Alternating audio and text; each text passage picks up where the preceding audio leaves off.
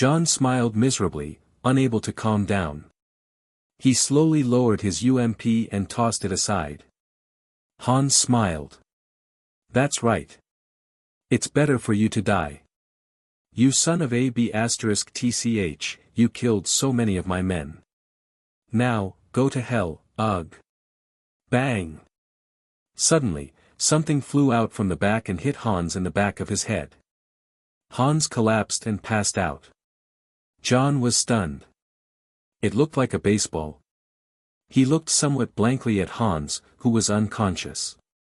A Beretta 92F was plastered to his back, just within reach when he had his hands up. It was supposed to be his final move. Luke smiled and walked out from behind a cement pillar. It's so nice to see that you're all right, Detective John. John was surprised. What makes you think I'm all right? I'm injured all over, I'm not fine at all. Luke spread his hands and said, forgive me, but Hans can't die. LAPD needs him alive for interrogation, so I had to knock him out instead. Suddenly, he raised his hand and fired his M1911. In the Ford, a black man's head dropped to the wheel, and AM1911 slipped out of his hand. Looking at the McLeans, who were still dazed, Luke couldn't help but remind them, you should tend to your injuries. John appears to be in a lot of pain. John's face immediately changed. He had remained standing all this time through sheer determination. Now that Hans was unconscious and no more criminals were going to show up, John couldn't take the excruciating pain anymore, and immediately dropped. Supporting John, Luke propped him up to rest behind a cement pillar some distance away so that he wouldn't suddenly be shot by a criminal who might still be alive in the van. Holly followed him. The couple had finally stopped fighting. Luke called Dustin. Boss, it's done. Dustin asked, what? Luke said, Hans Gruber, the leader of the criminals, has been caught. The hostages are on the roof, waiting for the helicopter. I didn't really do a head count, but roughly 30 criminals were injured or killed. Dustin gasped. It hadn't been more than an hour since his call with Luke, and everything was done. He couldn't help but ask again, are you sure? Luke thought for a moment and said, tell the special forces to come in through the underground garage. I have the place under control. There may be more criminals hiding on the first floor, though. Oh, by the way, they seem to be carrying a lot of C4s. Dustin acquiesced right away. Luke thought for a moment, then warned him, however, there's a minor issue. Dustin grew anxious. Were any hostages killed? Luke said, not that I know of. But more than 10 criminals were actually killed by one detective John McLean from New York. He contributed a lot to Hans's arrest, too. Dustin felt his teeth ache. What? Why is he there? Luke replied, because his wife is a senior manager at Nakatomi Corporation, and he's here on vacation to visit his wife. F***ck. Dustin couldn't help but curse out loud. Since that was the case, the credit for this incident would have to be split. Seeing how wretched Detective John looked, Luke somehow felt guilty for using him as a distraction. Everything turned out well, and he had helped save John's wife too. However, Detective John's contribution couldn't be ignored. Also, if John wasn't around, Luke would be hounded by both his department and the Department of the Central District. Now, if the two departments wanted to fight for credit, they would have to argue with NYPD first. It was always easier for people on the same side to reach a compromise when they had a common enemy. Besides, Luke wasn't interested in an award of any sort. What he desired was the experience and the credit which the system gave him. Dustin moved very quickly. 10 minutes later, a bunch of police officers stormed the underground garage. Luke was rather comforted to know that the commander of this operation had dispatched a troop that was larger than a squad of 8. Luke had voluntarily dropped all his weapons except his pistol before they arrived. The newcomers didn't order him to lie flat on the ground as they would a suspect. Their chief asked, Luke Coulson. Luke showed them his badge, which was hanging around his neck. The chief glanced at it and saluted him. "Thank you for your contribution to this operation." "You're welcome."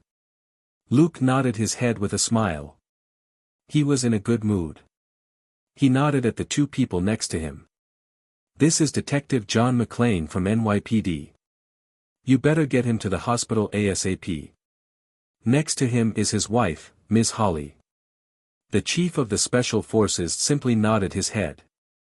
Luke patted the Ford next to him and said, "Also, this car is worth $640 million. See that it's well protected." The chief was stunned. "What?" Luke explained, "Those criminals were here for bearer bonds. They looted Nakatomi Corporation's vault and packed bonds worth $640 million into this car. Don't lose them, or none of us will be able to bear the consequences." The chief was well aware of what the consequences were. The criminals were able to steal the bonds partly because they had made meticulous plans, and partly because of Nakatomi Corporation's negligence. However, if the bonds were lost again under police watch, many people in LAPD would lose their jobs. The chief of the Special Forces hurriedly had some of his subordinates protect the Ford. Luke suddenly remembered that he had left two people upstairs.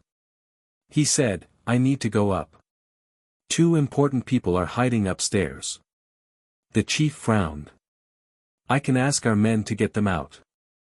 Luke said, "One of them is on the 21st floor, and the other is on the 23rd. I specifically told them not to come out until I came to get them." The chief thought for a moment, and then had two of his subordinates go with Luke. A while later, Luke returned with Takagi and Himena. The chief couldn't help but ask, "Who are they?" He was quite curious as to why this amazing young detective had hidden these two people. Luke said, "This is Mr. Takagi, head of the Nakatomi Corporation that was unfortunately robbed. This is Himena, my girlfriend. She's currently an intern at Nakatomi Corporation." The chief of the Special Forces asked suspiciously, "So, you were here to spend Christmas Eve with your girlfriend?" Luke nodded matter-of-factly, "Of course. Why would I specifically come here to take down criminals when I'm from a different department?" The chief of the Special Forces was lost for words. Luke asked, "Can I go now?" The chief of the Special Forces shook his head. "I'm afraid not. The deputy director wants to see you." "Huh?" Luke was rather surprised. The deputy director was also known as the deputy chief. There were only two people above the deputy chief, namely, the assistant chief of police and the chief of police. But these top two positions were in fact only responsible for administrative matters instead of actual cases themselves. The deputy chief was always the commander at the very top when it came to the actual cases, and furthermore only got involved in major cases.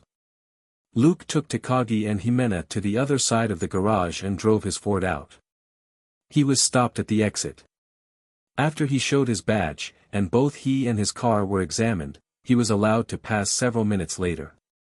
He didn't want to take the bus to work tomorrow, so he had to drive his car out. Driving his Ford to where he was told the deputy director would be, Luke got out and asked a black policeman, "Can you tell me where Deputy Director Robinson is?"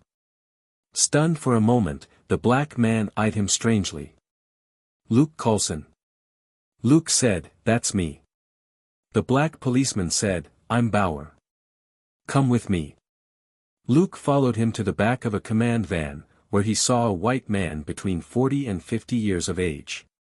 Bauer said, "Chief, Luke's here." The white man extended his hand to Luke in delight. "Nice to meet you, Detective Luke Coulson. I'm Dwayne Robinson. I'm very proud of what you've done. You're a distinguished officer of LAPD. I'll..." Luke interrupted him awkwardly. "Deputy Director Robinson, please allow me to introduce you. This is Mr. Takagi, head of Nakatomi Corporation." Stunned for a moment, Robinson extended his hand. "Nice to meet you, Mr. Takagi." He knew that it was Nakatomi Corporation that had been attacked tonight. Thus, he said hurriedly, "I'll definitely look into the case, please rest assured." Takagi, however, shook his head. It's already clear what happened tonight. Robinson was taken aback. Well. Takagi bowed at Luke again. Thank you for saving me. If it's possible, I hope to host you at my home tomorrow. Luke rolled his eyes and smiled. Mr. Takagi, I'm sure you'll be busy in the next few days. Why don't you give me your contact, and we'll talk later. As he spoke, he glanced at Nakatomi Plaza. To be honest, Detective John had done more damage to the building with the C-4S on the second floor than the terrorists had. It would take Nakatomi Corporation a while to fix up the building.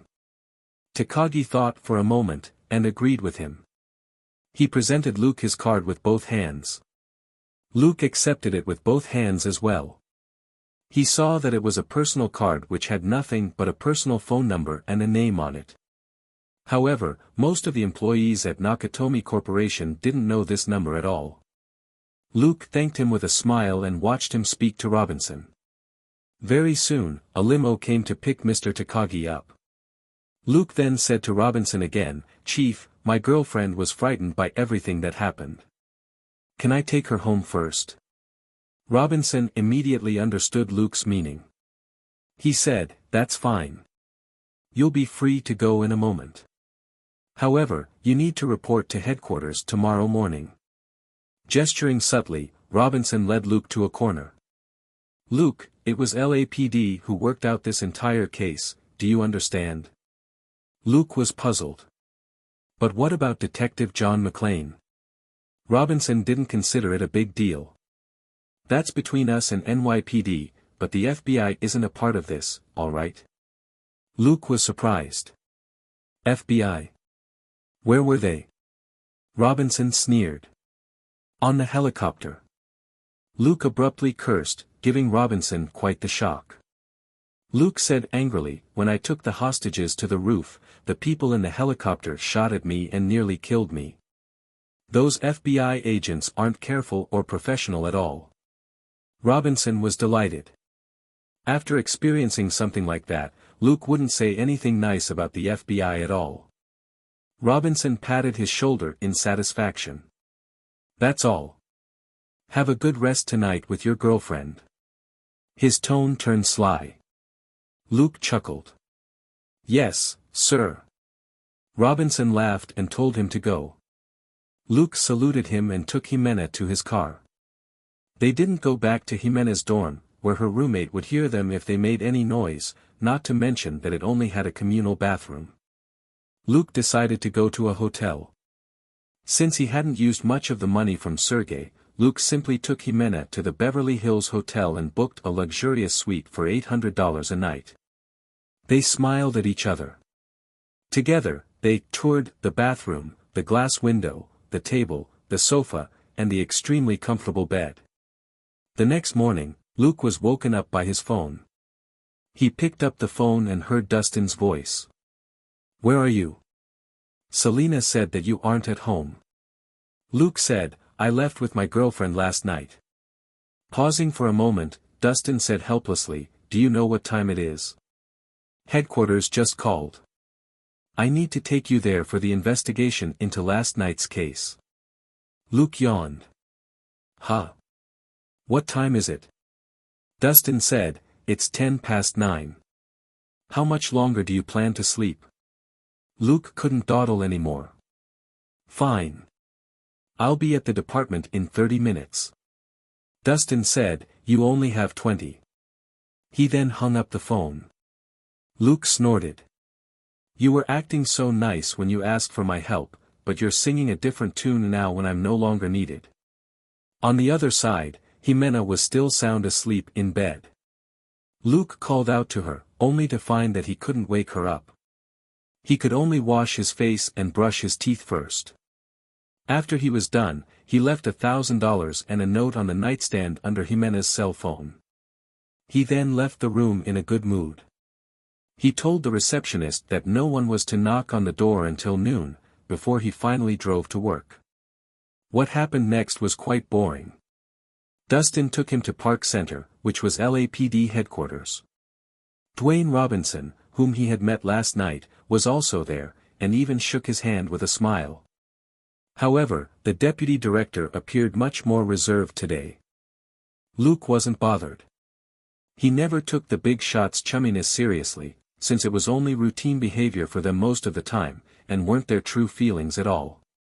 The interrogation that followed, however, was quite interesting. He was questioned by two parties, namely the FBI and LAPD. What was interesting was that the FBI tried to prove that Luke hadn't played an important role, while LAPD's questions highlighted his contribution. For example, the FBI's people would ask, "Why did you let the hostages run amok until our men saved them, instead of protecting the hostages until they left safely?"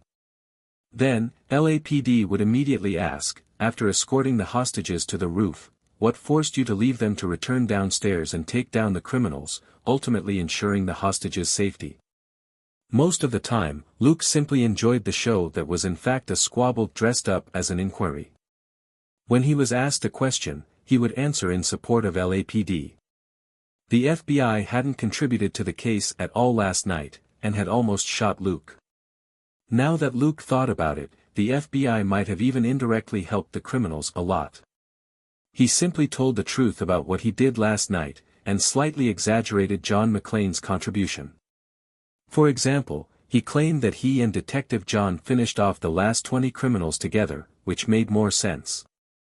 He spoke highly of Detective John since the latter had blown up the second floor of the building last night, which would require loads of money to fix. So, John would definitely be punished if his contribution to the case was deemed subpar. After all, he was an officer from New York, and didn't have law enforcement power in Los Angeles. Luke wasn't sure if Nakatomi Corporation would appreciate what John had done.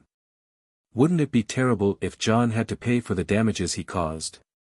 John's wife made a lot of money, so he could probably afford it, but as long as he could justify his actions, he wouldn't need to pay a cent. And through it all, the FBI still didn't have any part in it.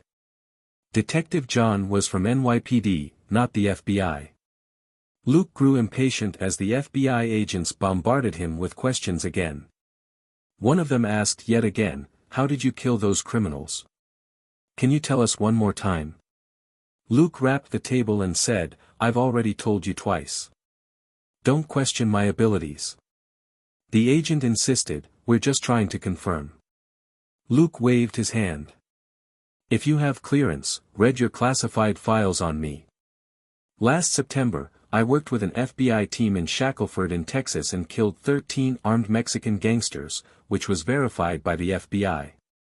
Furthermore, I killed 19 and injured 12 armed criminals on a highway between Queens and Nassau last month. You can look up the case at NYPD. Now, do you still doubt my capability?" The FBI agent was stunned. If what Luke said was true, taking down the criminals in Nakatomi Plaza wouldn't have been impossible for him. After all, Detective John had helped him out. According to Luke, John killed a dozen people, so Luke killed slightly more than 30, which was similar to the number of criminals he killed in the gunfight in New York. Given that there was precedent, it was impossible for the FBI to argue that Luke was incapable of doing what he had done. The two examples that Luke had given were endorsed respectively by the FBI and NYPD, a third party, and couldn't be discredited at all. After Luke's counter, the FBI agents finally gave in. One of the agents left the room and spoke to their chief, and the FBI agents lost interest in questioning Luke after that. They had finally pulled Luke's file from the FBI's system by then, and it contained all the details. This young officer was only 18, but had already cracked several major and dangerous cases after just half a year on the job as a police officer. It was estimated that he had injured or killed roughly 100 criminals in half a year. Furthermore, almost all these criminals had been moving in groups when Luke wiped them out. Even a 10-person FBI squad would barely be able to achieve the same feat, let alone a single detective. Luke was capable, and he didn't have a very high rank. He wasn't scared of the FBI at all. So, the FBI could only give up on the idea of coercing Luke, and talk to LAPD's leadership instead, hoping to earn something from last night's case. Luke and John had killed most of the criminals before the FBI agents arrived, but it would be too embarrassing for the FBI agents to report that they hadn't done anything except take the hostages away. Luke was free to go after that. He was here not because he was important, but because he could be used against the FBI. Deputy Director Dwayne, for one, was angry at the FBI robbing him of command during the operation, and wanted to get back at them.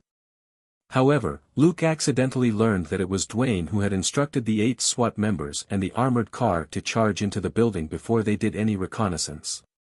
He felt lucky that the man wasn't his boss, and that the man wasn't in charge of field operations all the time given his high position, otherwise, plenty of SWAT members would perish because of the deputy director.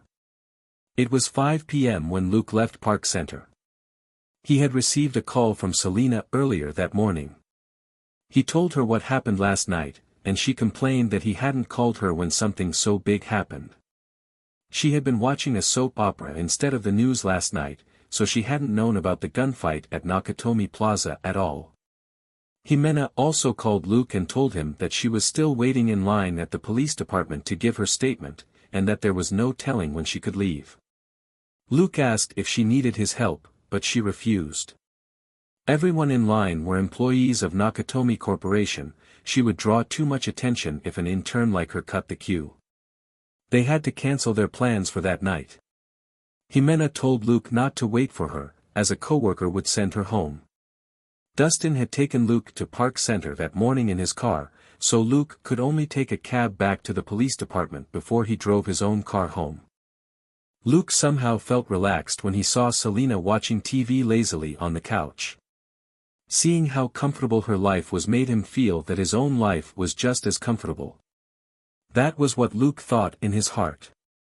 Selena, on the other hand, glanced at him and didn't say anything. Luke greeted her and went to look for food in the fridge. A moment later, he exclaimed, "Selena, where's the beef? The roast chicken? And the cake?" Luke had every reason to be shocked, because all the food had been prepared for 2 people. But it was all gone.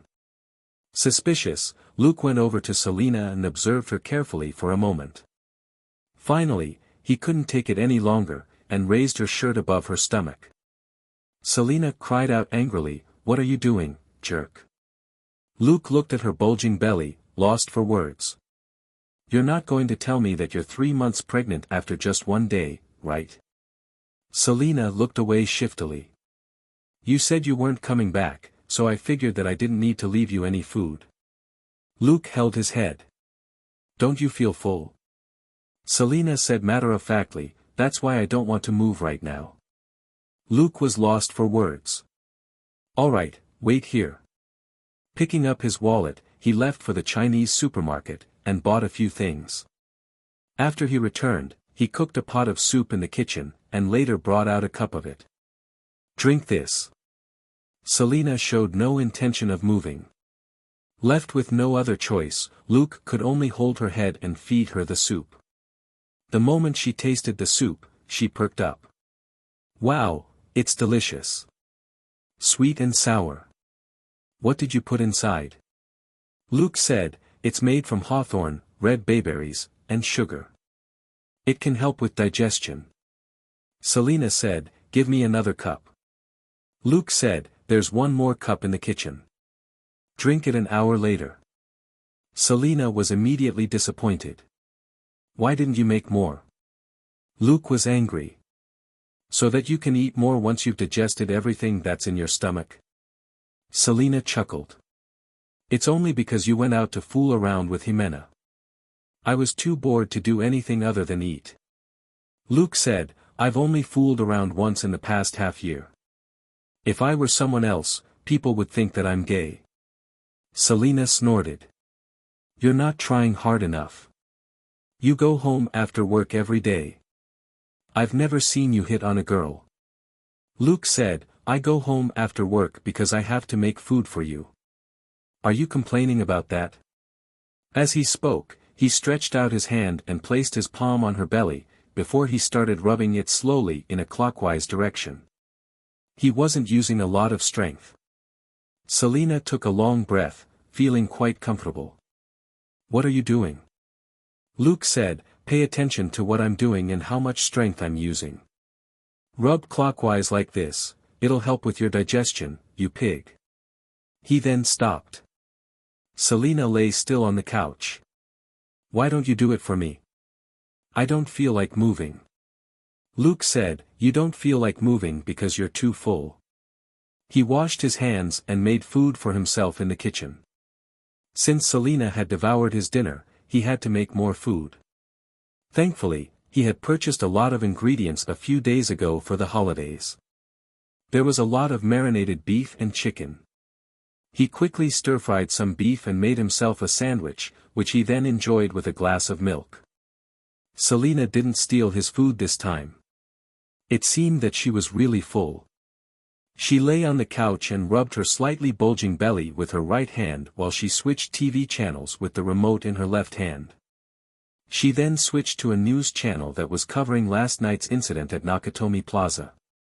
The TV hosts were talking animatedly. Very soon, stretchers covered in white cloth appeared on camera. One of the TV hosts said, as far as we know, the police and a team of robbers were engaged in a fierce shootout at Nakatomi Plaza last night. The police killed 37 robbers and injured 7. 3 police officers were killed, and 7 were injured. One of the hostages was killed. Luke did some calculations. 2 police officers had been in the armored car, and 8 SWAT members charged into the building. So, the casualties were all on the police's side. Luke didn't want to see too many casualties on LAPD's side, particularly not when they were caused by someone else's idiotic command. Selena perked up and called out, "Darling," in the sweetest voice. Luke knew that she wanted something.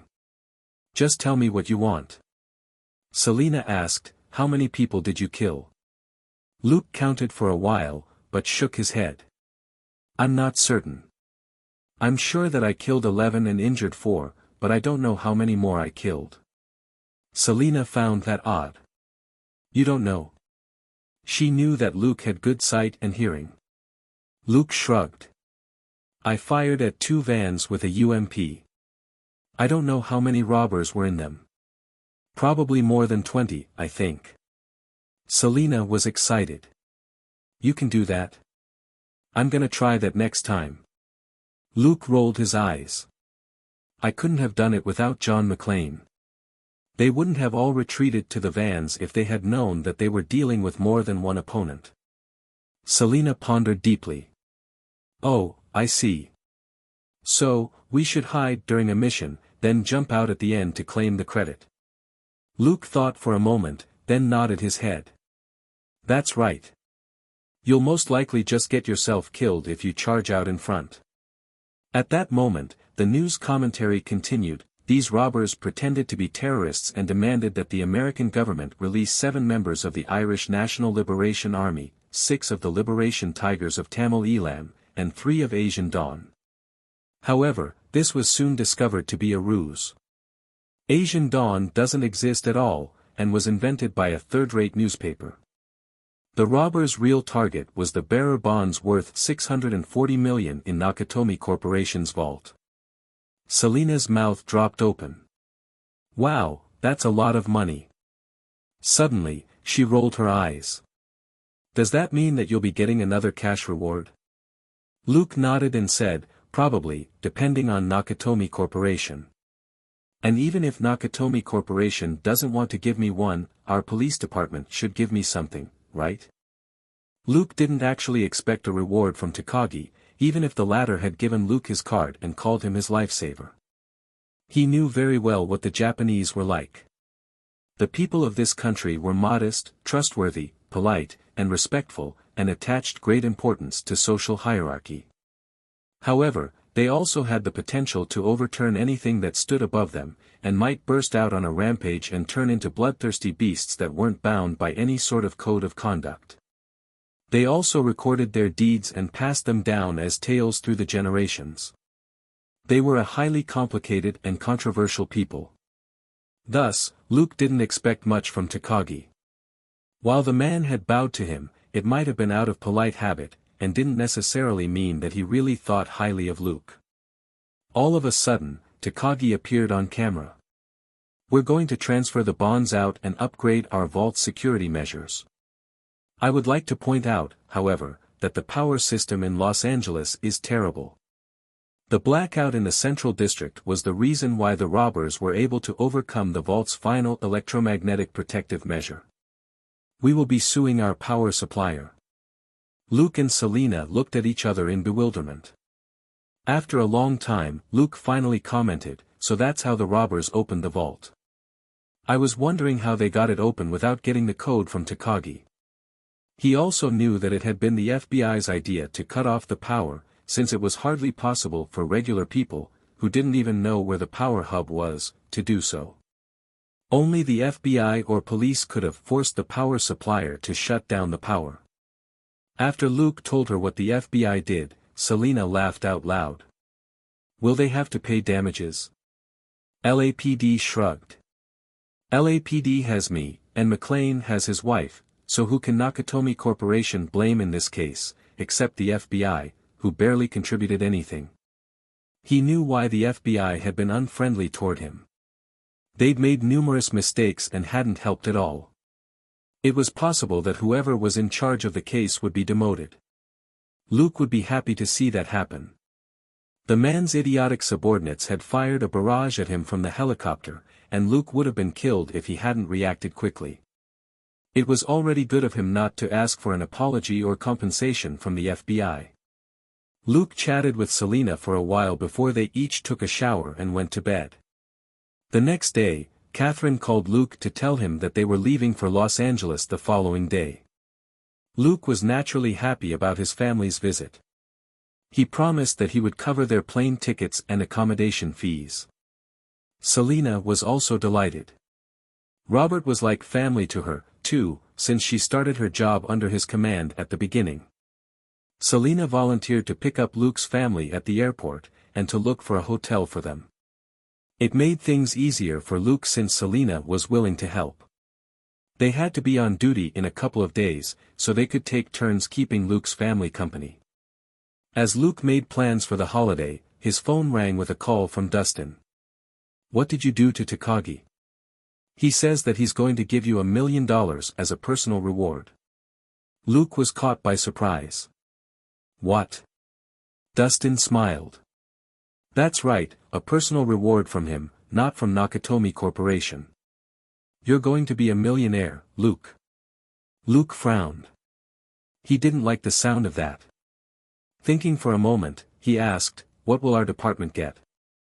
Dustin said, "Nakatomi Corporation is willing to donate $500,000 to our department to upgrade our equipment, like the walkie-talkies for the officers." Luke was lost for words. Was Nakatomi Corporation mocking the police? Detective John had let the police know what was going on by chucking the body of one of the robbers out the window instead of contacting them on the walkie-talkie. Before that, the operator had treated John's call for help on the walkie-talkie's emergency channel as a prank call, and had summarily ignored it. Had it not been for Luke and John, a lot of hostages would have died, and a lot of people in LAPD would have been punished for it, including the operator. Of course, American emergency operators were infamous for being unreliable. That was probably because too many people called 911 as a lark, inevitably leading the operators to regard some real emergency calls as a practical joke.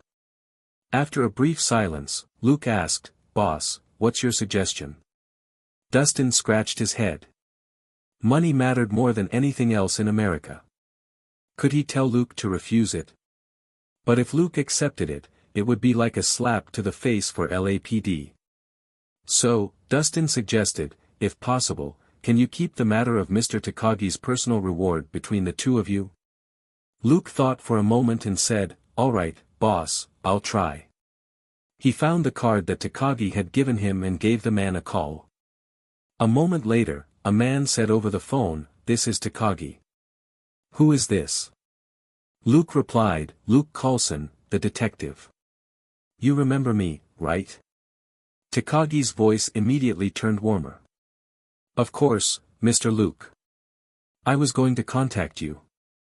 Luke chuckled. Mr. Takagi, it's nice to speak to you again. My colleague tells me that you want to give me a personal reward, is that right? Takagi said solemnly, yes. This is just a small amount of money. You must take it. Luke was amused.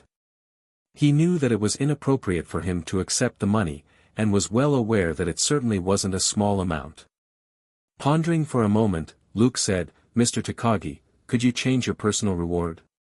My family is coming to Los Angeles tomorrow, and will be staying for a week. Can you help arrange their accommodation and have them taken around on tour during the week? After a brief silence, Takagi said, that is too small a thing to repay you with.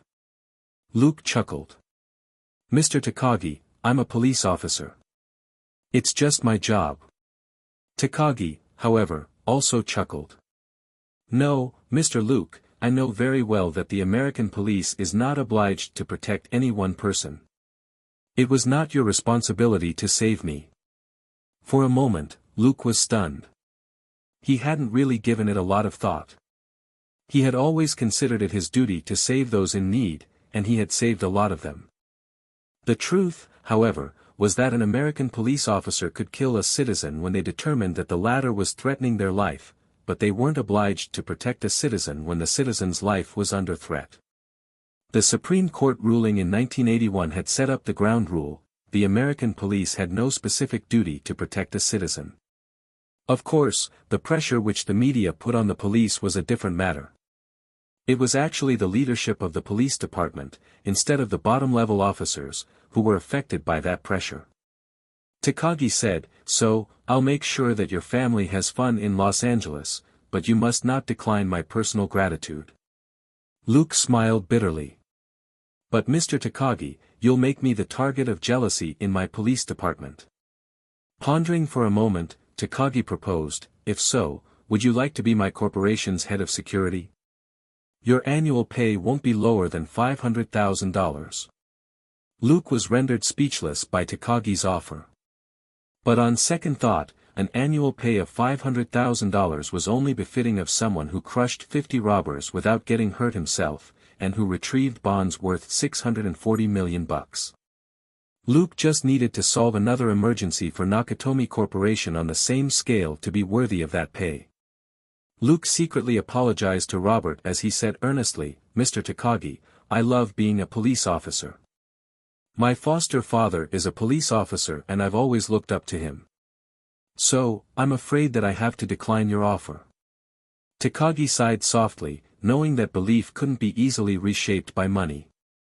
He could only say, all right, I have a personal house in Los Angeles that I would like to give to you. All you need to do is sign your name on the deed. Your colleagues won't know as long as you don't say anything. Luke was amazed by how shrewd Takagi was.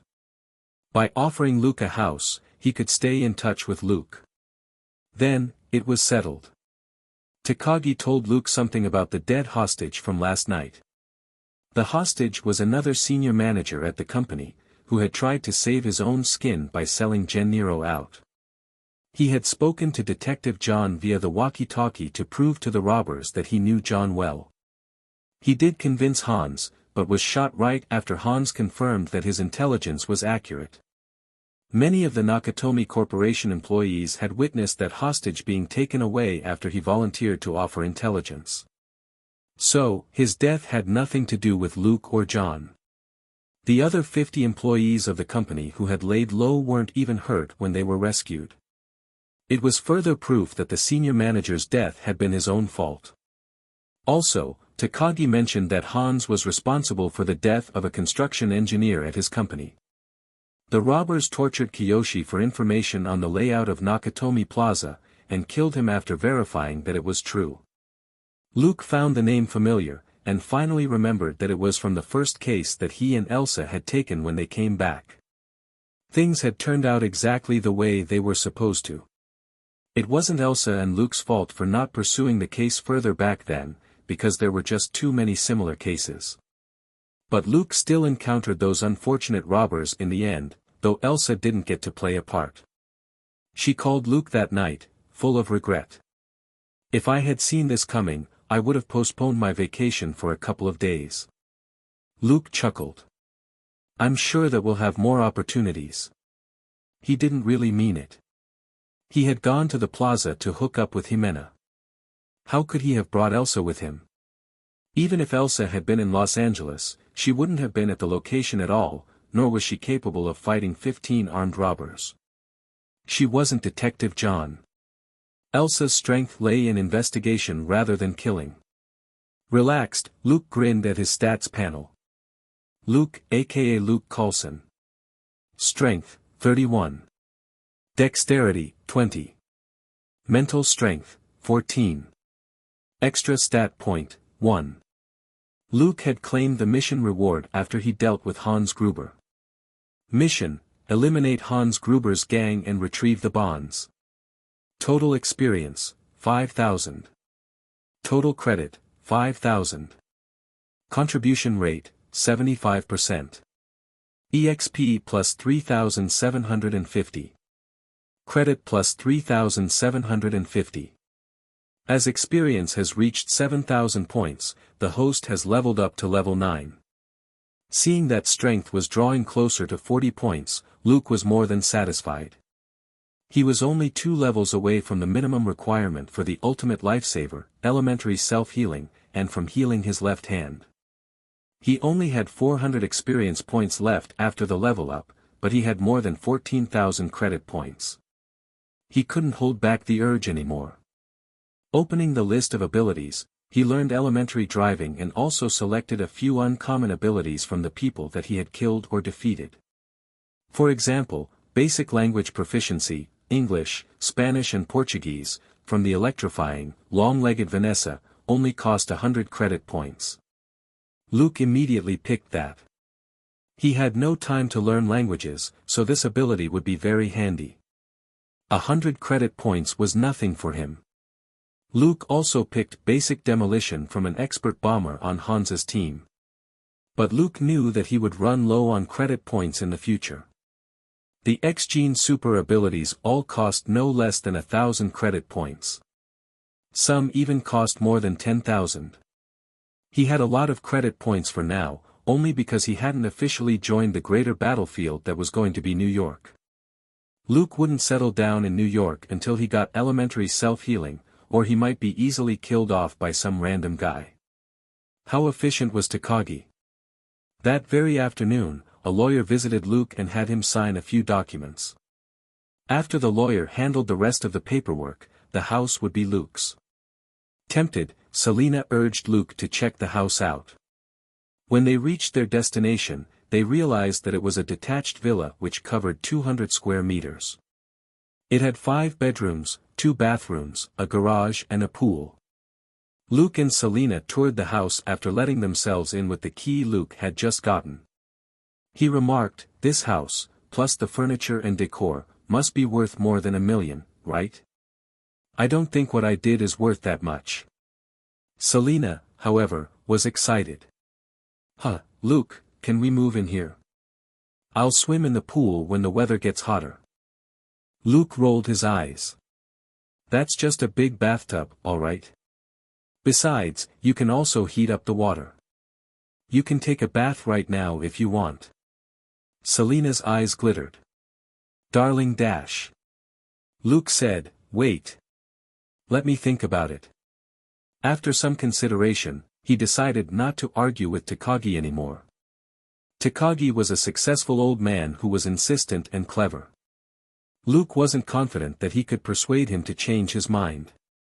Luke had nothing to say if Takagi believed that his life was worth this villa. Luke could give him a hand again if he ever needed it. He knew that that might have been Takagi's plan all along. Considering Luke's abilities, Takagi might have to ask for his help one day. This house was both a gesture of gratitude and an advance investment. This house was indeed worth a lot, but it was still nothing for Takagi. It was nothing to give this house away, as long as it could help him stay in touch with Luke in case he needed Luke's help in the future. After Luke checked the house, he called Takagi. "Thank you, Mr. Takagi. I'm very satisfied with this house." Takagi simply smiled. "That's fantastic, Detective Luke. Keep in touch." Luke chuckled. Alright, I hope I wasn't interrupting anything. Goodbye. After hanging up the phone, Luke shook his head and put thoughts of the clever old man aside. He said to Selina, let's go home first to grab your swimsuit, unless you plan to jump into the pool in your underwear. Selina exclaimed with wild joy and went to get the car. After a few round trips, they had moved most of their necessities to their new home. Luke had noticed that the furniture and appliances in the villa were barely used. This villa must have only had the basic furniture in the beginning, and Takagi must have gotten the other things put in over the last half day. It was homey and comfortable, and not ostentatious at all. Takagi must have selected such a no-nonsense villa because he found Luke to be a down-to-earth man. Sure enough, Luke was quite satisfied with it. Moreover, Luke's family didn't have to stay in a hotel anymore. There was even enough room for Selina. Selina had always been a doer. Once she was settled in, she immediately tried out the big bathtub in the backyard. Luke, on the other hand, prepared the ingredients he had brought for dinner. Since they had moved into a new house today, Luke thought that he should make something classy. Champagne was definitely necessary, and they wouldn't eat at the table, but by the swimming pool.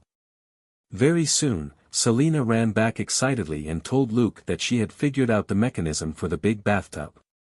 Luke nodded his head and got her to help him take the dishes out to the backyard. Selina then put down the ice bucket and took off her clothes, before she jumped into the water and spun around in the pool, laughing. Well, in a pool that was 3 meters long and 3 meters wide at most, spinning was the best she could do. Luke allowed her to do as she pleased since this Christmas had been rather boring for her. He put the steak on a tray next to the pool and said, "Stop playing. Have some food first." Selina obediently sat on the steps on one side of the pool. She accepted Luke's service happily and said, "I didn't know you're also good at waiting on other people." Luke smiled. Standing in the warm water, he stared to the west. This was the west side of Beverly Hills, and the backyard faced the west. There were no tall buildings around here, so the view was quite splendid. Although the commute from here would be longer, Luke didn't think that Selina would want to go back to their old apartment. Enjoying the steak, the champagne, and Selina's occasional questions, Luke thought his life was wonderful. The stars in the sky illuminated the night like small lamps. The next day, Luke went to the police department at Dustin's request. Since Selina had taken the car to pick up his family, Luke had to take the bus. He wore a tracksuit today because he wasn't here to work, but to meet Dustin. Somebody else was in Dustin's office, so Luke simply waited outside the office for a bit. Soon, the person came out and smiled at Luke. "The boss is asking for you." Luke nodded and entered the office. "Boss, what's up?" Dustin pointed at the door. "Close the door." Luke immediately knew that they were going to discuss something confidential. After the door was shut, Dustin asked, "How did you persuade Takagi?" "He said that he wouldn't be giving you the reward money." Luke told the truth. "I asked him to give me something else that was less eye-catching." Dustin didn't pursue it further since it was a private matter. It was bad enough that he had intimated that Luke should turn down the gift. It would be inappropriate for him to poke his nose into Luke's new reward. He nodded his head and said, "Takagi also said that he will personally donate $500,000 to the Major Crimes Division so that we can buy more equipment." Luke shrugged and said, "That's good." Lost for words, Dustin said in a low voice a moment later, "Yes, it is. Do you have any thoughts? The chief says that he can give you special treatment." Luke found that strange. "What do you mean?" Dustin coughed and said, "Say, if you get a college degree and pass the civil service test, you'll be promoted the moment you get your cert." Luke was disappointed. He wasn't interested in a promotion at all. "I would rather get money." Dustin was surprised. "What?" Luke said, "I'm too young. It's not good if I'm promoted too fast. I think it's better for me to gain more experience from the bottom." Dustin was unconvinced. "Are you serious?" Luke nodded his head. Yes. I don't think I'll consider a promotion for a couple of years. For now, a pay rise would be good. After a brief silence, Dustin said, "All right, that works too." He wasn't entirely convinced. You really don't want a promotion? Luke nodded his head with a smile. No, I don't. I told Elsa the same thing before. I've only worked for half a year. I'm in no rush. Dustin finally remembered that, technically speaking, Luke had only been a police officer in the big city for 3 months. If Luke went to college right now, he would only be 22 when he got his degree 4 years later. A 22-year-old sergeant. That would be too unbelievable. Elsa was 32, and she had only been promoted to sergeant recently. Luke's recent achievements were so astonishing that Dustin had subconsciously forgotten his age. Dustin rolled his eyes and suddenly smiled. Well, we'll be getting some new cars. Do you have a favorite model? Luke thought for a moment and said, I'll just use the same as everyone else. Any car will do for me. Dustin nodded his head, satisfied that Luke didn't get cocky. The second thing that Dustin talked to Luke about was the robbers that Luke had killed and injured. But since Luke didn't have any outrageous requests, Dustin promised to take care of everything for him. What a nice young man. Dustin remarked inwardly. Seeing that Dustin had fallen silent, Luke stood up and said, Boss, I'll be leaving. Dustin made a call after Luke left the office. Supply division. What are the new cars that you're giving us? Luke found it was still early when he left the police department, so he took a bus home. Selena was already up and was doing some cleaning. Selena was surprised to see him. That was quick. Luke shrugged. Maybe because I saved Dustin a lot of trouble. After they left the house, Luke told Selena about Dustin's offer in the car. Selena was amused. She already knew that Luke wouldn't consider a promotion for the next couple of years. But she was rather jealous after learning that he would get his own police car. Police cars were quite good. Moreover, since Luke had won his boss's favor, he could even use the police car for personal business. Luke smiled. But you're not losing out on anything. You'll be free to use the Ford whenever you want in the future. Thinking for a moment, Selena realized that it did make sense, and she cheered up again. When they reached the airport, they chatted as they waited for Luke's family. Thanks to the good weather, the flight wasn't delayed, and Luke's family arrived right on time. It was quite joyous when they met in the hall. Claire hopped around in excitement as she clutched at Luke. Joseph looked at his sister scornfully, but was secretly happy too. Robert and Catherine, on the other hand, greeted Selena first, before Selena greeted their children. When they left the airport, Selena drove off with Catherine, the kids, and the luggage, while Luke and Robert took a cab. Robert and Luke bickered non-stop in the cab, but Robert was stunned when he saw the villa. You can afford this? Any diligent man in Shackleford would be able to afford a house like this, since Shackleford had plenty of empty land, and anyone could build whatever house they wanted. But this wasn't Shackleford, this was Los Angeles, which was right next to Hollywood.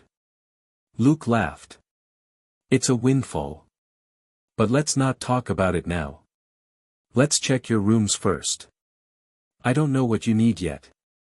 I only moved in yesterday. Robert followed him into the villa in a daze, only to be even more shocked. This villa wasn't extremely extravagant, at least, not that Robert could tell. However, the furniture and appliances inside were all the best products on the market. He couldn't afford them even if he saved up for 2 years. However, since Luke had said that they would talk about it later, he didn't ask. Robert was lost for words when he saw the gigantic bathtub in the backyard outside. Well, Robert was quite similar to Luke in that neither of them regarded it as a pool.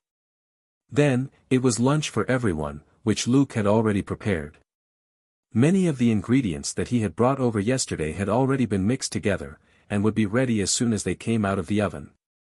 And so, in the cool afternoon breeze, everyone enjoyed roast meat and chicken in the backyard.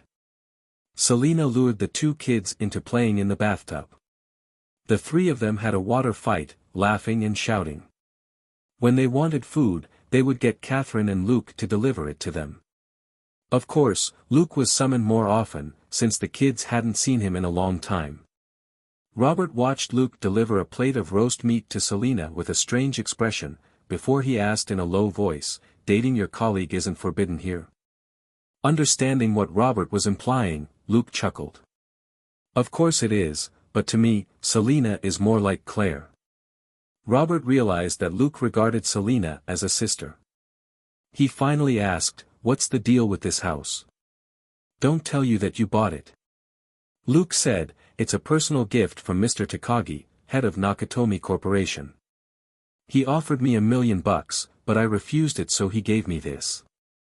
Robert and Catherine both exclaimed, "What?" $1 million was a huge amount of money for most Americans. Luke smiled. "I saved him from robbers and helped his company recover bearer bonds worth $640 million. This isn't an excessive reward for that, is it?" Robert and Catherine couldn't believe it. Robert came back to his senses first. "What's going on? Why didn't you say anything before?" They talked a couple of times every week. Robert was surprised that Luke hadn't mentioned it earlier. Luke shrugged and said, "It was supposed to be a surprise. Besides, it happened on Christmas Eve." Robert and Catherine were stunned yet again. It happened 3 days ago. No wonder they hadn't known anything. Luke told them the story, skipping over the details. He exaggerated Detective John's contribution, and claimed that the New York officer took down a dozen terrorists on his own. Catherine was more or less convinced, but Robert was suspicious, because he felt that Luke was more likely the one to have hunted down the terrorists. But they were both reassured to know that all the robbers were accounted for, and that 80% of them were killed or heavily wounded. Those robbers were certainly done for. Although they had only been pretending to be terrorists, what they had done was precisely an act of terrorism. In the current climate, any criminal in America that had links to terrorism would be heavily punished without the possibility of parole. Luke couldn't avoid telling his parents about the Nakatomi Corporation case, but he didn't say anything about the gunfight which he had been involved in back in New York, in case they worried about him. He simply entertained Catherine with some of the funnier cases he had worked on, like the one where a woman quarreled with a clerk, and in a fit of fury, threw her excrement at the latter. Catherine immediately hit him angrily. It was a good thing they were only drinking then, or they might have thrown up at that story. Luke could only change the subject and talk about a woman who climbed a fence to take a shortcut, only for her underwear to get stuck in the fence, and she had to call the police for help. Catherine was unconvinced. What underwear was she wearing? Robert was also suspicious. Was her ass not swollen? But Catherine looked at him angrily, and he hurriedly shut up. Luke shrugged and said, "I have the same doubts. It's a story from the University of Southern California. I don't know if it's true." Time passed by quickly. Everybody, including Selena, stayed at the villa that night. There was even a free room, because Claire insisted on sleeping with Selena. Luke had no idea what they wanted to do. He simply told them not to sleep too late because they would be going out the next day. At 9 in the morning, when everybody got up and had breakfast, someone knocked on the door. Catherine told Claire to go and open the door. Claire soon exclaimed, "Luke, you prepared a car for us." Luke was at a loss. "What car?" Claire said, "A limo." Puzzled, Luke walked to the door, only to see a familiar face. He thought for a moment, then ventured a guess. "Did Mr. Takagi ask you to come?" The short black guy smiled pleasantly. "Yes, sir. I know that Mr. John and you caught those robbers together." Luke nodded his head. "You were in the garage." The black guy said in embarrassment, "I'm only a driver." Luke didn't ask him why he hadn't stood up to the robbers, or why none of the 50 hostages had resisted, either. He simply smiled. It's our responsibility, not yours, to catch the criminals. Right, why did Mr. Takagi ask you to come? The black guy said happily, I'll be at your service while your family is in Los Angeles. I can drive you anywhere you want to go. I know all the fun places in LA. Luke finally remembered that he had mentioned this to Takagi before, but he hadn't expected Takagi to provide him with a tour guide after already giving him such an expensive villa. He couldn't help but feel that he owed Takagi for this. He would have to help the man out at least once, as long as it didn't violate his principles. The favor that Luke owed Takagi wasn't worth much now, but what about 5 or 10 years later? It had to be noted that Luke had defeated 50 armed bandits when he was only an ordinary young man half a year ago. Takagi definitely had no doubt of Luke's future prospects. Of course, there was the possibility that Luke might be an ungrateful person, but even if that was the case, Takagi wouldn't be losing out on much anyway. Luke informed everyone of the limo and their exclusive driver for the upcoming days. Claire shrieked excitedly. "Oh! Disneyland, Hollywood, Beverly Hills, and Sunset Boulevard. I'm coming." Luke didn't tell her to pipe down since she was only excited.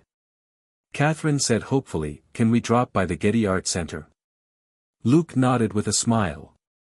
"Of course." Joseph asked, "Can we watch a movie? I heard that Aero Troopers, the Nemesis Crusade is showing at Christmas." Luke said, "Of course. You can discuss the specific time with Claire and Mom." Robert had been silent the whole time. Luke grinned and whispered to him, "Should I ask the driver to take you to San Fernando Valley on your own?" Robert snapped, "Get lost." After gathering everyone's opinions, Luke asked the driver how they should arrange their itinerary. The driver asked, "How many days are you going to be here for?" Robert thought for a moment and said, 5 days, maybe. Luke said, "You can stay for a week. An exclusive car for us like this isn't easy to come by." Robert said, "I only have 5 days of leave." Luke could only give up on the idea. After all, it wouldn't be safe for Catherine to travel on her own with Claire and Joseph. After confirming the duration of their stay, the driver quickly proposed, "You don't want to visit Disneyland at Christmas, there are too many visitors during the holiday. You'll have to wait forever in line." Reluctantly, Claire dropped the idea of visiting Disneyland. The other places weren't as popular. Joseph's wish to watch a movie, for one, could be satisfied at any time. As for Robert's San Fernando Valley, well, it wasn't on the list. In the end, they decided to visit Universal Studios, which was similar to Disneyland but less crowded. As for the Walk of Fame, Beverly Hills, and the movie, they could do those in the following days. Of course, the most boring part would probably be the visit to Beverly Hills, because the things there were too expensive. Luke's and Robert's annual wages combined probably wouldn't be enough to cover even a few items of clothing there. But Claire and Catherine were obviously keen on visiting the place, and so was Selena. Were they going to go shopping without actually buying anything? Luke secretly whispered, "I can shell out $10,000 for Catherine, Claire and Selena to buy something they want. What do you think?" Robert gritted his teeth. "I'll cough up $7,500, and you'll put in the same amount. Catherine is my wife, Selena is with you, and as Claire's brother, you'll pay half of her share. So, each of them will have $5,000 to spend." Luke chuckled. "Deal." He then secretly whispered to Selena about the arrangement. Her eyes immediately widened. "Really?" Luke said, "Everybody has a Christmas gift, but I haven't gotten you anything yet. You're family to me, too." Selena hugged him and kissed his cheek. "Okay, you'll be my little brother in the future." Luke was lost for words. As for exactly what the three ladies bought, Luke had no idea, but they were clearly in a great mood after shopping. Claire and Joseph hadn't traveled far from their hometown much, and had a great time. Claire even said that she would visit Luke and Selena whenever she was on break. Luke could only smile wryly. He and Selena would be too busy with work to spend time with family. Catherine, however, knew very well how busy a police officer was. She quickly shut down Claire's idea, then said, "If you really want to come here, try to go to USC or UCLA. You'll be able to work here and live in the same city as the big celebrities." Claire declared, "All right, I'll study harder." Luke was amused by how gullible kids were. Joseph realized that he would have to wait another 12 years or so before he could come here. Time flew by. On January 3rd, Luke sent his family to the airport. Claire cried when they said their goodbyes. Joseph was also reluctant to go. Robert and Catherine were much better. They simply patted Luke's shoulder, hugged him, and said goodbye. Luke knew that he had to keep a distance from his family since he might drag them into danger if he was too close to them. He waited 3 hours in the airport for Elsa, who was returning from her vacation. Elsa kicked off her high heels the moment she got into the car and complained, "I shouldn't have gone home." "Damn it!" Luke asked with a smile, "What's wrong?" Elsa said, "Tiffany got married. She even has a son now. She bragged about how rich her husband is. He's only a manager at a 3-star hotel in Miami, but she made it sound like her husband slept with Hilton." Luke was amused. "There's no point in being angry unless you want to get married yourself right now." Luke chuckled. "Everybody makes their own choices. You didn't choose her path, so why are you angry? You'll make a lot more money as a private detective, so why are you still a police detective?" Elsa gradually calmed down. She was only angry because she felt humiliated, but had nobody to talk to about it. She couldn't help but agree with Luke. "That's right. I love my job. I never wanted to get married and have children, so I applied for LAPD after graduation. This is my life. I don't have to compare myself with that B*TCH. Luke grinned and didn't say anything. Ambitions were very complicated. Some people believed that they were worthless, but some people believed that they were more important than anything else. Luke actually had few ambitions, except to live a happy life without worries. He had basically achieved his ambition in his previous life, since he was reincarnated before he grew old. In this life, he would live splendidly until he died in a particular battle. There was no need to give it so much thought, because the world would push him forward. Those who didn't move forward would become part of the background for the superheroes, or die in the remains of a certain great war. Picking up Elsa was Luke's only mission for today. They didn't need to go into work until tomorrow. Luke was free for the rest of the day. Luke found an address in his cell phone and drove over. It was an abandoned factory on the outskirts of Los Angeles. Luke surveyed the factory, and finally found a well-hidden basement by tracking the vague smell of gun oil with his sharp nose. Luke carefully opened the door. He didn't enter the basement until he was sure that it was safe. Who knew whether that father and daughter pair had set up any security measures, such as bombs, in this place? The basement wasn't large. It had probably been a utility room for the factory. Luke turned on his flashlight and searched for a moment, before taking out a bag from a drawer. Inside the bag were rolls of cash, but not in large denominations. Most of them were $20 bills. Altogether, there was about $8,000.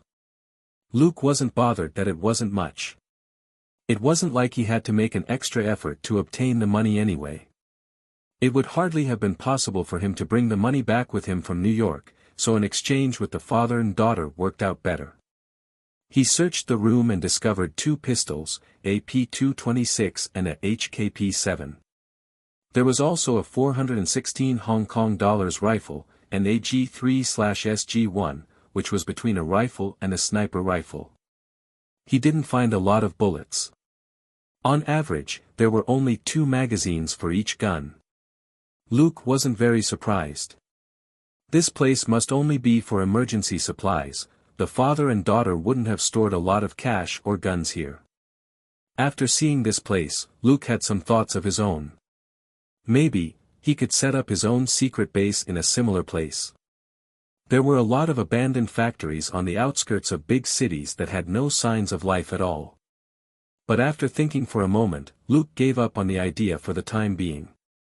He would need to do a lot more research in order to set up a secret base like this. For now, his garage would suffice as a temporary workshop. His villa was enough for him, as long as he wasn't working on dangerous or illegal equipment. Of course, it was only for now. He couldn't do anything covert at his villa, or someone else might come stumbling in and see it. Luke didn't touch the guns and simply took the money. He wandered around Los Angeles and bought a lot of tools and items with the cash, before he had them delivered to his place. He wasn't very rich yet, but he could create more equipment for himself now. Otherwise, the 4 elementary abilities from Tony Stark which had cost him 1,000 credit points each would go to waste. What Luke needed most right now was the ability to move quickly. It wasn't a problem on the ground with a car, but it would be quite difficult for Luke when he had to move between city buildings. Batman, for example, was able to move swiftly through the city with his cape, his gadgets, his enormous strength, and his quick reactions. Luke felt that Tony Stark was definitely a greater craftsman than Alfred. Well, as someone who didn't read comics, Luke was under the impression that it was Alfred who made Batman's equipment. Luke was quite confident in his capability. After all, he could now jump from the 3rd floor of a building without getting hurt. All he needed to do was streamline certain movements so that his body could take the impact. He continued working late into the night. Selina checked on him at midnight, but got bored and left. She wasn't interested in crafting. Luke took a shower and went to bed at 2 in the morning. On January 4th, when most people were still enjoying their break, Luke returned to work with Elsa. Elsa greeted Dustin and gave him some gifts she got in Miami, which weren't very expensive but quite thoughtful. Then, Elsa and Luke left the police department. Luke asked, "What's the case this time?" Driving the car, Elsa said, "This case has to be kept confidential." Luke asked, "How confidential?" Elsa said, "Don't say anything unless the boss asks you." Luke raised an eyebrow. Got it. It was possible that Elsa wanted to keep the case under wraps for personal reasons. Elsa finally said, "The victim in the case is Shira. She's sort of a friend of mine, and is a singer who became popular in the last few years." Luke asked, "Oh, do I know her songs?" Elsa was lost for words. "Forget it. All you need to know is her name. Are young people nowadays not interested in celebrities anymore?" Luke chuckled. He had always been more interested in songs, movies and TV series themselves than in celebrities. Elsa continued, "She's in some kind of trouble, and hearing strange noises at night. She thinks that she might be haunted by a ghost." Luke was at a loss. Shouldn't she have looked for a psychic? Elsa shook her head. She's at an important stage of her career. If a gossipy psychic tells other people that she's insane, it won't look good for her. Luke said, "But we're the Major Crimes Division, right? Her situation isn't really a case we would work on." Elsa nodded her head.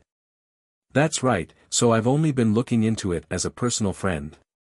However, the day before yesterday, she told me that she lost something." Luke asked, "What is it?" It had to be something valuable in order for the Major Crimes Division to get involved. Elsa said, "It's her diamond pendant, which she bought for 1.3 million at an auction." Luke nodded. That was certainly valuable enough.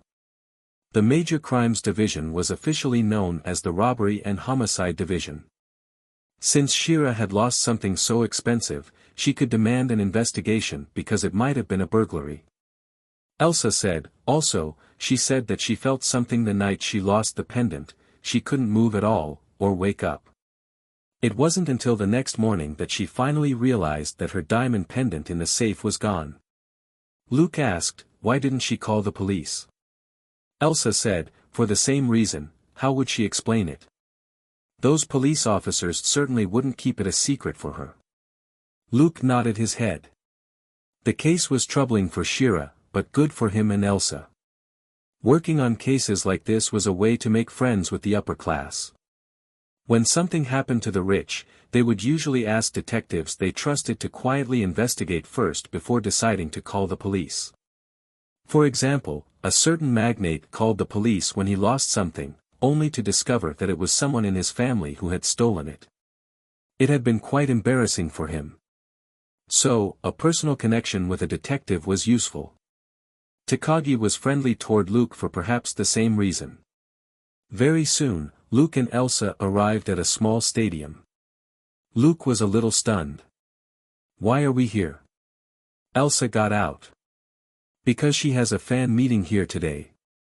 That's what stars do. No matter how much they suffer, they can't stop appearing in public, or they might lose their popularity." Luke shrugged but didn't say anything. Elsa was obviously very familiar with Shira. Security took one look at her face and let her through the back door. The security guard who led them in had them wait for a while, since the fan meeting was coming to a close. Luke looked around backstage curiously. It wasn't nearly as interesting as what happened on stage.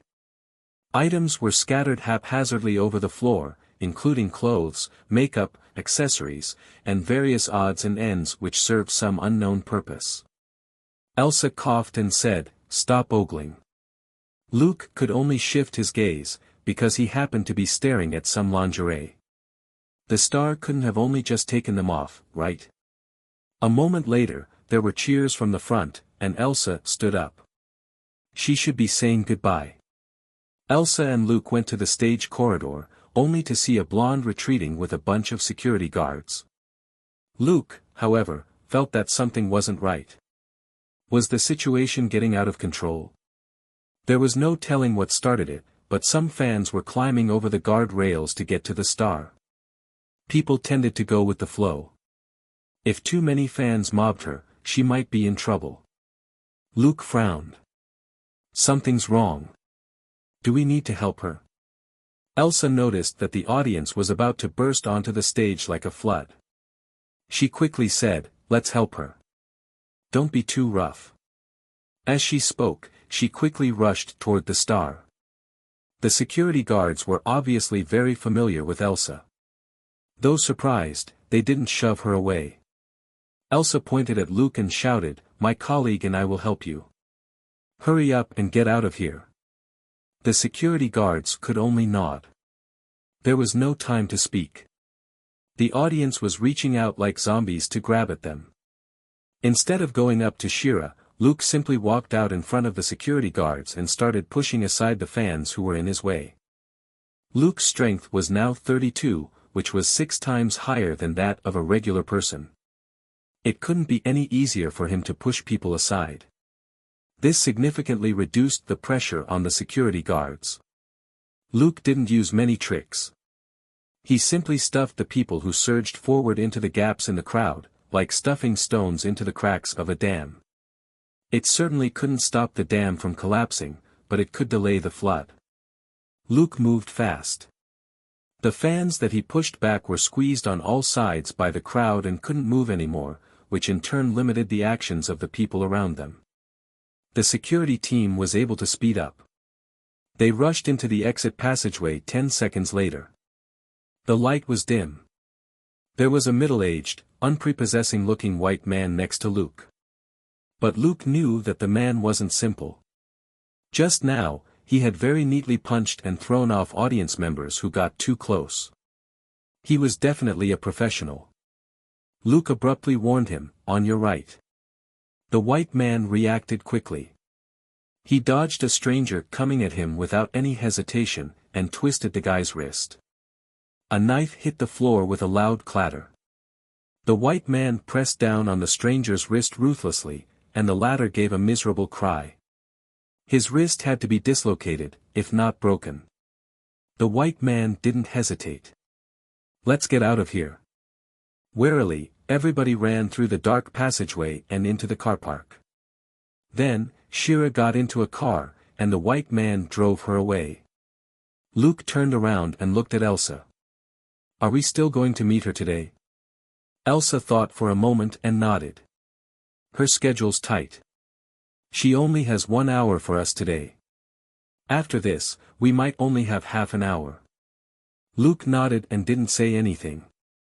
He got into Elsa's car and followed Shira. Elsa suddenly asked, "Why didn't you take down that assailant yourself? You could have caught Shira's attention." Luke was puzzled. That man could deal with it himself. Why would I steal his job? I was only there to help, right? Elsa glanced at him. No wonder you don't have a girlfriend.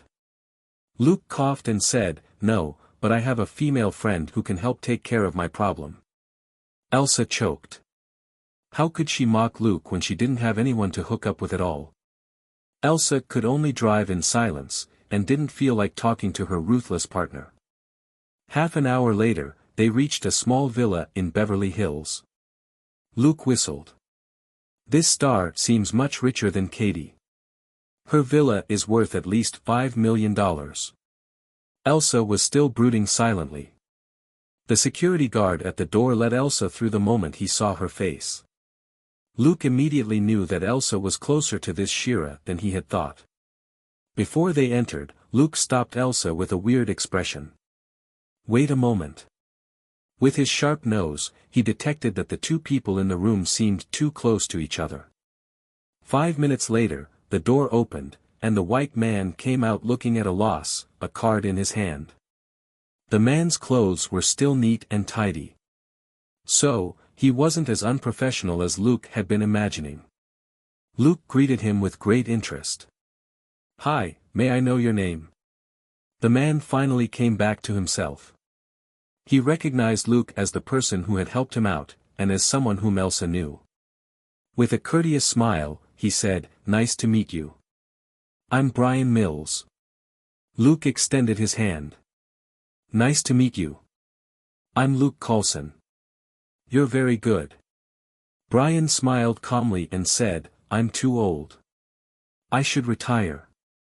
Luke said, "No, you can fight for another 10 years in your current condition." Brian smiled bitterly. "Let's hope so." He then said goodbye to Luke and Elsa. Luke followed Elsa into the room. The interior decor here was much classier than Ms. Katie's.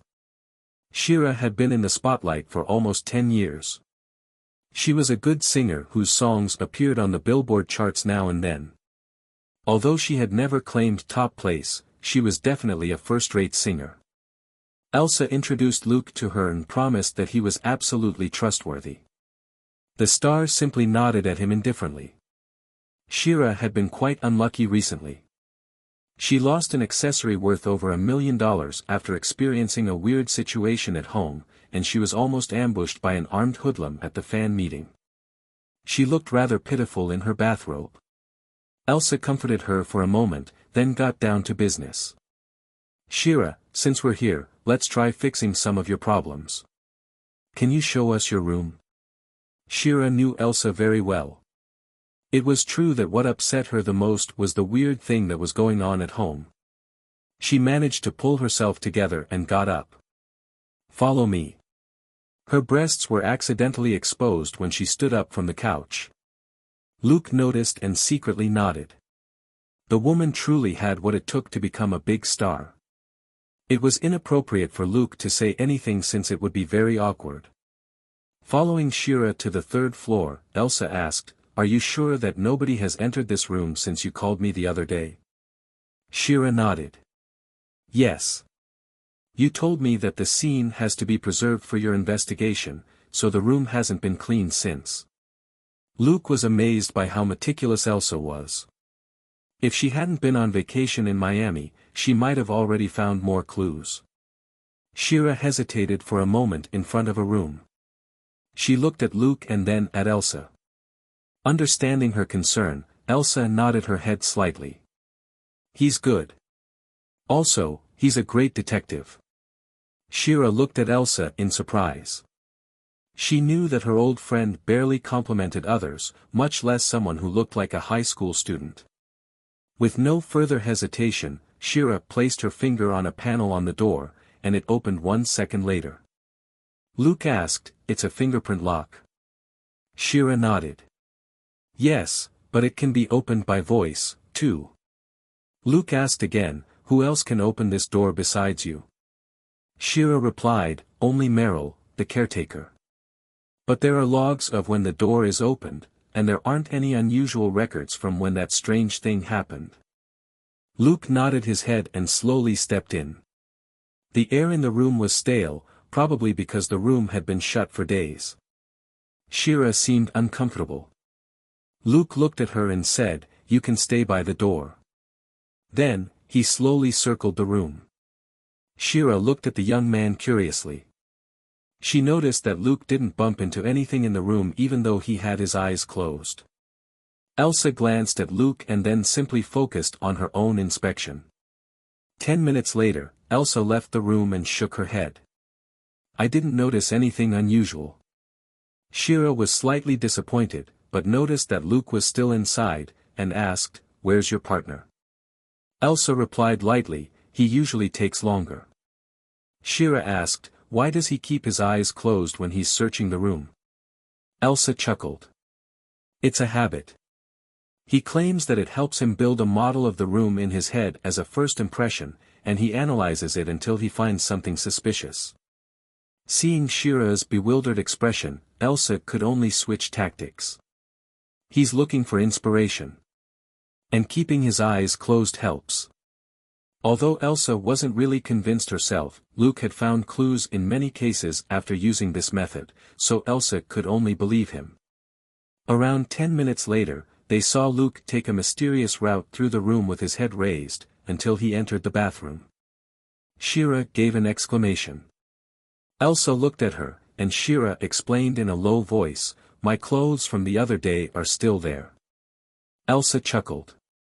"Relax, he doesn't have any sort of weird hobbies." A moment later, Luke left the bathroom, deep in thought. "Did you find something?" asked Elsa.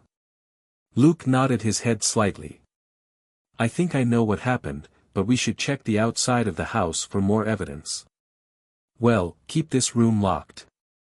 It's a crime scene." Shira looked at Elsa, who nodded her head. She quickly closed the door. They exited the house soon after.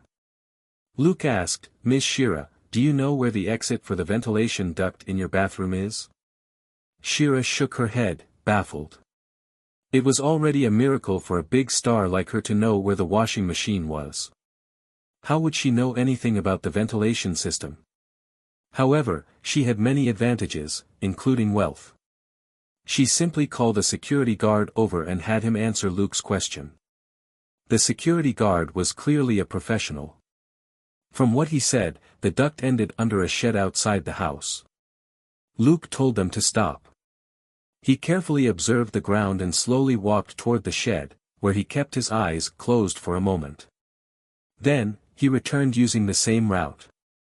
Pointing to a location near the shed, he said, "Don't let anyone go near there. The forensics department will have a lot of work to do." Then, he said to Elsa and Shira in a low voice, "It's clear what happened. Ms. Shira, this doesn't involve the supernatural, someone used tricky means to steal your pendant." Shira exclaimed, "Really?" Luke nodded his head. "If you had called the police and gotten a checkup, you might have found certain psychedelic drugs or sedatives in your system. You aren't haunted by a ghost, you were drugged." Shira found that hard to believe. "How is that possible? How did they drug me in my room?" Luke thought for a moment, then shook his head. "Forget it. Not bringing the police in was the right call, or they might have thought that you were hallucinating because you were high." Both Elsa and Shira were lost for words. Elsa asked impatiently, "Exactly what happened?" As Luke walked, he said in a low voice, "It's very simple. Nobody entered Miss Shira's room, but a well-trained animal can do many things that a human can't, like entering the room through the ventilation duct, drugging you, opening your safe, and stealing your jewelry." Shira found that hard to believe. "Is there an animal as smart as that in this world?" Luke chuckled. "You may be surprised. This certainly wasn't an ordinary world. He stopped and looked at the fence.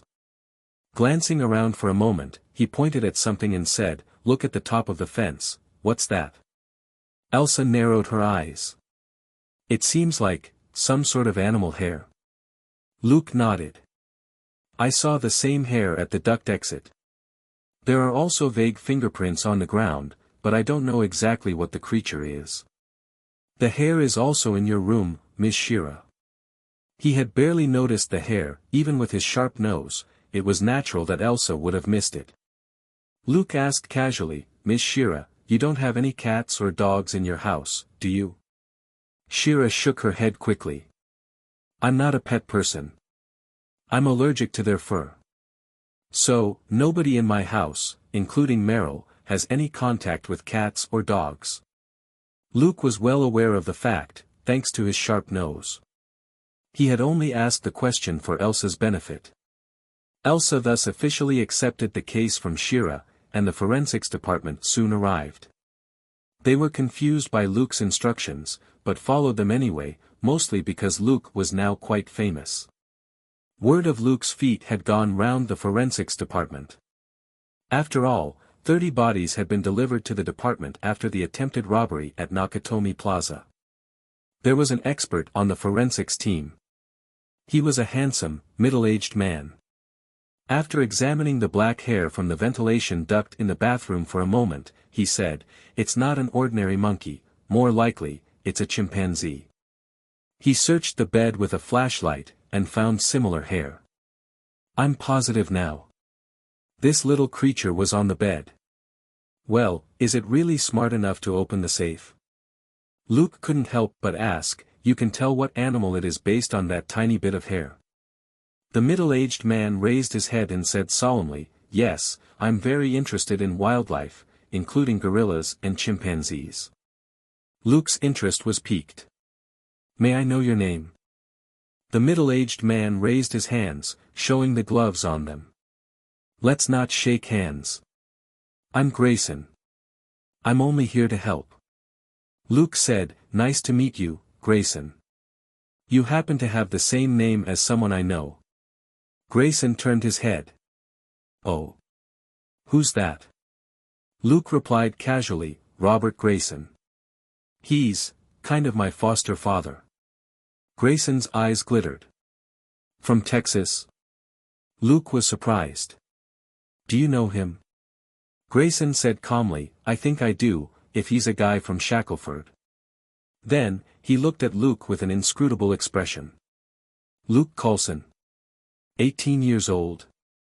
Also, if I remember correctly, you were at Westside Houston Police Department a few months ago, weren't you?" Luke was stunned. "Huh. You are." Grayson smiled, and his solemn expression relaxed.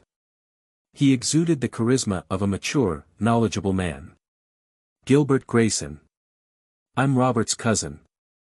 You can call me Uncle, but I prefer that you call me Gil or Grayson. I'm more used to that." Luke said, "All right, Grayson. What was this about? Why didn't he know that Robert had a cousin?" Grayson shrugged and said, "All right, I need to get to work. Call me later." What else could Luke do except promise to do so? Elsa found it odd when Luke told her that he would be speaking to Grayson later. But after looking at the middle-aged man, she remarked, "To be honest, you two do look somewhat familiar, except, well, he's more handsome than you are." "Luke, I'll be as handsome as him soon."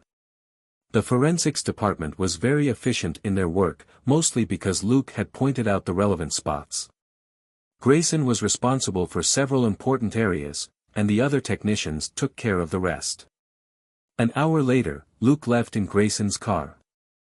He hadn't gotten his police car yet, and Selena was using his second-hand Ford. He usually got Elsa to drive him.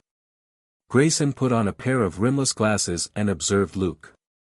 "You're not wearing any valuable accessories, not even a watch, but your clothes cost at least $2,000.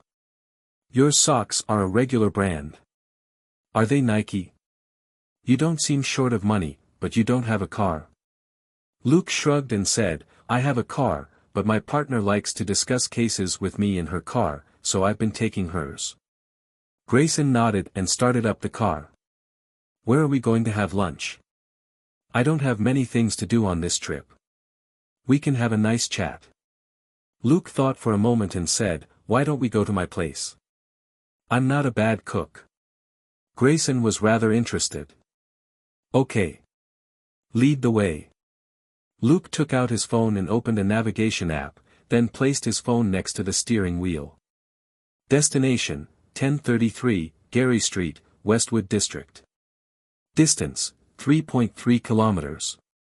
ETA, 7 minutes, said his phone in a gentle female voice. Grayson looked at Luke's phone curiously and said, that's not bad. Where did you get it? Luke said, it's modified, based on a surveying app made by Keyhole Incorporated. Grayson asked, didn't you become an officer right after you graduated high school? When did you learn that? Luke said, well, it's just a hobby. Grayson chuckled. They chatted on the way to Luke's place.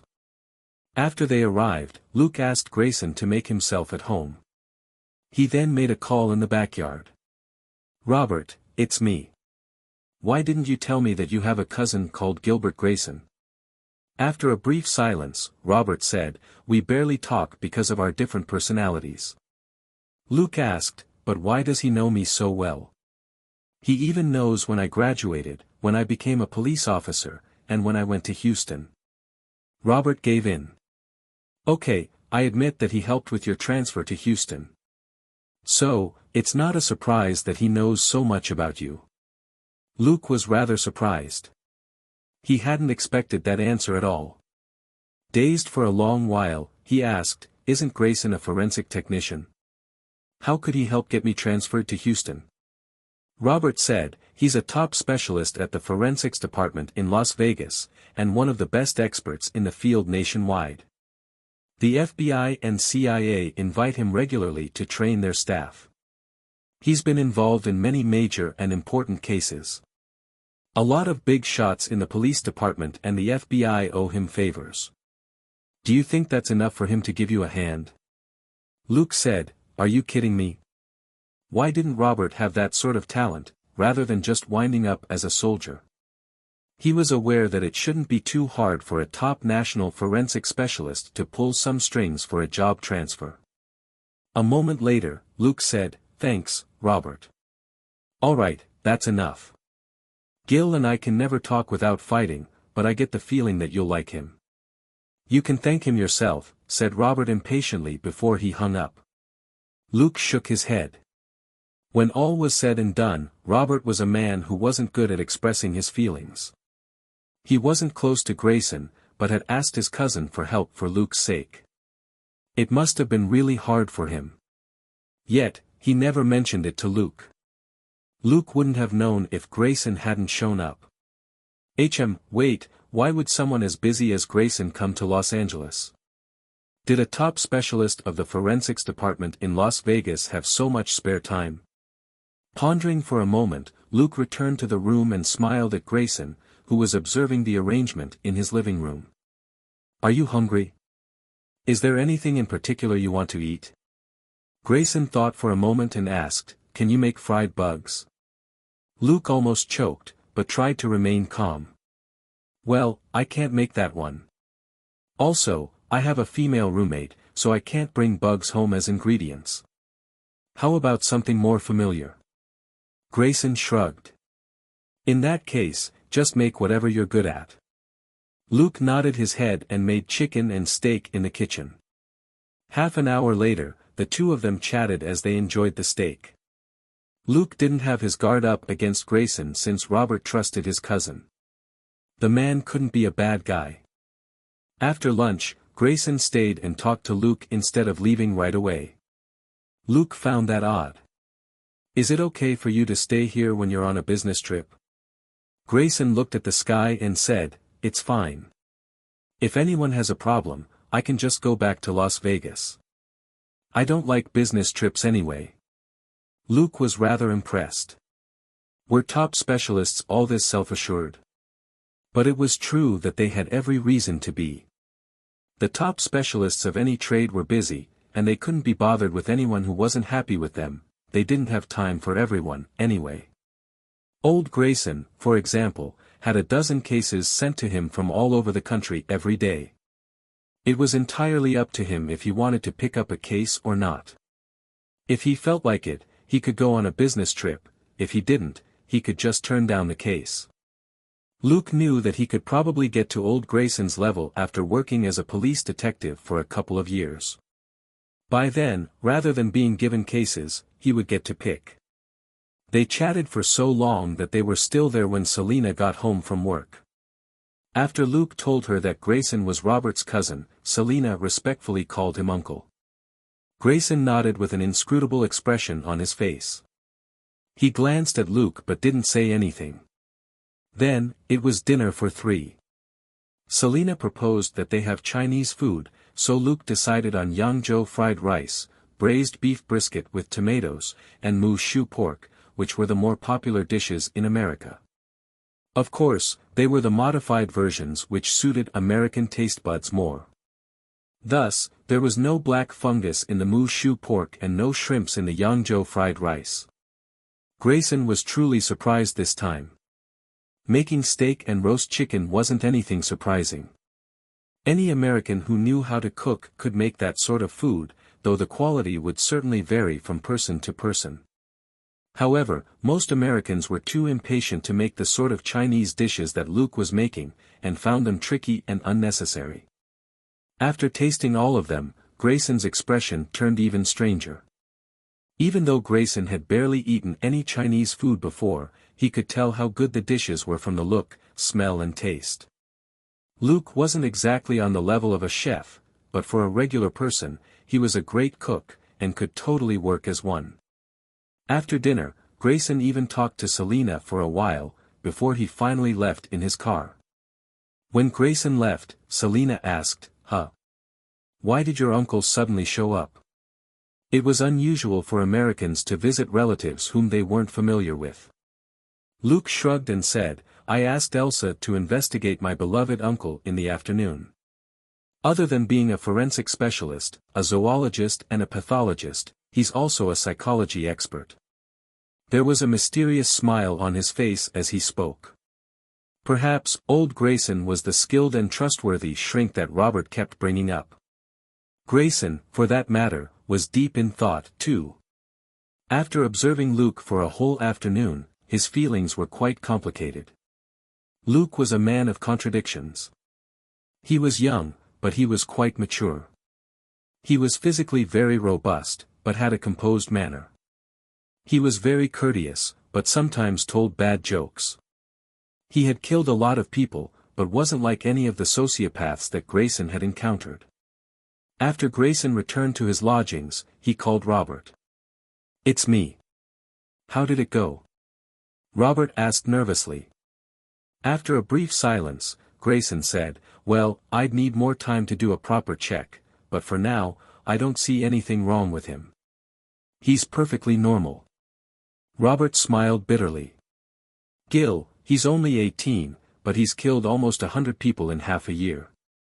Do you know how long it took me to recover after I killed a terrorist for the first time? Grayson certainly did. He had been partly involved in Robert's therapy after the latter retired from the army. Nobody knew how traumatized Robert had been back then better than Grayson. After another brief silence, Grayson said, at the risk of bruising your ego, I'd like to point out that he's a lot more mature than you, even though he's only 18. You just can't compare him with you. Also, did you know that he's a good cook? He isn't one of those people who follows a recipe or puts the ingredients in the oven or microwave, and the food's ready to go. What he makes is decent Chinese food. I saw how he used the pot so skillfully. Wow. But he told me that was just the basics for a Chinese cook. What could you make when you were 18? Heat milk or pizza in the microwave. Robert got angry. Could you make Chinese food when you were 18? What else can you make besides your bloody fried bugs? Grayson argued, fried bugs are very delicious, you just lack the courage to enjoy them. Fine. Putting that aside, I just wanted to tell you that your foster son is different from us. Perhaps he's a natural-born detective. Robert sighed and said, all right, then. Grayson added, I'll keep an eye on him. If possible, I'll check in on him every couple of months. You can trust me. I'm a professional. Robert said, all right, you're the best. But, don't let anything happen to him. After a brief silence, Grayson said, I won't. At that moment, Luke had already fallen asleep. The next day, Selena drove Luke to the police department. Elsa asked casually, how did it go with your uncle? Luke thought for a moment and said, he's a smart senior. You can tell him all your worries. Elsa glanced at him. Seriously? The seniors in her family were all annoying. Luke nodded with a smile, but secretly added, that is, if he has enough patience for you, otherwise, he'll just tell you to go to hell. How's it going with Shira's case? He changed the subject, reluctant to talk about his family anymore. Elsa wasn't a nosy person either. She said, we have some leads, but he's hiding south of USC. We can't locate him right now. Luke asked, you found a suspect? Elsa gave him a file. Luke read the file. Bobby Max, an animal tamer in a circus? Well, that's fun. He's good at taming animals and getting them to perform. Luke had some doubts. As a professional, he earns at least $200,000 a year, right? Why would he steal a diamond pendant? Elsa grimaced and said, I called Shira. She told me that this Bobby once confessed his feelings for her, but she rejected him. Luke was lost for words. Seriously? Bobby wasn't on the same level as Shira at all. Of course, that wasn't important. The important thing was that his job was hardly what a girl would like. Shira certainly wouldn't, given how she was allergic to animal fur. Reading the rest of the file, Luke shook his head. It seems that he gave up his life for love. Bobby was good at his job, and had been living a decent life. But after developing an obsession with Shira, he quit his job to pursue her. With no income, he used up his savings in a year. There was no telling what Bobby was doing now to make a living. But the man was keeping himself warm and fed at least, if the chimpanzee was stealing things for him. His life couldn't be too hard. After all, few people would call the police if they lost a handful of bucks or some fake items, since the police usually didn't have time for such trivial cases. Luke stood up and said, let's go try finding this guy. Elsa was surprised. Are you sure? Luke said, it won't hurt to try. We've got nothing better to do anyway. Elsa realized that did make sense. She stood up and left to get her car. Luke, on the other hand, had his own plan. Bobby's ability might be useful to him. He had never met Bobby before, but he had smelled Bobby's chimpanzee, which carried Bobby's scent. It wasn't easy to locate the man in a city as big as Los Angeles, but the file mentioned the area where Bobby was most active. All Luke needed to do was patrol the main streets in the area and see if he could detect Bobby's scent or his chimpanzee's smell. After an hour's drive, Luke and Elsa finally reached the district. It was a district with decrepit buildings and a problematic community. There was no telling how many crimes had happened here, nor was it possible to investigate all of them. Looking at the environment, Luke was abruptly struck by an idea: should he start his career as a vigilante here? LA's crime rate had always been high. It was one of America's cities of sin. The Hollywood district where Luke was stationed was the territory of the rich, so it was safer there. The civilian neighborhoods south of USC, however, weren't as peaceful. But that was a good thing for Luke. His mood picked up. He looked out the window greedily, as if he were looking at a garden full of fruits. Elsa and Luke roamed the streets. At noon, Luke said, let's go. That's enough for today. I'll buy you lunch. Elsa found that odd. Why? Luke went with a believable excuse. Because I'm happy I met my uncle. Elsa was suspicious. Are you that close to your uncle? Luke chuckled. Well, he's my goal. One day, I'll turn down whatever's not to my taste, just like him. Elsa agreed with him. That's true. Your uncle's a top specialist in the country. You have one more person who's got your back. She stopped, or else it would sound like she was jealous of Luke. Luke didn't really care. Who was his true patron? Tony Stark, of course. How could he have transferred to LAPD if it wasn't for Tony Stark? Who would dare investigate him? If they found out that it was Tony Stark who sent Luke here, would they have the courage to arrest him? Soon, Elsa drove to the destination on Luke's map. She was suspicious. Is there good food here? Luke picked up the phone and tapped the navigation bar, and a gentle female voice said, "Destination, Home Tasty House, a 1-star Michelin restaurant." Elsa was reassured after hearing that it was a Michelin restaurant. Even though the food might not be to her taste, its quality was guaranteed. Elsa was quite unused to the hustle and bustle when they entered the place. Unlike most American restaurants that were usually quieter, the customers in the tea house didn't bother keeping their voices down. Since there were a lot of people in the place, it was rather noisy. Dustin couldn't help but curse. Damn it!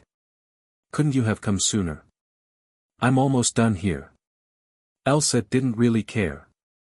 She was too familiar with Dustin to feel upset. Then I'll take them back for my dinner, okay? They're specialties from a Michelin restaurant. Dustin said, I suddenly feel like I have more space in my stomach. Right, why did Luke buy you lunch? Elsa replied, he said that he was happy because he met his uncle. Dustin nodded and said, okay, you can go now. Elsa quickly left. Dustin was secretly relieved when Elsa left. Well, thank God it wasn't because of the personal reward. Suddenly, Elsa was back. Boss, is there a new case? Huh? What personal reward? Dustin said solemnly, oh, I was talking about the last case. Takagi donated a large sum of money for us to upgrade our cars and communications, so Luke will probably get a new car. You're fine with that, right? Elsa said, he deserves it. Actually, it'll be great if he has his own car. I feel like I'm his driver right now. Dustin was lost for words. A moment later, he asked, you're looking for a new case? Elsa said, I don't have any important cases on hand right now. Do you have any new ones? Dustin thought for a moment, then found a file on his table. You and Luke can start investigating this case tomorrow. Elsa read through the case for a moment, then raised her head with a suspicious expression on her face. Boss, you want us to investigate this case? Dustin signaled to Elsa, and she immediately locked the door. Pondering for a moment, Dustin said, to be honest, this case is meant to keep you and Luke away for a while. You might not know this, but the case in Nakatomi Plaza is getting tricky. Elsa found that odd. But weren't all the robbers caught? Dustin shook his head. The FBI is demanding we release the robbers to them with the claim that Hans has links to terrorist activities, which is justified. Nobody knows what else Hans has done. If the FBI uncovers more of his crimes, it'll be possible for them to make up for their mistakes at Nakatomi Plaza. Elsa understood that, but still found it odd. But how is Luke involved? With a bitter smile, Dustin lowered his voice, even though his office door was shut. Our director heard that they want to recruit Luke. Elsa's mouth dropped open. What? How is that possible? Luke could become a police detective because of Tony Stark's connections, but the demands to become an FBI agent were much higher.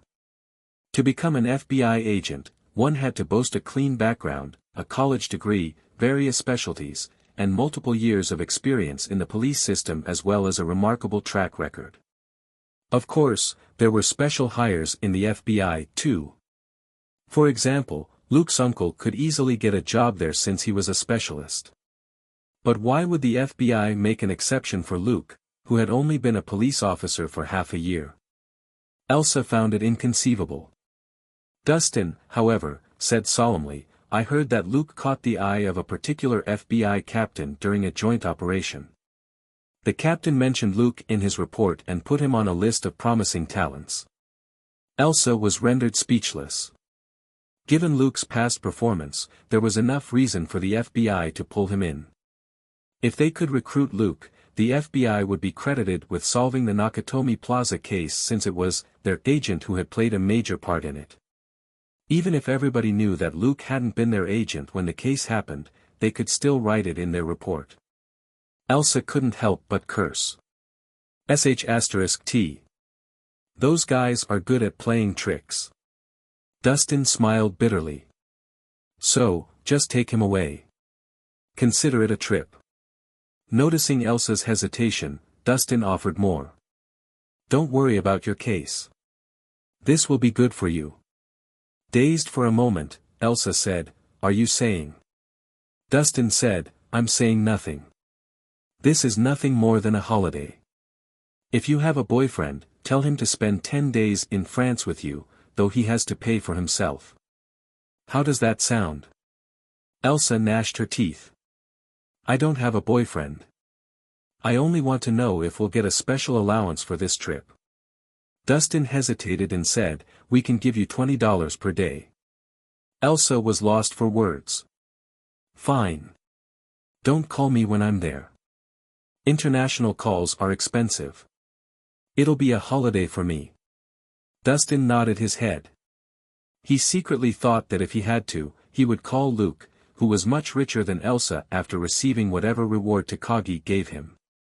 Elsa made up her mind to enjoy her holiday away from Luke. It wasn't a bad idea to spend a few days with an exotic man. Only an idiot would bring a boyfriend from Los Angeles to France. That was too expensive. Thus, Luke soon received the notification that he would be going to France the next day. Luke didn't know how to respond to the message. Since he was going to France the next day, he immediately went home and packed for the trip before it got dark. Then, Luke took a taxi to the slums that he had visited in the morning, and soon found a rundown apartment building. Luke was wearing a black cloak. Even his face was covered with a mask. He quickly climbed up to the roof and approached what appeared to be a shed. The shriek of an animal broke the stillness on the roof. Luke sped up, and when he reached the shed, he picked up a wooden stick and broke the door with it. Inside the shed was a homeless man, who gazed at him with a stunned expression. Luke grinned. Let's make a bet. I bet that you can't beat me. Saying that, he hit the man in the head, and the man immediately passed out. Luke checked the system notifications and shook his head. As I thought, it isn't enough. Picking up a nearby bottle, he splashed some water on the man's face to wake him up. Then, bam! As soon as he woke up, the man passed out again. Luke was rather regretful that it didn't work out. He could only try again later. He tossed the wooden stick away and stuck a tracer to the man's clothes before he quickly left. When he returned home and saw Selina, who had just gotten off work, he told her that he was going to France the next day. Selina's eyes widened. She couldn't believe it. Why? Why don't I get the chance to go to France? Ah, I want to visit the Champs-Élysées. Luke touched her head and said, Trust me. You'll be able to go there very soon, and buy whatever you want. Selina looked at him, unconvinced. Are you dreaming?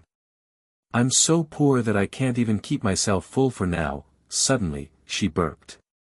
Luke said, Put your chocolates due before you say that. There's no way you'll starve with that. Selina said pitifully, But I'll have to eat bloody hot dogs when you're away.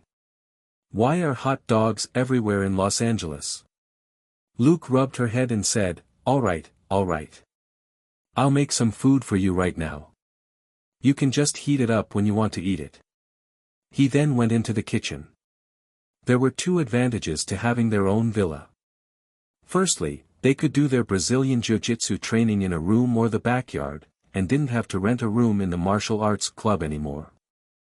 Secondly, Luke didn't need to worry that his neighbor would call the police when he was making food. It really was no joke. There was so much smoke when he cooked that anyone else might think that the house was on fire. If the firemen came to put it out, they would certainly wreck a lot of things, and they wouldn't pay for the damages. Even more unbelievably, Luke would have to pay the firemen instead when they sent him a bill the next day. The costs were so high that many poor people would rather let their houses burn to the ground than call them. In a great mood, Luke went to the kitchen and whistled as he cooked with whatever ingredients there were in the fridge. The fridge here was twice as large as what he had before, and there were enough ingredients to make food that would keep Selena from starving for 2 weeks. Luke quickly prepared the food. He made 50 cupcakes first and packed them into small bags so that Selena could have them anytime. He then roasted 4 chickens and put them in the fridge. Selena could just heat them up in the microwave and they would be ready. The final dish was the main course for tonight. Luke stewed beef in a big pot for a while, before he put diced potatoes inside. He then waited for another 20 minutes. Selena was already drooling hard. The braised beef with potatoes smelled too good. It was supposedly a Russian favorite, but any American foodie would like it, too. After everything was done, Luke made a salad. Luke then moved the pot of braised beef with potatoes to the table, filled 2 bowls with rice from a small cooker, and poured some of the yellow and black sauce from the beef onto the rice. "Alright, this is what we're having tonight. Braised beef with potatoes on rice," said Luke, who had already started eating. The presentation wasn't fantastic, but the dish tasted great. Luke could eat 2 bowls in a row in his previous life. Selena couldn't hold back anymore. She took a mouthful, and even though it was burning hot, she was reluctant to spit it back out. Luke enjoyed the meal. He had been in LA for a while, and since he always had spare time to cook, he had never bothered to make this particularly simple dish before. But since he was about to go on a trip, and the fridge was big enough, he thought of this dish, which was designed for lazy people. Rice with a spoonful of hot braised beef and potatoes on it was enough to keep anyone full. It was a good thing Luke's rice cooker was too small to cook more rice, or Selena would have been too full to move again. After dinner, Luke simply said, "The dishes are yours." With a silly smile, Selena said in satisfaction, "Don't tell me such a sad thing yet. Let me enjoy myself a little while longer." Selena was used to lying on the couch once she was full for at least half an hour before she did anything else, like doing the dishes or watching TV. Luke enjoyed tea on the couch while he checked the system notifications. "System, you have defeated Bobby Max and have received a list of his abilities." Bobby Max's abilities: basic taming, basic animal raising. Elementary mental communication, X gene, prerequisite, 20 mental strength and 10,000 credit points. Temporarily unavailable. Luke wasn't ecstatic, but he was in a good mood nonetheless. Bobby had an X gene, and his familiarity with animals was an invaluable mental ability. The cost of the ability meant that it was certainly a good one. However, the prerequisite to learn it was 20 mental strength, which was quite tricky. Also, Luke had tried to see if he could take advantage of a loophole in the system. He knocked Bobby out twice in a row, and even made a bet with him before the first time. But it clearly only counted as one time in the system. The bet and the second hit weren't acknowledged at all, so Luke was unable to learn elementary mental communication. The system clearly couldn't be tricked, deception was meaningless in front of it. Luke had other ideas, but he had to wait until the next day to test them out. At the very least, he now knew what Bobby's ability was, and it was just a matter of time before he could learn it. In the meantime, Luke had come up with other guesses of his own. Once his 3 basic stats were all above 20, the prerequisites for many elementary abilities would be met, and he would need a lot of credit points to purchase them. The common elementary abilities were around 1,000 credit points, and the special ones could be more than 10,000. They were very costly. For example, elementary self-healing and elementary mental communication, which were both based on X genes, would use up 20,000 credit points alone. That was much more than what he currently had. Luke had already foreseen this. Should he go for something big on the trip to France? When he returned, he could start his preparations to become a vigilante in Los Angeles. His experience and credit points would definitely skyrocket. After making plans, Luke raised his head, only to see that Selena was still rubbing her belly. He was lost for words. "Are you a pig? Go clean up the kitchen now." Selena got off the couch reluctantly. Luke called Elsa. "Elsa, there's something that I need to talk to you about with Shira's case." After about 20 minutes, Luke put down the phone and sighed. "I can only go with plan B now. Let's hope I can get what I want in the end." At 7 the next morning, Elsa drove her car to Luke's house and picked him up. They then apprehended the homeless Bobby Max in the slums in the south. After talking to the man, they checked into a hotel so that Bobby could clean himself up. Then, they went to Shira's villa. Bobby returned the diamond pendant and apologized to her. In the end, Luke left Bobby at his previous apartment, which he hadn't cancelled the lease for yet, and told him to stay there until Luke got back from his trip. Then, he finally went to the airport. Luke and Elsa boarded 20 minutes before the plane was scheduled to take off. They were just in time. Sitting down, Luke narrowed his eyes and looked around. Elsa knew what he was doing. She couldn't help but ask, "Is everything fine this time?" Luke nodded his head. "Trust me. We can't be so unlucky every time." Elsa was immediately reassured. She knew how reliable Luke's instincts were. She yawned, but resisted falling asleep. She sent a text message to Shira. Luke, on the other hand, took out a tablet and started to read an e-book. It was 11 to 12 hours by plane from Paris to Los Angeles. Given the time difference, they would be arriving in the afternoon after taking off in the evening. Luke's body was much stronger than an ordinary person's, or he would have collapsed under this sort of work pressure. Most of the old detectives of the Major Crimes Division suffered from chronic conditions and had to quit field work after turning 40. In any case, once he got elementary self-healing, Luke would be able to heal his left hand. By then, he wouldn't be scared of physical wounds at all, since he could just heal them. Mental pressure would be nothing for him, too. Elementary self-healing was the most important trump card for him. With this ability, he would be able to fight criminals every night without worry. Life was easier for other superheroes because they had wealth or super abilities, but Luke didn't. He had to work hard within the rules of the system, and his greatest asset was his health. Shortly after Luke and Elsa sat down, Luke's seatmates boarded the plane. Luke put down his tablet and smiled at them. Elsa was in the seat across the aisle, and Luke's new seatmates took the middle and window seats next to him. His new seatmates were two beautiful girls. One of them was more outgoing. She murmured something to her friend and changed seats with her so that she could chat with Luke. Luke certainly wouldn't pass up the opportunity to talk to a beautiful girl. Although the girl he was talking to wasn't as beautiful as the other one, her looks were certainly still above average, and she was very approachable. They chatted in low voices. In the end, the more beautiful girl joined their conversation, too, except that she didn't talk as much as the first girl. Luke could tell that she wasn't shy or inarticulate, but just subconsciously keeping a distance from strangers. It wasn't a bad thing for someone who was on a trip. However, the other girl was much less guarded. She revealed a lot about herself even when Luke didn't deliberately ask her anything. The girl who talked to him first was called Amanda. She was a high school sophomore. The more beautiful girl was Kim. She was Amanda's best friend.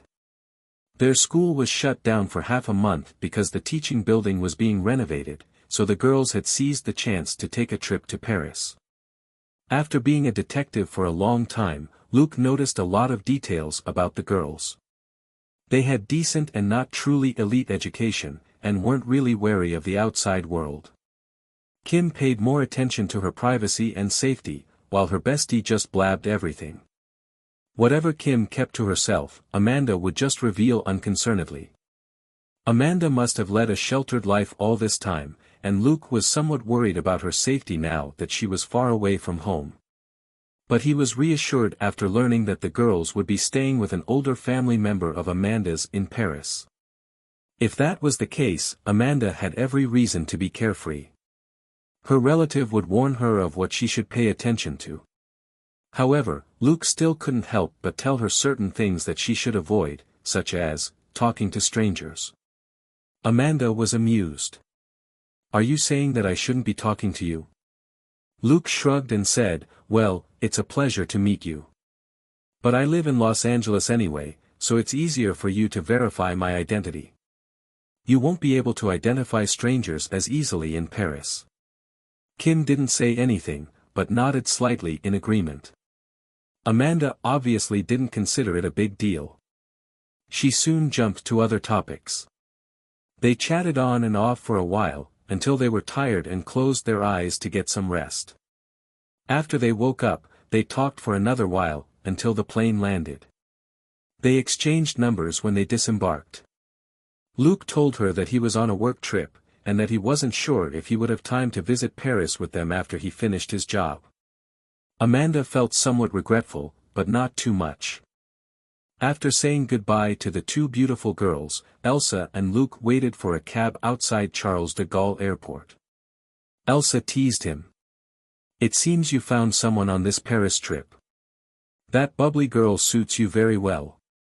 Luke smiled. "Dream on. We had a nice chat on the plane, but that's it." Elsa was amused. "Whatever you say. Let's report to the police department first. The rest of the time is all yours." At that moment, a cab arrived, and a man in glasses staggered out and threw up in a dustbin. Elsa and Luke didn't think anything of it. Car sickness wasn't unusual. But they took a whiff of the cab when they got in. There was the vague smell of vomit, but they couldn't find any traces of it. The driver was a man with short hair. He turned his head and asked earnestly, "Are you in a hurry?" Looking at the man, who had a scar over his left eye, and recalling the carsick passenger who had just gotten out, Elsa and Luke both felt a strange sense of déjà vu. Both of them said, "No, please drive at a normal speed." The driver shrugged regretfully. "Oh, what a shame." The corner of Luke's eye twitched. A cab driver I met in New York once asked me a similar question. The driver had already started the car. He grinned and asked, "Then what?" Luke said, "Then, I could barely stand when I got out of the cab after I arrived." Elsa remarked, "You were better than me. I threw up." Stunned for a moment, the driver burst into laughter. "Ha! That must have been fun." Looking at the cab driver's back, Luke suddenly asked, "Your license plates can be switched out, can't they?" The driver laughed. "What are you talking about? My English is bad. I can't understand you." Luke rolled his eyes.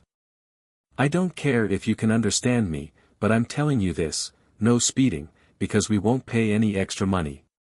Even if it can fly like a plane, just keep your cab at 80 miles an hour. After a brief silence, the driver argued meekly, "But the speed limit on this road is 100 miles. Luke was lost for words. "If so, just drive at the lowest speed allowed." The driver cackled, and felt like he had somehow been seen through. After being a police officer for a long time, Luke could easily tell how unique some people were. For example, this cab driver had a similar vibe to Belle. After giving the driver advanced warning, Luke looked into the rearview mirror and saw Kim and Amanda. They were talking merrily and taking a photo at the cab stop. Then, a decent-looking young guy volunteered to take a photo for them with a smile. They then started chatting with each other. When Luke's cab left, Amanda, Kim and the guy were still talking. Luke wasn't bothered, since Amanda was clearly happy to talk to anyone. Well, anyone who wasn't ugly. The more handsome the guy she chatted with, the happier she was. When the cab entered the downtown area, Elsa suddenly asked, should we stay at the same hotel? Luke thought for a moment and said, we should split up since we're here for fun. I don't want to be a third wheel. Elsa said with relief, put me down in front. I'll walk. I'll send you a text message after I check in. It would be awkward for her to go out and have fun if Luke was with her. If Luke wasn't with her, she would just be a regular person. Nobody would know that she was a police officer. The driver silently stopped the car hundreds of meters in the front. Luke said, give me your card. The driver said, huh? I can't understand. You. Luke said, do you want me to call the police officer over there? Noticing the disdain on the man's face, Luke realized after a moment's thought that the man wasn't scared of the police. He tossed what looked like a yo-yo into the driver's seat. It flew around the driver's hands and tied them together. Luke said with a smile, tell me, can you get away if I ask the police officer to check your driver's license? The driver struggled for a moment, then said, fine, I give in. I'll give you my card. Luke chuckled. Okay, Daniel. I'm sure a good driver like you must be famous in Paris. System, you have defeated Daniel and received a list of his abilities. Daniel's abilities, elementary driving. The man's face changed. You know me. Luke chuckled and retrieved the yo-yo. He then patted Daniel's shoulder and said, this is my tip for you. Daniel smiled when he heard the pleasant sound of money. He accepted the $100. It was too little as cab fare, but rather generous as a tip. A moment later, Elsa left with a card and said goodbye to Luke. Looking at Elsa, who was already wandering the streets of Paris, Luke said, Daniel, give me your card, too. After a brief hesitation, Daniel gave him another card. I'll charge more if you call for my cab. Luke asked, how much do you charge? Daniel rolled his eyes and said, 500 euros each time, separate from the cab fare. Luke nodded his head and said, okay, that sounds fair. Daniel was lost for words. Huh. He had intentionally proposed an outrageous price, but the passenger thought that it was fair. Had he run into an idiot? But recalling how Luke had tied his hands up just now, he immediately dismissed that notion. 10 minutes later, Luke was wandering around the streets of Paris in a relaxed manner, observing the city as if it were a cornfield. Paris was famous for its beauty, but not many people knew that it was also a city with a high crime rate. This was an unavoidable problem in any metropolis. Petty theft and larceny happened everywhere, and they couldn't escape Luke's sharp nose. If a man was carrying a couple of wallets that had different smells, it was highly unlikely that his friends had given him their wallets to buy dinner for them, right? Walking along casually, Luke kicked a random pebble at a thief who had just discreetly fished out a purse. The thief cried out in pain, and the purse in his hand slipped back into the pocket of the completely clueless girl whom he had just pickpocketed. Mission, stop the thief. EXP +3. Credit +3. Luke smiled. As he thought, the super detective system wasn't restricted to America, nor was it limited to his identity as a police officer. It was simply a system on the side of justice. As long as he stopped crime, he would earn experience and credit wherever he was and whether or not other people saw it. He had already had this theory back in New York. Under the American police system, he had only been an ordinary person in New York, but he had still been able to earn experience and credit when he dealt with criminals. Paris, I'm here. A moment later, Luke checked into a hotel. Daniel had recommended this hotel, and had said that it was quite good. Paris's 16th arrondissement was where the middle class and the rich lived. A hotel here was a lot safer than one in any of the other districts. Although it was slightly expensive, Luke could still afford it. After making an inquiry with the receptionist and taking a look at a few rooms himself, Luke finally booked one of the rooms.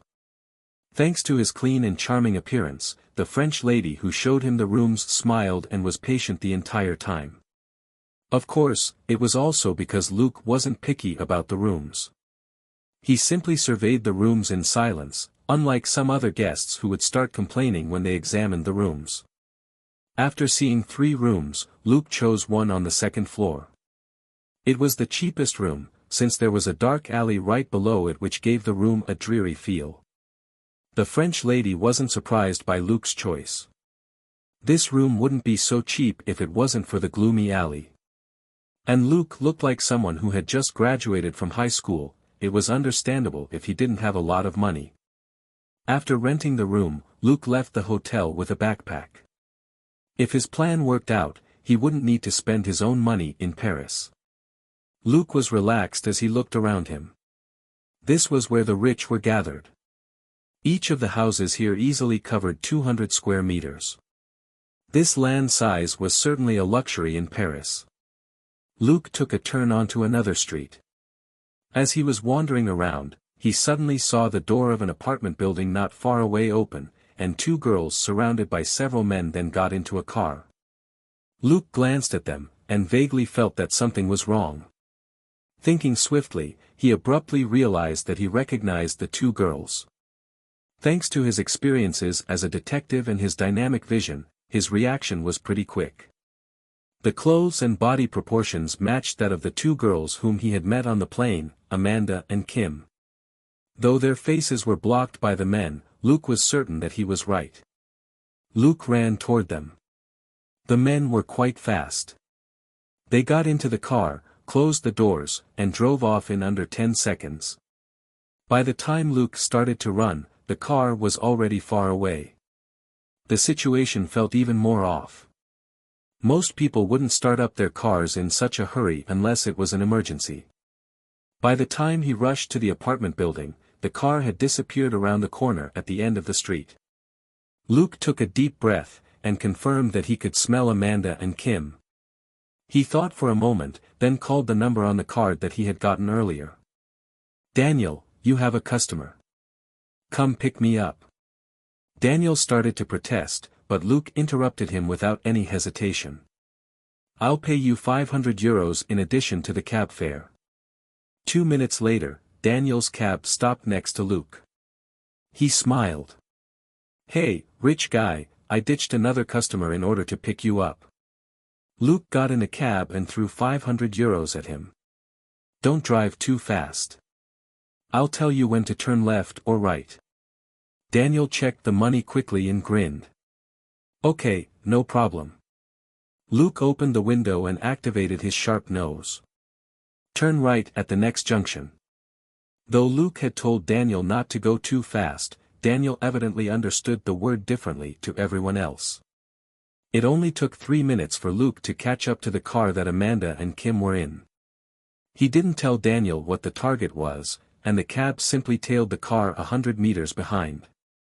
Eventually, the car stopped before an apartment building in Paris's 18th arrondissement. Luke didn't get off. He had Daniel park the cab and he observed the car from the back seat. The main door of the building soon opened, and a dozen men came out and got into several cars. Narrowing his eyes, Luke confirmed that something was seriously wrong. The men got into 5 cars, and there were also 2 girls to each car. The girls were all clearly unconscious, and Amanda was among them. The cars up ahead started moving northeast. It was time to decide. Luke realized that he had to make a choice, since Kim wasn't among the girls that were being taken away. After several seconds, he decided to follow the cars.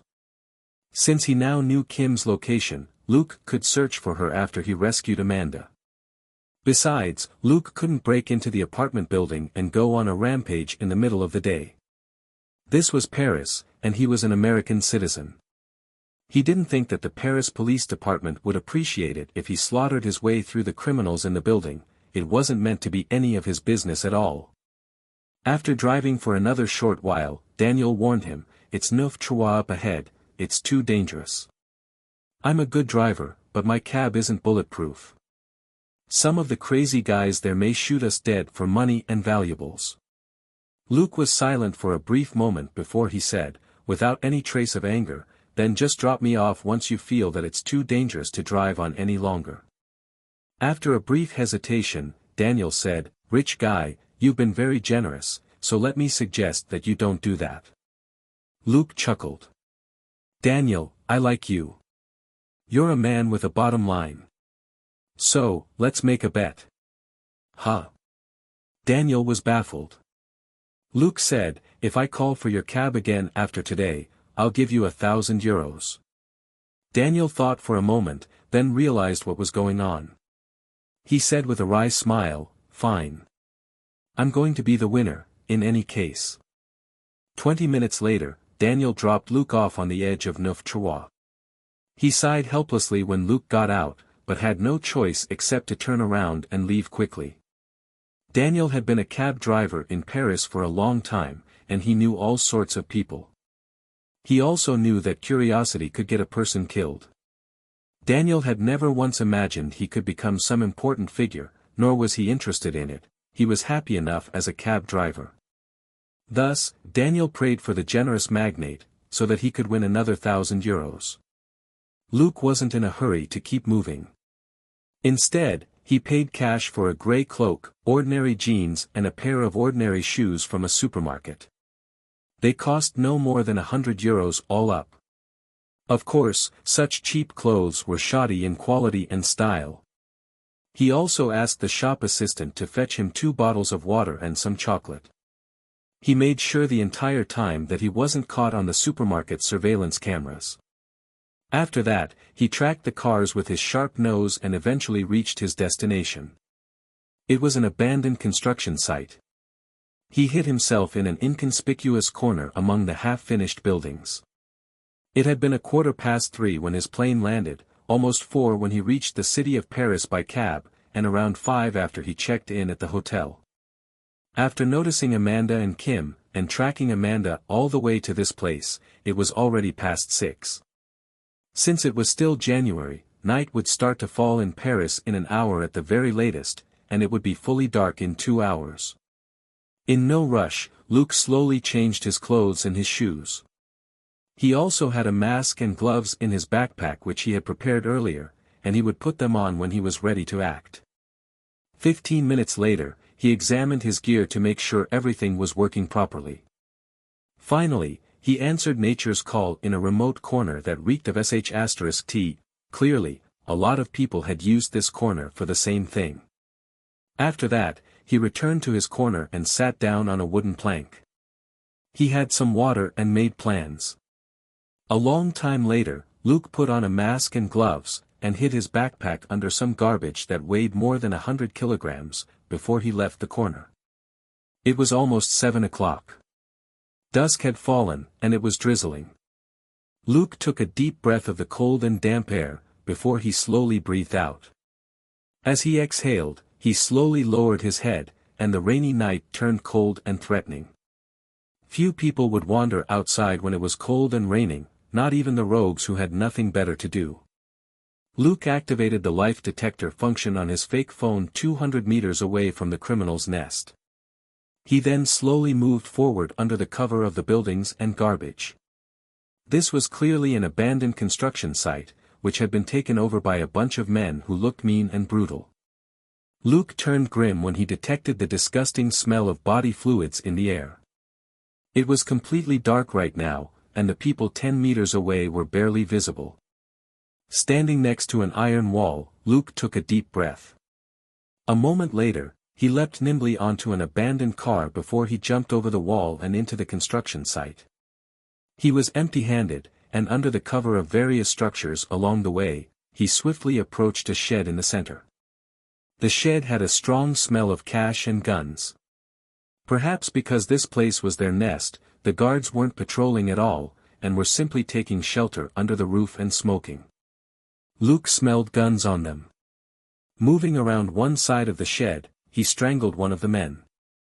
At the same time, he punched the other guard, caving his face in, and grabbed the man before he could fall to the ground with a loud thump. Luke searched them for a moment and found 2 guns, but didn't find any extra bullets. He then moved toward the shed window. Luke raised his guns without hesitation and opened fire. Bang! Bang! Bang! Bang! Bang! Bang! He killed 3 people next to a table in the room. By the time the bodies fell, Luke had already broken in through the window. He found a Uzi and a gun magazine in a drawer, before he quickly left through the door. This was the head's office. There was a boatload of cash in the drawer. The gangsters would certainly be drawn over by the gunshots. But before reinforcements arrived, Luke dashed toward a bunch of dilapidated machines 10 meters away. Standing in the shadow of the machines, Luke coldly observed the commotion. 2, 3, 5, 7, 11, 13, 17. Plus the 5 people whom he had already killed, there were 22 armed gangsters. He waited instead of immediately making a move. A few of the gangsters ran into the office, and started yelling. Another 5 people then rushed over from various positions in the camp. 27. That should be all of them. When the people in the office started yelling, so did the bunch outside. 3 of them were in the office, and 12 were crowded around the door. Luke raised the Uzi in his hand. Pooh! Pooh! Pooh! Pooh! Pooh! Pooh! Shooting at a slightly lower speed, Luke fired the 30 bullets that were in the magazine, and almost half of the 12 people outside the office collapsed. Only 5 dead. Luke wasn't very surprised. He had barely used an Uzi before, it already wasn't bad that he managed to shoot 5 of them. Quickly reloading the Uzi, Luke slung the gun over his shoulder and drew out the M1911 at his waist. Bang! Bang! Bang! Bang! Bang! Bang! Bang! Another 3 gangsters were killed while running for cover. Luke bent down and moved to a different location. He would be an idiot if he stayed in one spot to shoot at the gangsters when he was outnumbered. He was 10 meters away when the gangsters fired at his earlier position. Moving to a new hiding place, Luke observed them for a while on the side, then raised his gun again. Bang! Bang! 2 foolish gangsters who had been shooting without cover were instantly killed. The remaining 2 gangsters were so scared that they didn't dare stick their heads out from behind cover again. Ignoring them, Luke walked out without any hesitation. At a turn, he suddenly threw out his empty pistols. 2 gangsters who were crawling forward warily were hit in the head and knocked out, unable to get back to their feet. Luke reached them and took their guns, before he kicked them hard in the back of their heads. He then turned around and raised his gun. Bang! Bang! A guy who was craning his neck to see what was going had his head blown up. Scared, his partner hurriedly took cover behind a car. Ignoring the second man, Luke moved sideways and found another 3 gangsters coming from another direction. They were the last to arrive, and didn't really know what was going on. Bang! Bang! Bang! Bang! Bang! Bang! Bang! Since they were too close, they were shot all at once. 2 of them barely put up a struggle, and the last screamed miserably after he was shot in the arm. Luke coldly pulled the trigger. Pa! Pa! Pa! Dropping the now empty gun from his left hand, Luke returned to the man that he had let off earlier. The guy was hiding in a corner and frantically making a call. Luke sneered as he listened to him. Pa! The head of the idiot who had planned to call for reinforcements blew up. Someone was still asking questions on the other end of the phone. Luke crouched down and picked up the man's phone. He sneered at the phone that was still making noise, and crushed it to pieces. He returned to the abandoned machines near the office and took a deep breath to activate Sharp Nose. Going around the 2 surviving gangsters outside the office, Luke locked onto the backs of the 3 people inside the office and slowly raised his gun. Bang! Bang! Bang! Bang! Bang! Bang! Bang! 3 screams burst out from inside the office, but were quickly cut off. Freaked out by the unexpected gunshots and screams behind them, the two gangsters outside the office fled. Luke approached the office window to check the situation before he jumped inside. Pa! Pa! Pa! Putting a bullet each in the heads of the three guys who had collapsed, Luke reached the door and raised the gun again. Bang! Bang! Bang! Bang! The two gangsters who had run in different directions fell and no longer made a sound. Luke closed his eyes and listened for a while, before he quickly searched the office. Putting the cash from the drawer into his backpack, he poured a bottle of vodka on some documents in a cabinet, flicked a lighter, and tossed it onto the paper. The fire quickly spread, and the whole office was soon ablaze. Luke left. Picking up an AK and a magazine from a dead gangster by the door, he melted back into the darkness. A moment later, two panicked gatekeepers who had been hiding in the dark were killed, too. Finally, Luke slowly walked toward the barracks, which weren't far away from the office. The two gangsters who had been posted as guards here were dead. The place was undefended now. Several men ran out, but Luke simply moved into the shadows and didn't kill them. From their smell, he could easily tell what those men had been doing just now. Undressed, panicked and unarmed, they weren't gangsters, but customers who were here for fun. They might not be good guys, but it certainly wouldn't be right to kill them indiscriminately. Besides, there were more than 60 such men in the barracks. If Luke were to kill them all, that would be 100 dead people, including the gangsters. Chances were that the French government would regard it as a terrorist attack. So, Luke simply avoided them and entered one of the barracks. The moment he entered, his M1911 opened fire again and left 3 holes in the door.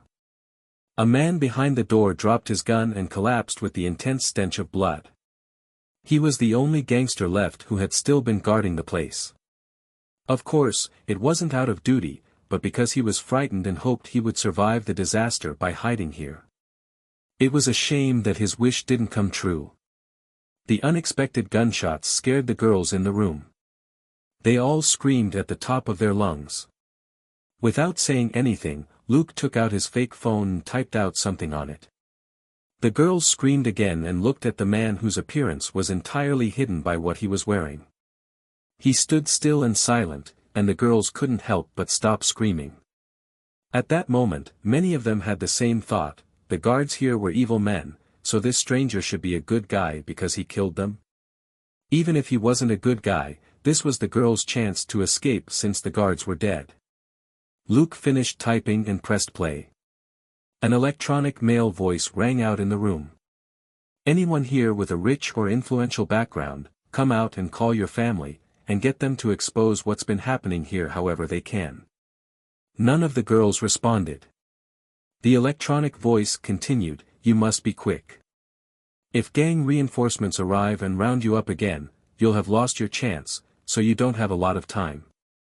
While Luke played the text, he opened the doors to the cages that the girls were in with the keys he found on the guard. "Don't run off on your own. The police will have to rescue all of you if you're together as a group. If you escape by yourself, you'll be nothing more than a missing person that no one will care about. You're already missing, no one will care if you go missing again." After opening the cages, Luke turned around and left. "Good luck, girls." A moment later, he disappeared. The girls in the room looked at each other in bewilderment. Suddenly, a few of them rushed out of the cages for the phones that Luke had taken from the gangsters. Luke heard the girls fighting for the phones and making calls like crazy. He actually didn't feel nervous at all. He had killed all the guards here, and it would take at least half an hour for the gang's reinforcements to arrive. Besides, Luke was here for experience and credit, so the more gangsters there were, the happier he would be. Amanda was also in the room. She was lucky that she hadn't been sent to the other barack yet. As for the girls in the adjoining barack, Luke sighed soundlessly. Inside that barack were girls who had been locked up for a while, and they were in poor condition. If they remained here any longer, they might die in this illegal brothel. There were more than 100 girls in the barracks. It was impossible for Luke to get them out on his own, so he might as well let the girls save themselves. It would make quite the impact if the families of these 100 girls demanded explanations all at once. They couldn't be poor either, since they could afford to travel to France. Luke left the barracks and positioned himself for an ambush behind some abandoned cars 20 meters away from the gate. 10 minutes later, Luke heard the vague sound of cars driving in the mud. The glow of headlights appeared on the road, illuminating the dark night. There were 3 cars. Luke took a deep breath and adjusted his frame of mind, before he raised the Uzi. Pooh! Pooh! Pooh! Pooh! Pooh! Pooh! Shooting rapidly, Luke used up a magazine in 3 seconds. The car in the lead was riddled with holes, and the windshield cracked. It swerved off the road and crashed into a pile of garbage. Luke threw the Uzi away and grabbed the AK that he had been carrying. He fired again. Bang! Bang! Bang! Bang! Bang! The magazine was instantly used up again. Like the first car, the second car veered off the road and into an abandoned car, full of bullet holes. Luke didn't start shooting again until the third car almost passed him, so the car was only hit along one side and the back. But the passengers in the first 2 cars at least had taken the brunt of the bullets. Quickly reloading the gun, Luke raised the AK again and aimed at the third car that had already shot past him. He didn't have to aim too precisely. All he needed to do was barrage the car with bullets. Reality wasn't a movie. At a distance of 30 meters, there was no way a regular car could take an attack from an AK, as the bullets could pierce through one side and out the other. In the end, the car lost control 10 meters away and crashed into a shed in the construction site. In no hurry to reveal himself, Luke switched locations. He activated Sharp Nose as he moved. A moment later, he approached the cars and shot the men who were still alive in the head, before he retreated quietly. Half an hour later, standing on the top of a building several hundred meters away, Luke saw a long line of police cars dash into the barracks with their sirens blaring. He nodded in satisfaction and jumped off. An hour later, he changed back into his original clothes and shoes and appeared on a subway in the Neuf-Trois. He was wearing a shabby hat and a new face mask, like any regular person would on a rainy day. Now, he only had on him an M1911 which he had looted from one of the gangsters. The Parisian subway wasn't safe at night, which was when a robbery was most likely to take place. The bulk of people worked during the day, but certain groups worked on the subway at night. Theft and robbery were what they did for a living. But none of them messed with Luke. Luke wasn't dressed like a student, and he was playing with a butterfly knife. The knife danced nimbly in his hand now and then, which suggested that he was certainly good with them. While nobody knew exactly how good, he definitely wasn't the best target to rob. A butterfly knife might be small, but it could sometimes kill people more easily than a large blade. So, Luke returned downtown safely. After exiting the subway, Luke went to the apartment building from that afternoon, and ducked into an alley not far away. In the dark night, he climbed a building and entered an apartment through an unlocked window. He swiftly put on a coat and a pair of shoes that were next to the door. Throwing €500 into the key bowl, Luke left through the window and scaled a drainpipe up to the roof. Checking the system, he nodded in satisfaction. The system didn't punish him since he had paid for the clothes. Taking 2 massive leaps, he landed on the apartment building occupied by the gang. Scouting out the building with his sharp nose, Luke went downstairs without a sound. Half an hour later, Luke was standing in the basement with a grim smile on his face. All the gangsters in front of him were almost dead from torture. Even the toughest among them was dying after Luke connected a simple electromedical apparatus which he had modified to the man's legs. Just now, he had carried the armed gangsters in the building down to the soundproof basement. After interrogating them, he learned that Marco, their boss, had left with most of his men as reinforcements for an illegal brothel in the Neuf-Trois after receiving the news that it was under attack. Luke was lost for words. Back at the camp entrance, he had unleashed a storm of bullets on the 3 cars. Later, he had shot everybody who was still breathing in the head without looking at their faces. How could he have known that their boss Marco was among them? Speechless for a second, Luke quickly finished off the gangsters and left. At the door, he was surprised to see the cars that were parked there. The Benz that Kim and Amanda had been in was there. He took a sniff, and there was a faint scent in the car that was similar to Marco's apartment. Excited, Luke returned to Marco's unit in the building. He found a key with the Benz logo on it and a bunch of phones. Amanda's and Kim's phones were in the pile. He found their phones based on their scents and what the phones looked like. Thinking for a moment, Luke took just Kim's phone. He got out of the building and pressed the button on the key to unlock the Benz. Luke got into the driver's seat and was pleased to see that the car had a GPS system. Examining the GPS system for a moment, Luke took a few photos with his fake phone and left. He hailed an empty cab and said, "To the Zoological Museum." His hat and big face mask prevented the driver from seeing his face in the dark night. However, it wasn't unusual for a man to be dressed like that in such cold weather. The driver simply nodded his head and started the car.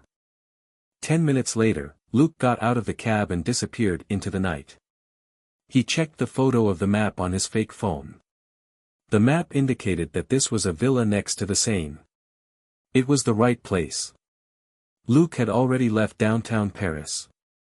At that moment it was completely dark on the Seine in the rain, and there weren't any boats out. Luke opened his fake phone and walked around the villa in the dark. He then frowned. This place was actually on a big island in the river, which was some distance away from the parks, museums, restaurants and piers. There was a villa estate where the wealthy lived nearby. The villa he was looking for was the largest and closest one. It was also on the edge of the island and along the riverbank. That did make sense. Only a spacious villa next to the river would make it possible to lock up and transport the girls easily. It would be near impossible to approach the villa without being caught by electronic surveillance. Luke looked at the villa and pondered for a moment, but in the end decided to leave. This wasn't like the illegal brothel earlier. If he started a gunfight here, the anti-terrorist police officers of Paris would show up in no time. The size and location of this villa suggested that its owner was rich and powerful. It would be terrible if Luke exposed himself after breaking in recklessly.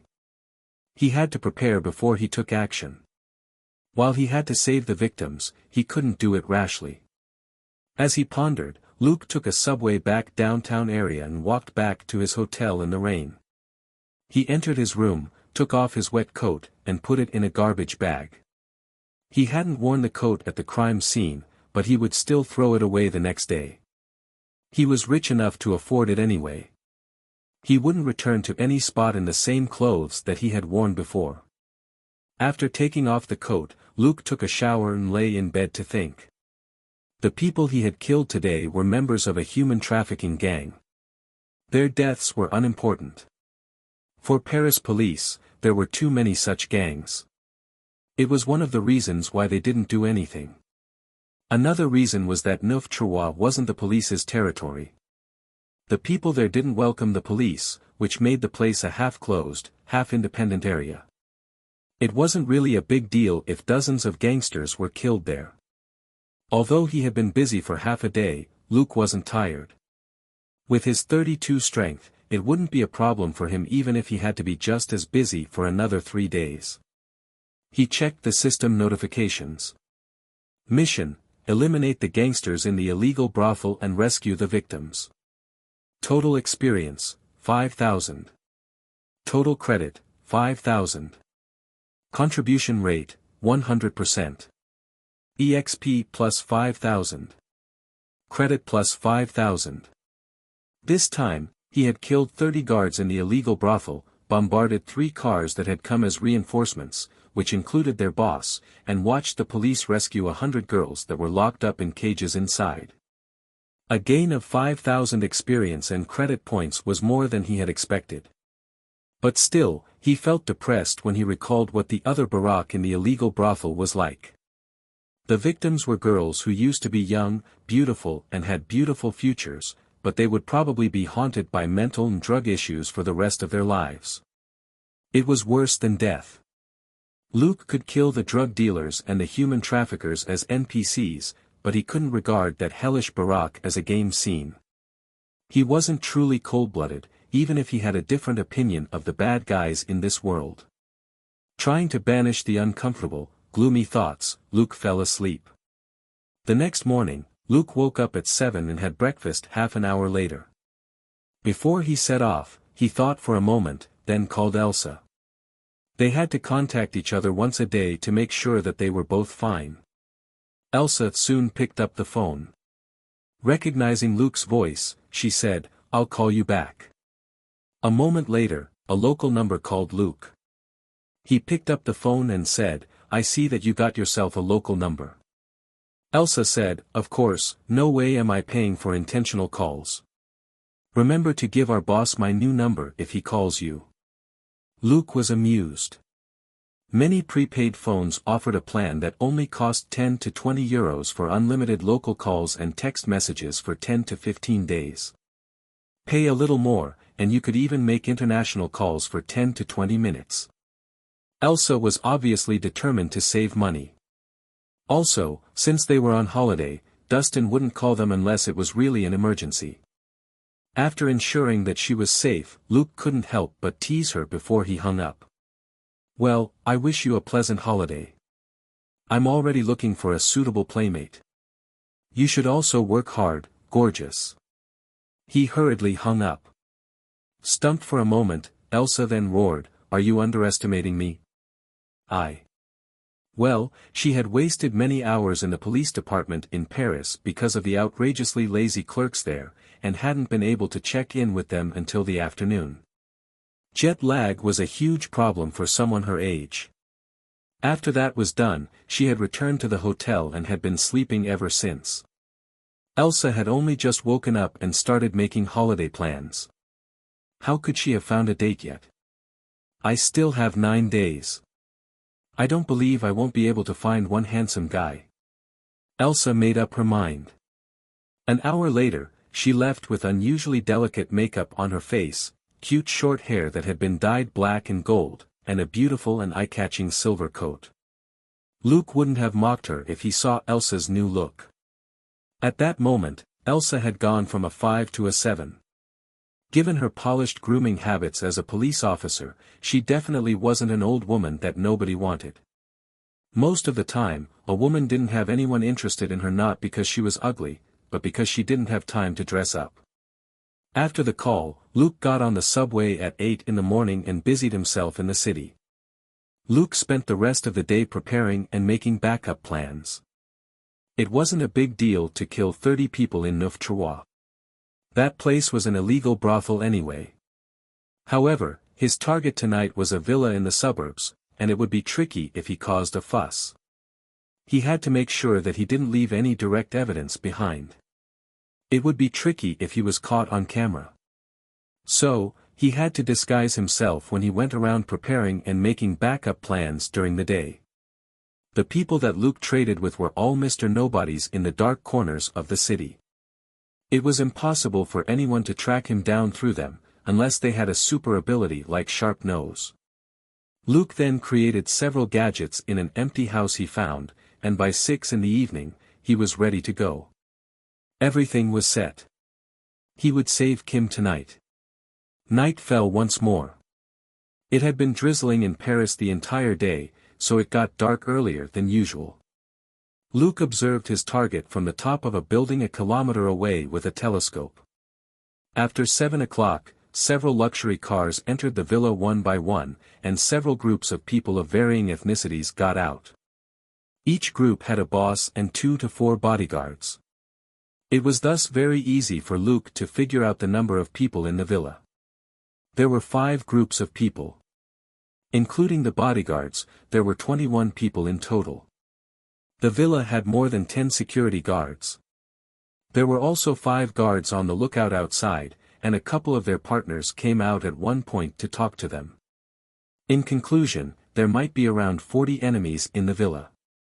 The good news was that the 21 people who had arrived by car were clearly guests. The security guards were very courteous toward them. The bad news was that the security guards would be more difficult to deal with since they were more professional than the gangsters that Luke had eliminated before. However, there weren't a lot of them. If there had been more than 30 security guards, Luke would have to be extra careful. But since there weren't many of them, Luke could easily wipe them out first. Were they innocent? How could they be innocent when they protected people who kidnapped and sold girls? Seeing that everybody had entered the villa except for the few security guards who were on watch outside, Luke made his move. Under the cover of night, he quickly approached the villa. He ran silently and at an astonishing speed as he passed the flowers, grass and trees. When he was 500 meters away from the villa, Luke pressed a button and activated the interference device in his backpack. It only had a radius of around 100 meters, but could cover most of the villa and cause most of the electronic equipment within range to malfunction. Naturally, it would alert the enemy, but it was the easiest approach that Luke could think of. He had to stop these people from contacting the outside world. After activating the interference device, Luke sped up. Luke was headed for the main villa building, which was only 30 meters away from the pier next to the river. Luke avoided the cameras with an anti-detection device and pressed forward quickly. It only took him 30 seconds to reach the main building after he activated the interference device. Once he was close enough, Luke flung out a rope with a hook on one end and the other end wrapped around his wrist.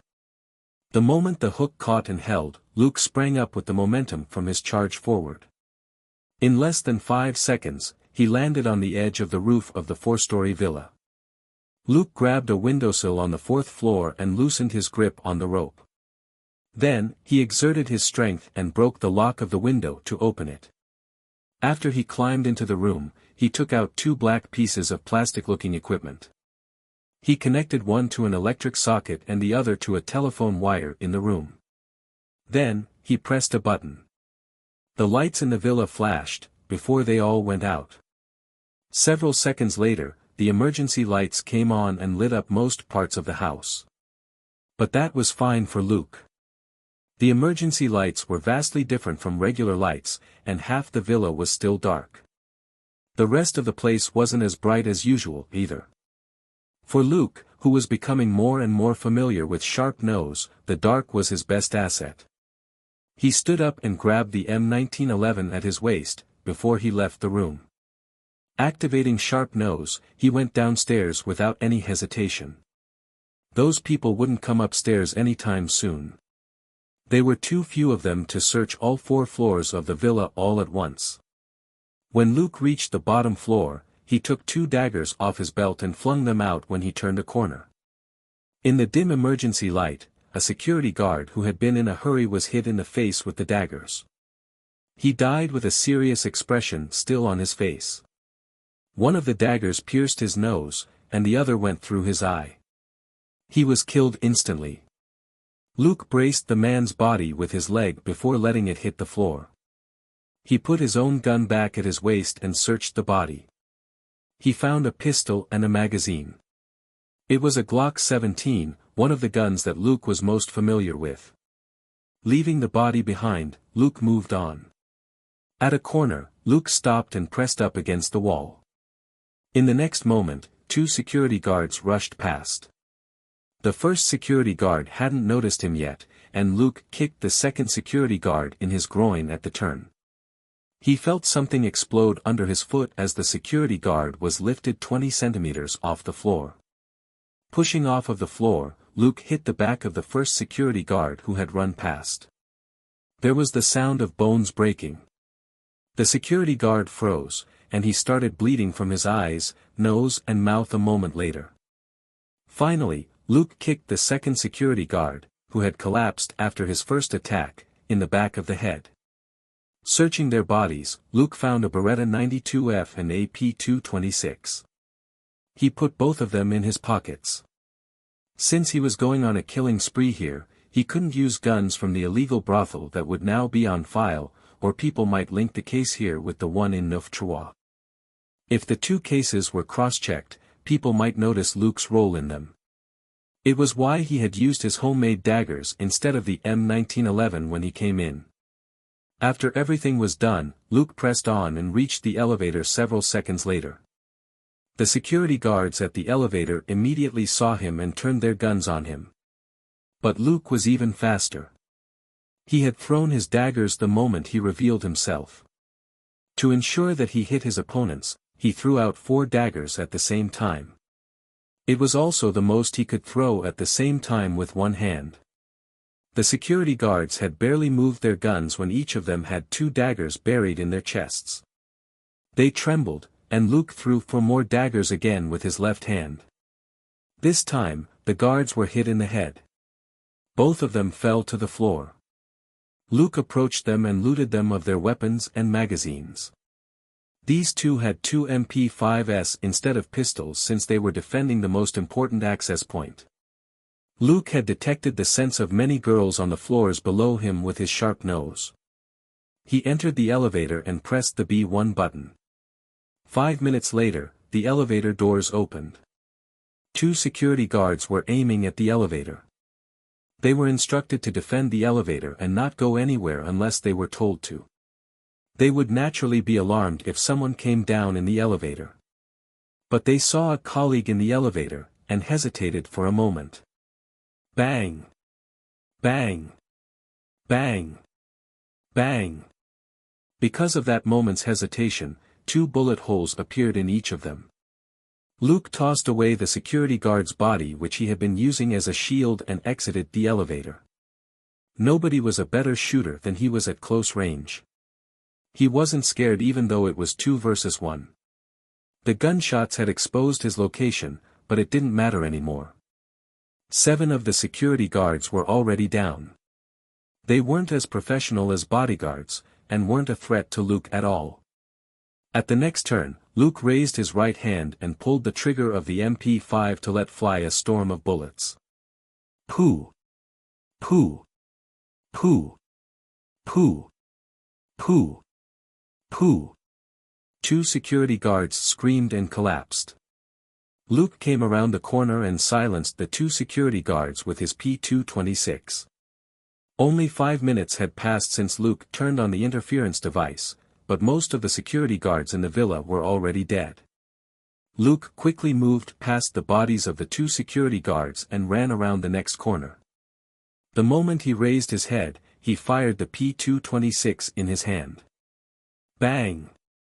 Bang! Bang! Bang! 2 bodyguards were hit in the chest and collapsed, revealing a middle-aged man behind them. The man didn't have a gun. He looked at Luke in fright, and was about to say something. Luke pointed his gun at him and forced him to retreat into the room. Before Luke followed him in, he shot the heads of the 2 bodyguards. Bang! Bang! In the room, Luke typed on his fake phone and played the words, "What are you doing here?" The man hesitated and didn't say anything. Luke looked at a display window in the room, only to see a young girl under a spotlight. She was shivering and wearing nothing but 2 pieces of clothing that could barely be called underwear. Luke then noticed a device with a keypad and a screen on the table next to the only seat in the room. On the screen was a number, $100,000. Curling his lip, Luke pressed the plus button on the keypad. A gentle female voice rang out. The latest bid for product number 5 is $105,000. Luke turned his head and looked at the man. "You're here to purchase girls?" "No." The man shook his head in fear, but couldn't come up with an excuse. "Pa." The man's eyes widened as he slowly collapsed against the wall. Luke had no time to talk to him. He didn't feel guilty at all after confirming that the man was involved in human trafficking. He despised human traffickers only slightly less than drug dealers. Luke left the room and headed for another one several meters away. Instead of going in, Luke raised his MP5 and sprayed the room with bullets through the door. Someone screamed inside. He waited for a moment before he opened the door. There were two people in the room. One was a security guard, and the other was the guy who had welcomed the buyers outside the villa. Looking at the man, who had to be a manager, Luke asked, "You're selling these girls here, right?" In pain, the man begged, "I can give you money. Don't kill me. I didn't catch those girls. You understand, right? This is just business." Bang! Bang! "Yes, I do." Luke put his gun back and left the room. "I'm sure that you can also understand that you are just experience and credit to me." Interestingly, the underground rooms were arranged in a circle, so the corridor actually looped around. Luke found himself back at the elevator just as the doors opened. Luke raised his gun and fired without any hesitation, and two security guards in the elevator collapsed. After recognizing them, Luke was certain that most of the security guards were probably dead, since these two had been among the 5 security guards outside. Since they had come back in as reinforcements, there had to be few security guards left inside the house. Luke had realized that apart from the elevator, this place only had one other exit that was sealed.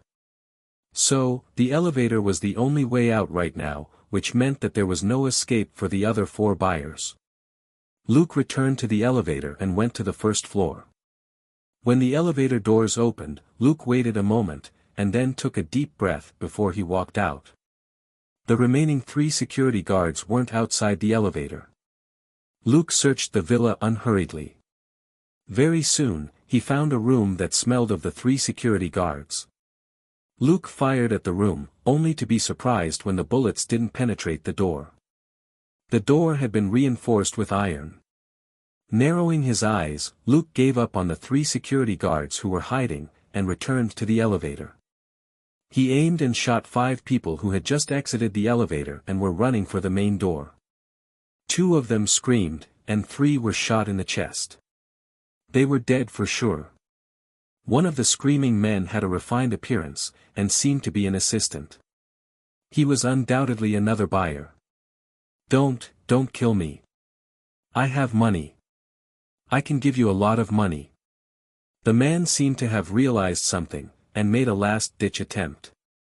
Luke raised his P226. Bang! Bang! The 2 survivors were shot in the head. Money was meaningless to Luke. Even if he wanted to make a fortune, he wouldn't do it by letting such scumbags go. Reloading the P226, Luke returned to the elevator and went back down to B1. When the elevator doors opened, a person was standing inside with a gun in his hand. The people outside immediately shot at the elevator like crazy, leaving bullet holes everywhere. Several seconds later, they finally realized that something was wrong and stopped firing. In the elevator, a security guard was riddled with bullets, but he was still upright. It wasn't until that moment that the people outside the elevator realized that it was a dead body that had been strung up. The moment they stopped shooting, however, a man dropped down from the ceiling and started firing with an MP5 in one hand and a P226 in the other. Pooh! Pooh! Pooh! Pooh! Pooh! Pooh! Bang! Bang! Bang! Bang! Half of the dozen people outside the elevator collapsed, and the rest hurried to take cover. Most of them needed to reload after the earlier gunfire, and couldn't fight back in time. Luke didn't give them any time to catch their breaths. He simply dropped his guns and took out the Glock 17 and the Beretta 92F that he had been carrying. Bang! Bang! Bang! Bang! Bang! Bang! Bang! The 2 guns fired up a storm and with pinpoint accuracy. The men lying in wait near the elevator were only 5 meters away. Luke's precision was shockingly high at such close range. He dropped 3 of them with his Glock 17, and his Beretta only hit 1.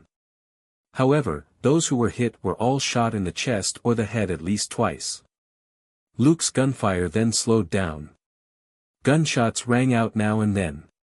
The tempo wasn't as vehement as before, but that was even scarier. It was because Luke was already executing the survivors.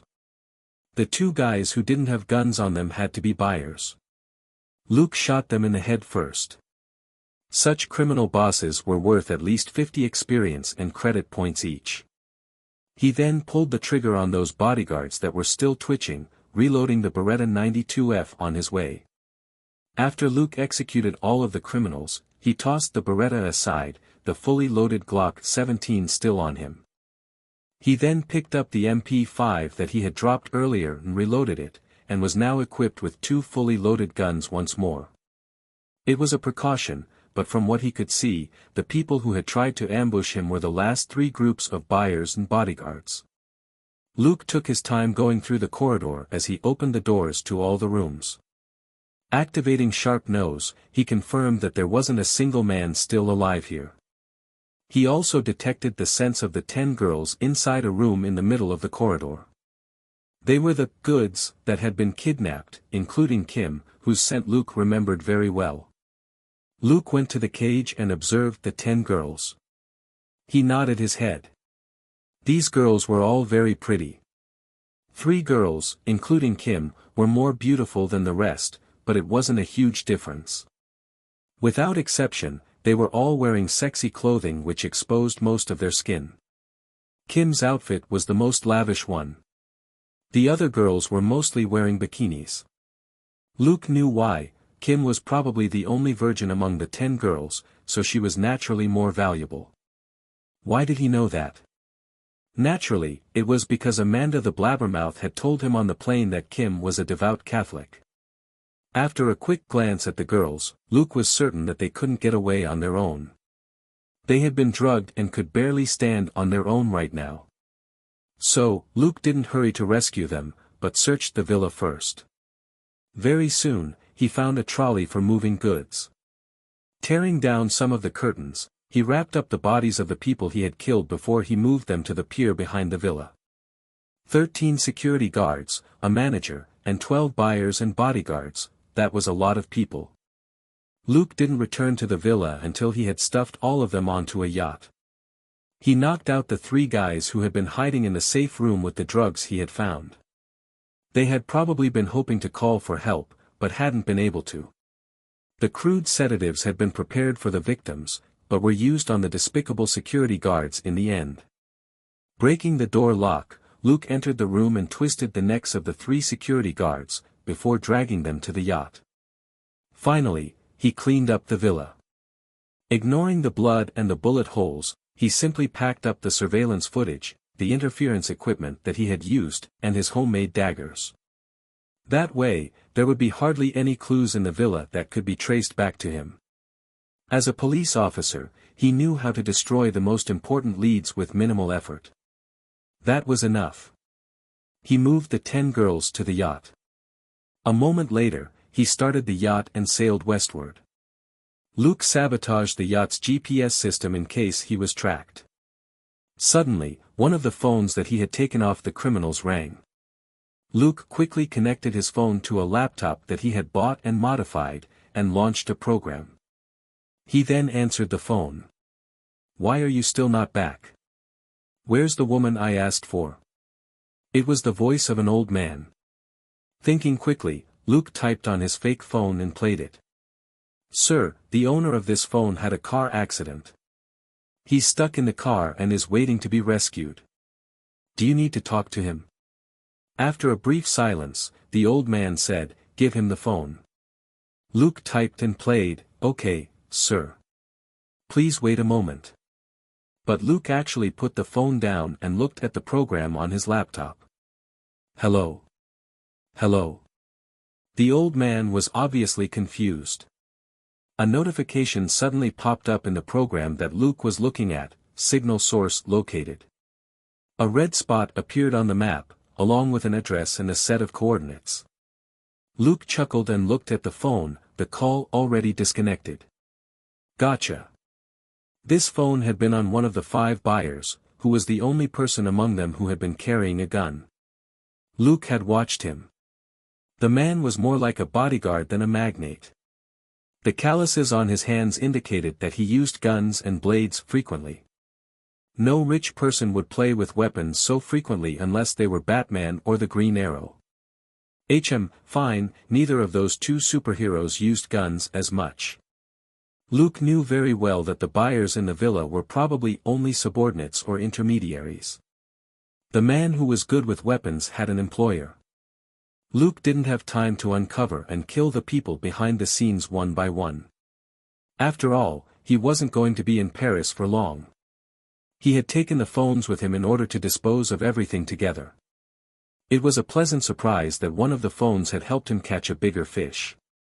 Thinking quickly, he accelerated as he headed toward his destination. Well, the yacht couldn't accelerate at all. With 30 bodies and 10 girls on board, it was a miracle that it didn't sink, but it certainly couldn't sail fast. An hour later, Luke reached his destination, and saw a luxurious boat at the dock. It was a huge boat that was more than 20 meters long and had 2 levels. It was essentially a mobile villa. This magnate behind the scenes clearly didn't have a strong sense of crisis. It made sense. His bodyguard getting into a car accident wasn't a big deal. It wasn't like he only had one bodyguard. Luke slowly sailed the yacht over to the big boat and threw a rope over. He climbed nimbly up the rope, then secured it to the boat. His sharp nose detected a bodyguard smoking on the deck. Luke simply reached out from behind to twist the man's neck, and with the sound of a crack, the man instantly dropped. Creeping downward from the deck, he took down another 5 bodyguards without any trouble. When he entered the most extravagant room on the boat, a fat old man on the couch shouted in surprise, "Who are you?" From his voice, it was the person on the phone earlier. Too lazy to talk to him, Luke stepped forward and grabbed his head. Luke exerted his strength, and the scumbag saw his own back for the first and last time in his life. Luke tossed the bodies of the magnate and his bodyguards onto the yacht and moved the girls to a room on the magnate's boat. He then sailed the yacht away. An hour later, Luke arrived at a canal that he had found yesterday. Confirming that the doors on the yacht were all locked, he opened the seacock. The yacht slowly sank into the dark river. Luke, on the other hand, flung out his hook and pulled himself back to the shore. Perhaps the yacht would be found in the future someday, and a shocking case would be uncovered.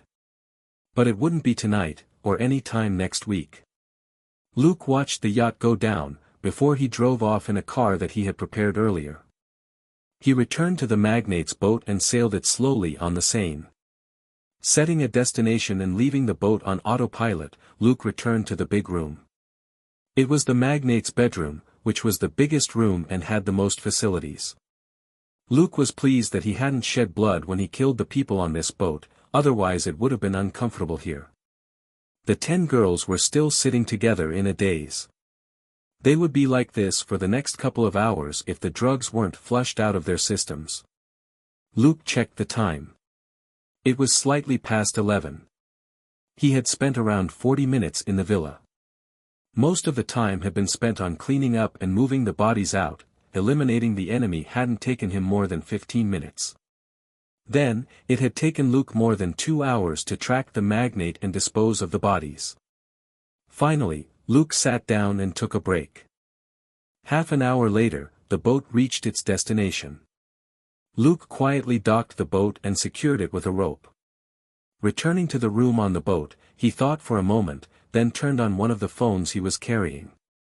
He then called the number listed under Dad. When the call was picked up, Luke played the play button on his fake phone. "Your daughter was kidnapped, but I've rescued her. She's now on a boat called Asmara at Brant Pier.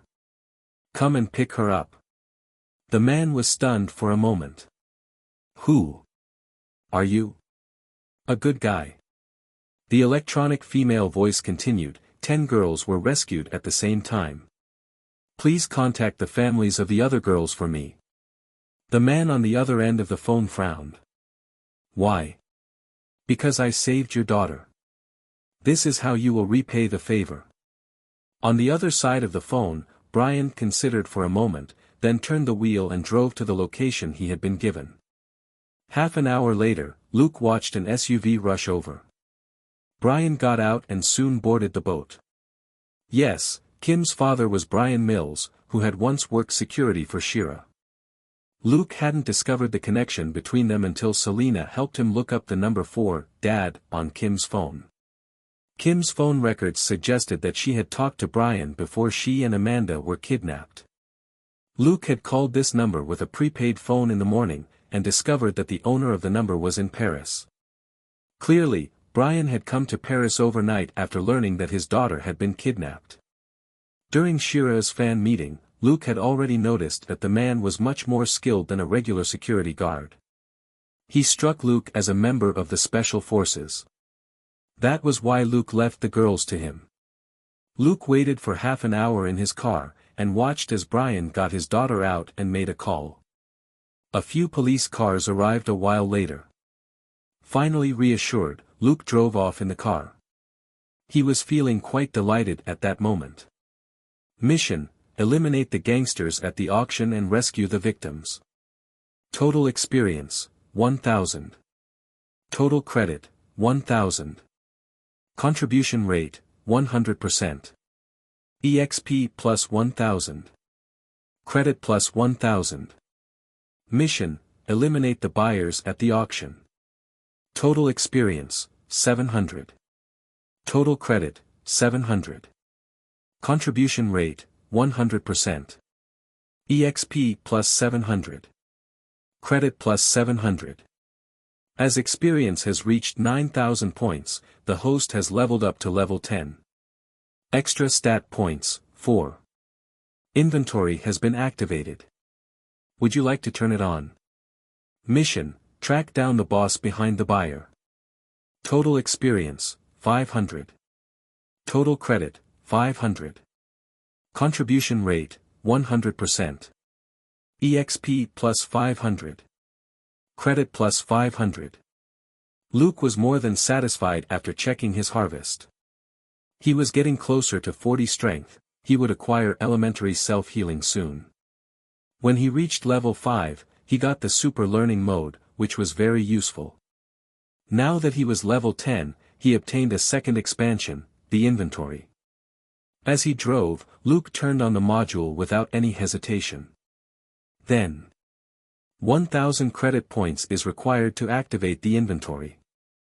Would you like to continue? Luke: yes. There was no way he would refuse. A personal space would be very handy in future operations. In terms of convenience, it was much better than the super learning mode. Of course, though it was more convenient, it still wasn't as important as the super learning mode. After activating the inventory, Luke immediately sensed a connection to some place. He didn't know where it was exactly, but he could sense it with his mind. Luke thought for a moment, then picked up his Glock 17 and tried to store it. Well, the gun was still there. Luke was rather embarrassed. Thank God nobody was watching. He stopped the car and focused. A moment later, he called out, "Enter." The Glock in his hand flashed for a moment, before it suddenly vanished. Luke opened his eyes in satisfaction, feeling lucky. This inventory has to be booted up with mental energy, but it'll probably become quicker once I get the hang of it. System, why did you only give me 0.001 cubic meter for 1000 credit points? But Luke had already stopped disparaging the system long ago. Though it might seem silly at times, all its functions were highly practical. As a grateful man, Luke couldn't continue cursing it. The system was silent. Luke knew that the system didn't have an explanation for why 1000 credit points could only be exchanged for a space of 0.001 cubic meter. How big was this space? To put it simply, it was as large as a cube that was 10 centimeters long on all sides. Of course, the space wasn't really in the shape of a cube, but could change according to the object being stored. That was why Luke could store the gun that was almost 19 centimeters long inside. Shaking his head, Luke started the car and continued on his way. He had no complaints about the system, but he kept talking to it, hoping to uncover more useful intelligence. As he talked to the system non-stop, the system suddenly responded. Luke's hands trembled, and he almost drove the car off the road. System, 10,000 credit points are required to upgrade the inventory. Would you like to upgrade it? Since he had more than 20,000 credit points, Luke decided to upgrade the space. Instantly, he felt the space which his mind was connected to expand 1,000-fold. 1 cubic meter. Dumbfounded, Luke murmured a long time later, the system is really my dad. By spending 10 times the original amount of credit points, the sides of the storage space, not its volume, grew to 10 times its initial length. Luke felt that the cost was totally worth it. While 10,000 credit points were a lot, it was nothing compared to a personal space of 1 cubic meter. This space could store 1,000 liters of water. Human beings were approximately as dense as water. So, he could store 10 or more people in this space. The personal space was already very useful to Luke when it was just 0.001 cubic meter in size, to say nothing of 1 cubic meter of space. He could have stored a Glock and multiple magazines in it. For him, the personal space was a trump card. He had intended to dismantle and throw away the gun after he got out of the car, but he could keep it now. After all, his personal space was still empty. He drove the car to an alley in the 18th arrondissement. Leaving the door wide open, he walked away quickly. If a lucky dog found the car, they would see that the key was even still in the ignition. This car would certainly be gone by the next morning. It was the last clue that linked Luke to the case. Luke finally called Daniel and took the cab back to his hotel in the 16th arrondissement. He returned to his room and went to bed. The next morning, Luke casually walked out of the hotel. He needed to relax today. He walked around for a while and found a nice little park. Sitting down on a bench, Luke observed the passers-by. Looking at the bright and warm people, Luke gradually felt at peace. A moment later, a girl with dark red hair approached him and said, "If I may ask, do you need any help?" Luke looked at her and smiled casually. "Oh, no, but thank you. I'm only enjoying this beautiful morning and this beautiful city." The girl was dazzled. She had an easel 10 meters away and there was a metal box in front of it. Inside the box was a bit of cash. She clearly didn't have a thriving business. As an art student who was here to sketch, her main purpose was to observe people and gain inspiration instead of making money. So, she liked to observe interesting people, like this young man. She hadn't noticed Luke at first, who was never the most eye-catching person in a crowd to begin with. His clothes were clean but boring. His hair was short and black. His face was only average and definitely didn't make the heart pound. When she fixed her attention on him, however, she found Luke's face more and more agreeable. He looked young, but there was a cold and indifferent expression in his eyes, as if he had no interest in the outside world. In the end, when Luke's lips pulled up in a vague smile, the girl felt her heart suddenly flutter. It was hard for her to describe the feeling, as if the guy had suddenly turned from an ordinary stone statue into an amazing superhero. She sensed that there was something intriguingly contradictory about this seemingly plain guy. So, she approached Luke and struck up a conversation. She blushed slightly at Luke's reply and his smile. As an art student in the capital of romance, she had seen plenty of gorgeous guys and girls whom she had been drawn to before. But none of them impressed her as much as this guy whom she had just met. She couldn't help but ask, Can I have your number?" Taken aback for a moment, Luke smiled. "I'm sorry, but I'm on holiday from America. I don't have a local number." "So?" The red-haired girl was lost for words for a moment. However, she soon asked again, "Do you need any help?" Luke looked at the girl with great interest and thought for a moment. He then nodded his head. "As a matter of fact, I do." "What kind of help?" the girl asked again. Luke said, "The hotel that I checked into is a bit expensive, so I'm hoping to find a place that's less expensive but just as convenient." Mind whirling, the girl said, "Are you okay with an apartment?" Luke was startled. "I'm only staying here for a week." "Are you talking about an apartment hotel?" The girl shook her head quickly. "Not exactly. The room next to mine was vacated recently. I know the landlord well. It won't be a problem if you rent it for a week." Luke pondered for a moment and didn't immediately give a reply.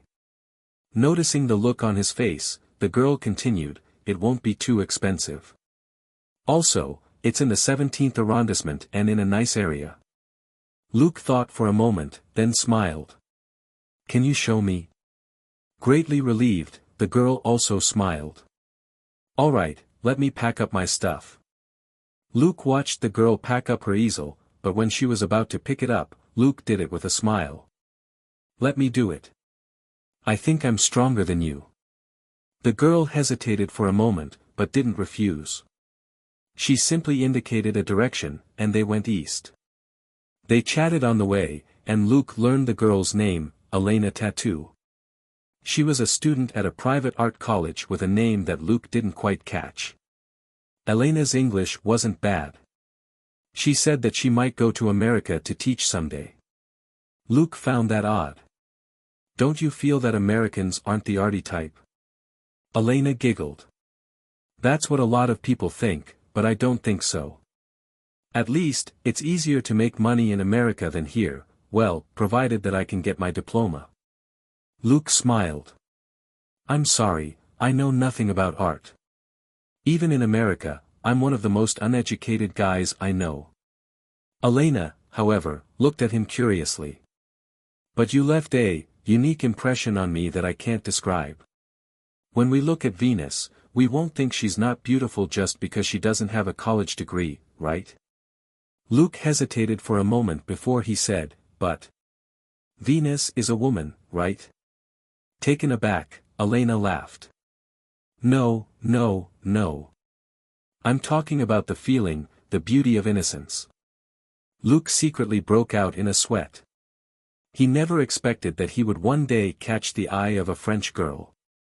Elena wasn't exactly pretty, but her looks were agreeable and she was slightly plump. Was it because she spent most of her time sitting and sketching instead of moving around? Luke observed her and wondered. 10 minutes later, they reached a white, 6-story building. The building next to it was of a similar height, but it was red, with old but beautiful window frames and a mottled iron fence. It indeed looked more elegant than most buildings in America. Elena opened a door and gestured for Luke to follow her, before she quickly closed it. "Remember to close the door as soon as you can. You should know that Paris is getting more and more dangerous. Tourists like you should be more careful." Luke simply smiled and didn't say anything. It remained to be seen who would be the more unlucky one if he did run into a robber. Going up to the top floor, Elena walked over to a unit that was clearly an illegal wooden construction and opened the door. "Take a look around. This is the place." Luke checked the room and saw that it was small. It was only a dozen square meters in size, but it got a lot of sunlight. That was to be expected, since the entire room was basically right under the sun. Thankfully, it was still January, so it wasn't too hot. The furniture was very simple, apart from a bed, a desk, 2 chairs, a closet and a cabinet, there wasn't anything else. Luke looked at Elena in confusion. "Where's the bathroom?" Elena, who was outside the door, pointed to one corner. "It's over there. It's a shared bathroom with that room over there." "Well, that's where I'm staying." She was somewhat embarrassed. Startled for a moment, Luke then smiled. "Just you?" Elena's face burned. "Yes, just me." Luke checked the bathroom, which had an interesting design. It separated the 2 illegally constructed rooms, but both rooms had doors to access the shared bathroom. Had this place initially been designed for a couple? Luke was somewhat surprised, but he didn't let it show on his face. "What about the rent?" Elena was glad that he asked. "If you're going to stay for a week, how about €150? No, no. €100 will be fine. Luke said, I can accept €150. Where's the landlord? Elena held out her hand with a smile. Let me reintroduce myself. I'm the landlord's daughter. So, you can stay here and wait for my dad to return. Luke was speechless. I'm honored to know this other side of you, esteemed and beautiful Mademoiselle Tattoo. He too stretched out his hand. They smiled at each other after shaking hands. Luke said, if that's all, I'm thinking about getting something to eat. Do you want to join? Me? Elena said, well, I just had breakfast. But I think I can have a cup of coffee. Luke nodded his head. You must let me buy it for you for your help. Elena nodded her head happily. Let's go to the coffee shop on the street corner. 5 minutes later, they sat down inside the coffee shop. Yes, the coffee shop was very close by. It was less than 20 meters away from the apartment building. The coffee shop was quite small, and only had 2 tables inside. Luke couldn't quite understand the menu. He simply asked Elena to help order for him. While he had breakfast, Luke chatted with Elena. He deliberately steered the topic toward things he was interested in, like places of unrest where criminals tended to gather. Naturally, Luke couldn't outright ask the questions, but he did get a lot of information thanks to his looks. Elena had always lived in the 17th arrondissement, which was reasonably safe. Going northeast from the 17th arrondissement, the 18th and 19th arrondissements weren't as safe. Further off was Saint-Denis, commonly known as Neuf-Trois. According to Elena, it was hell and wasn't part of France. Luke decided that he could check out the 18th arrondissement tonight. As for Neuf-Trois, he had just killed a bunch of gangsters there last night, so he should avoid the area for the time being. Also, Luke had another information source that was better than this art girl, Daniel. The cab driver, who clearly wasn't the most law-abiding citizen, would have already been killed by the local gangsters if he didn't know every part of Paris well. After he made up his mind, Luke relaxed and chatted with Elena. At noon, Luke said that he would go back to the apartment to get some rest and pay the rent. Elena followed Luke and said that she would help him call for her dad. But her dad wasn't around. Elena apologized to him, but Luke could tell that she had known beforehand, and had purposely followed him upstairs. But he had too many preparations to make to hang out with the girl. He could only say that he needed to get some rest, before he closed the door. With his sharp nose, Luke could tell that Elena remained outside his door for at least a minute before she left. He could even hear her giving vague cheers. Unfortunately, her cheers were in French, and Luke couldn't understand what she was saying. Luke shook his head with a smile and took out his modified laptop from his backpack as he started to go through the files on Paris that he had acquired earlier. He checked various sorts of information, such as the distance from his place to the 18th arrondissement and to Neuf-Trois, means of transport, the state that shops and buildings were in, and so on. Paris was too big for him to find information on everything, but he still preferred to be prepared as much as possible.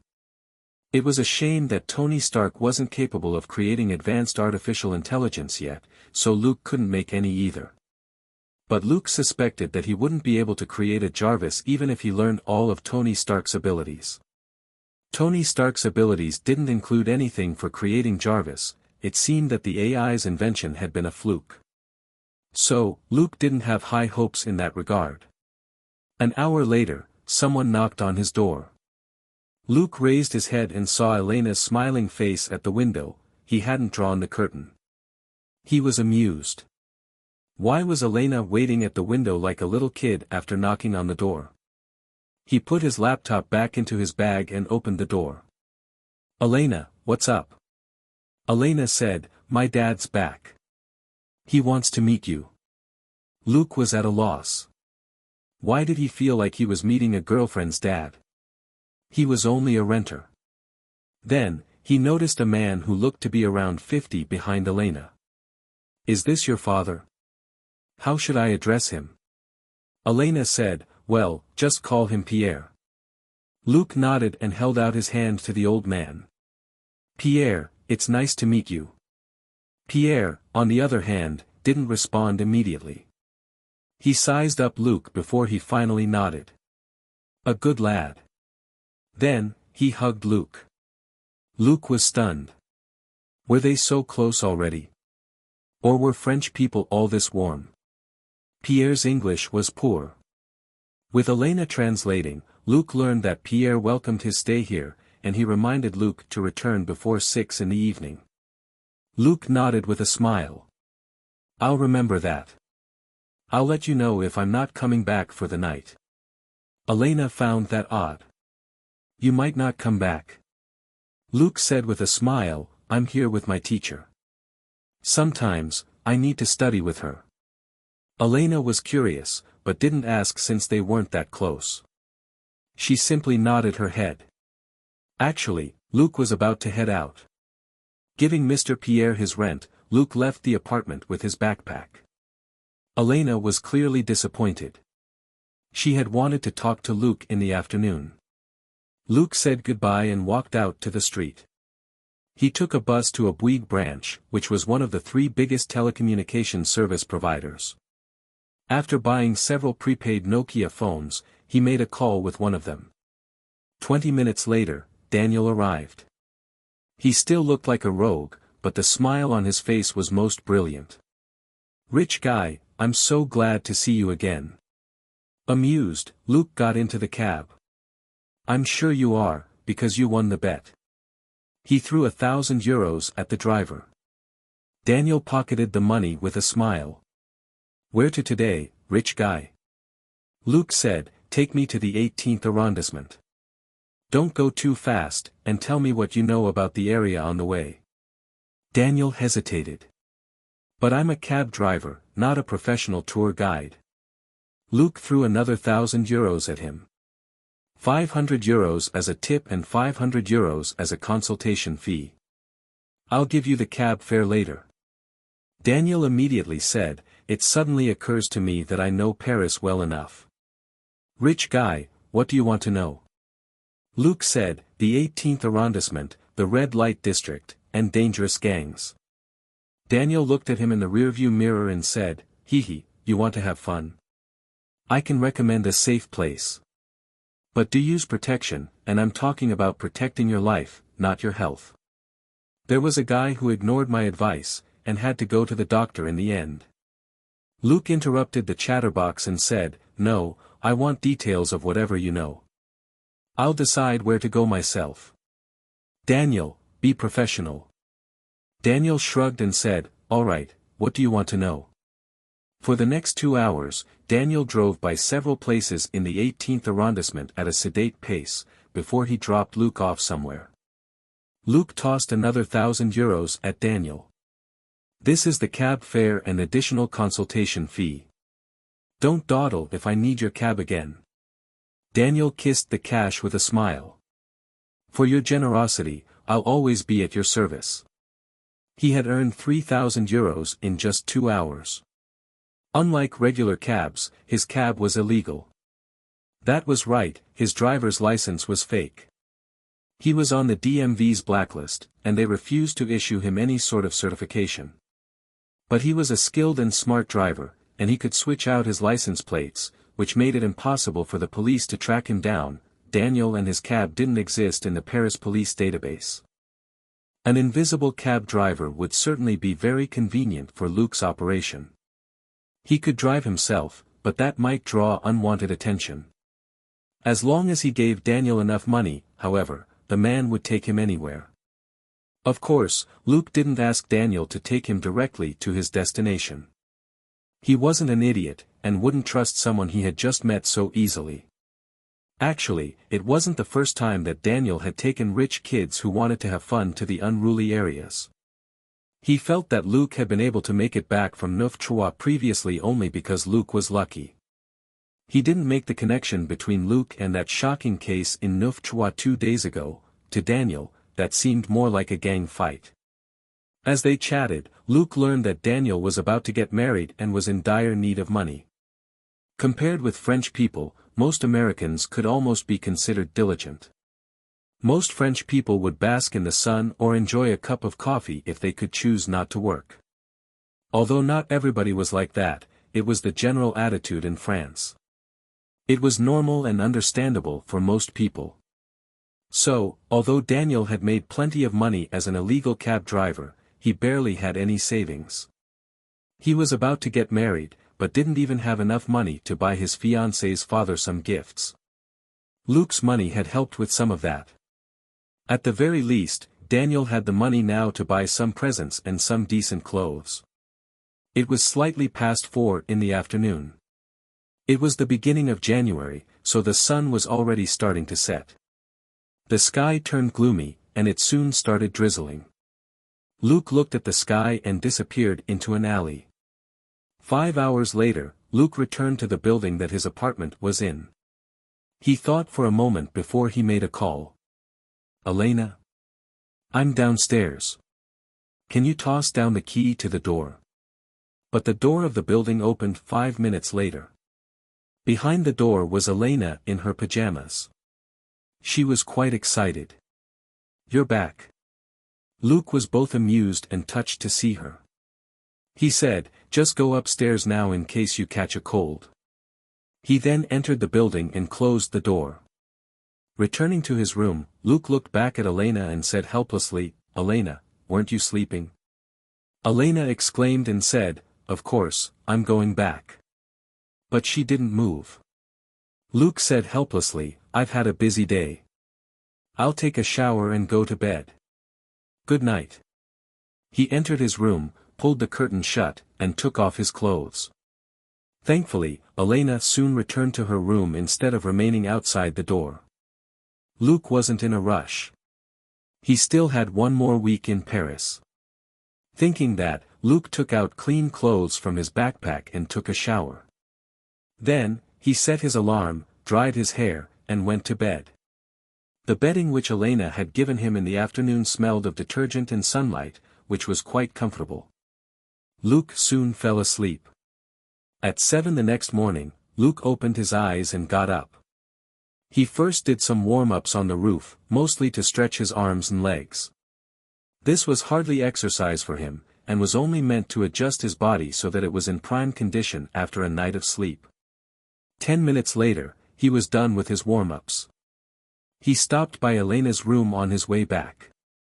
Elena's curtain was only half closed. Luke narrowed his eyes and peeped into the room, only to discover that Elena was still sleeping with her back to the window, and that she seemed to prefer sleeping in the nude. So, Luke had quite the view. Enjoying it for a few seconds, Luke went back to his room to get ready. "If I'm lucky at the start of the day, I should be lucky the whole day, right?" Luke thought optimistically. Soon, all his preparations were done. He called Elsa on his way downstairs. Elsa complained angrily and told him to get lost because he was interrupting her sleep. Luke's ears were keen enough for him to hear a man on the other end of the phone say, "You're up." With a weird look on his face, Luke hung up and saw that it was 8:30. It was the perfect time for people on vacation to sleep in, particularly for a certain woman who might have been very busy last night. He had breakfast in the little coffee shop on the street corner. The boss of the shop generously gave him 2 additional croissants. Luke thanked him with a smile and got to work. He took Daniel's cab to the 13th arrondissement and gave the driver 500 euros. Then, Luke walked into Chinatown. The small stores and the square Chinese characters on the signboards were quite familiar to him. He almost felt like he was on a street in a small city in China back in his previous life, where most people could buy everything they needed within a range of several hundred meters. Restaurants, butcher shops, barber shops, clothes stores, bookshops, and many other stores could be found here. Luke enjoyed himself as he wandered around the place and did a bit of shopping. The greatest benefit of this place was that it was impossible to track what he bought, because there were too many people here. After a day, nobody would remember that Luke had visited this place. Luke bought everything he needed in an hour, including certain things that were quite rare on the market, such as certain top-tier electronic products and materials. It wasn't hard for him to purchase the items he needed because Luke offered to buy them for much higher than the market price. Leaving Chinatown in satisfaction, Luke took a cab to the 18th arrondissement and found the lair of the human traffickers. Luke listened to what was happening in the base from the roof of a nearby building. He had already placed several simple bugs in some of the rooms the day before. He soon heard a piece of good news. The core of this human trafficking gang was a family known as Krasnik. Now, the family patriarch was coming. He was the father of Marco, the guy whom Luke had killed. Luke couldn't help but chuckle. This family would soon be reunited in the other world. That afternoon, 2 Benzes arrived and stopped in front of the apartment building. 8 people got out of the cars, led by an old man with white hair and a long beard. The old man wasn't tall, but looked quite intimidating. This had to be the patriarch of the Krasnik family. Spending the afternoon on the roof and enjoying coffee and croissants, Luke couldn't be any more comfortable. How had he brought hot coffee up here? By storing it in his personal space, of course. It was also practice for him as he familiarized himself with the storage function of his personal space. The patriarch left the apartment building, before returning again that evening. He didn't seem particularly happy. Luke wondered if he had seen the honeycomb that his son's body had become. Did the man not like his son's new style? That night, Luke snuck into the apartment building again. This operation was the same as last time, except that he had more people to deal with today. Plus the patriarch, there were altogether 15 armed gangsters in the building. But they had lousy defenses. Luke eliminated them one by one, starting with their boss, who didn't even carry a gun. Luke didn't use a gun because there were other residents in the building, and he didn't know if they were related to the gangsters. Besides, Luke didn't want to create dozens of bodies in downtown Paris. So, he simply took care of the gangsters with guns and ignored the rest. There was only one unarmed young man whom he killed. The moment he saw the man, Luke thought he looked familiar. A moment later, he recalled that this was the man who had chatted up Amanda and Kim at the cab stop outside the airport. To make sure that he wasn't mistaken, Luke asked him a friendly question instead of knocking him out. This guy named Peter then confessed that he wandered around the airport and train stations searching for targets for his gang. Luke nodded silently after hearing the answer. A moment later, he had another 60 kilograms of trash in his personal space. Apart from all the trash he accumulated, he put more than 100,000 euros in cash into his personal space. He had found the money in a briefcase that the old man had been carrying. It was Luke's, now. The system notification popped up. Mission: eliminate the main members of the Krasnik group. Total experience, 1,000. Total credit, 1,000. Contribution rate, 100%. EXP plus 1,000. Credit plus 1,000. It was a lot more than Luke had expected, probably because this gang was basically wiped out now that its boss was dead. So, Luke received a bonus for indirectly saving more girls who might have fallen victim to them in the future. At 8:30, he flung out his grappling hook from the roof and crossed over the tops of several buildings before he took a subway back to the 17th arrondissement. The rooms in the apartment building that he left behind were completely empty, as if the gangsters had never been there. Elena was surprised at Luke's early return. "You're quite early today." Luke noticed that it was almost 9. It was indeed rather early. He said with a smile, "I've been busy with work for the last couple of days." Elena said, "You must watch yourself at night." Luke nodded. Going back to his room, he sat down and went back over tonight's operation for possible flaws. Half an hour later, he concluded his analysis in satisfaction and headed for the bathroom to take a shower. Opening the bathroom door, Luke was stunned for a moment. He said, "Sorry. I'll come back later." Elena had obviously just finished taking a shower in the bathroom, and was putting on a bathrobe. Thankfully, she had covered the important parts, so it wasn't an overly embarrassing encounter. Elena's face was red, not entirely because she had just taken a shower. That's fine. I'm already done. Luke said, thank you. Elena closed the door and dried her hair absent-mindedly. All she could think of was Luke's beautiful muscles. Luke naturally wasn't fully dressed since he had been planning to take a shower. He was only wearing a pair of shorts with a bath towel slung over his shoulder, revealing most of his pectorals and biceps. That was the benefit of investing stats points in strength. If he had invested them in dexterity or mental strength, could he have made a girl trip over herself at the sight of his naked body? Luke didn't really pay attention to Elena's unusual behavior. Like any other art student, the girl tended to be absent-minded, and her eyes glittered now and then. What Luke didn't know was that it wasn't because she was an art student, but because she was attracted to him. When he woke up the next morning, Elena had already gone out. Luke brushed his teeth, only to be surprised to see a certain girl's underwear in the bathroom.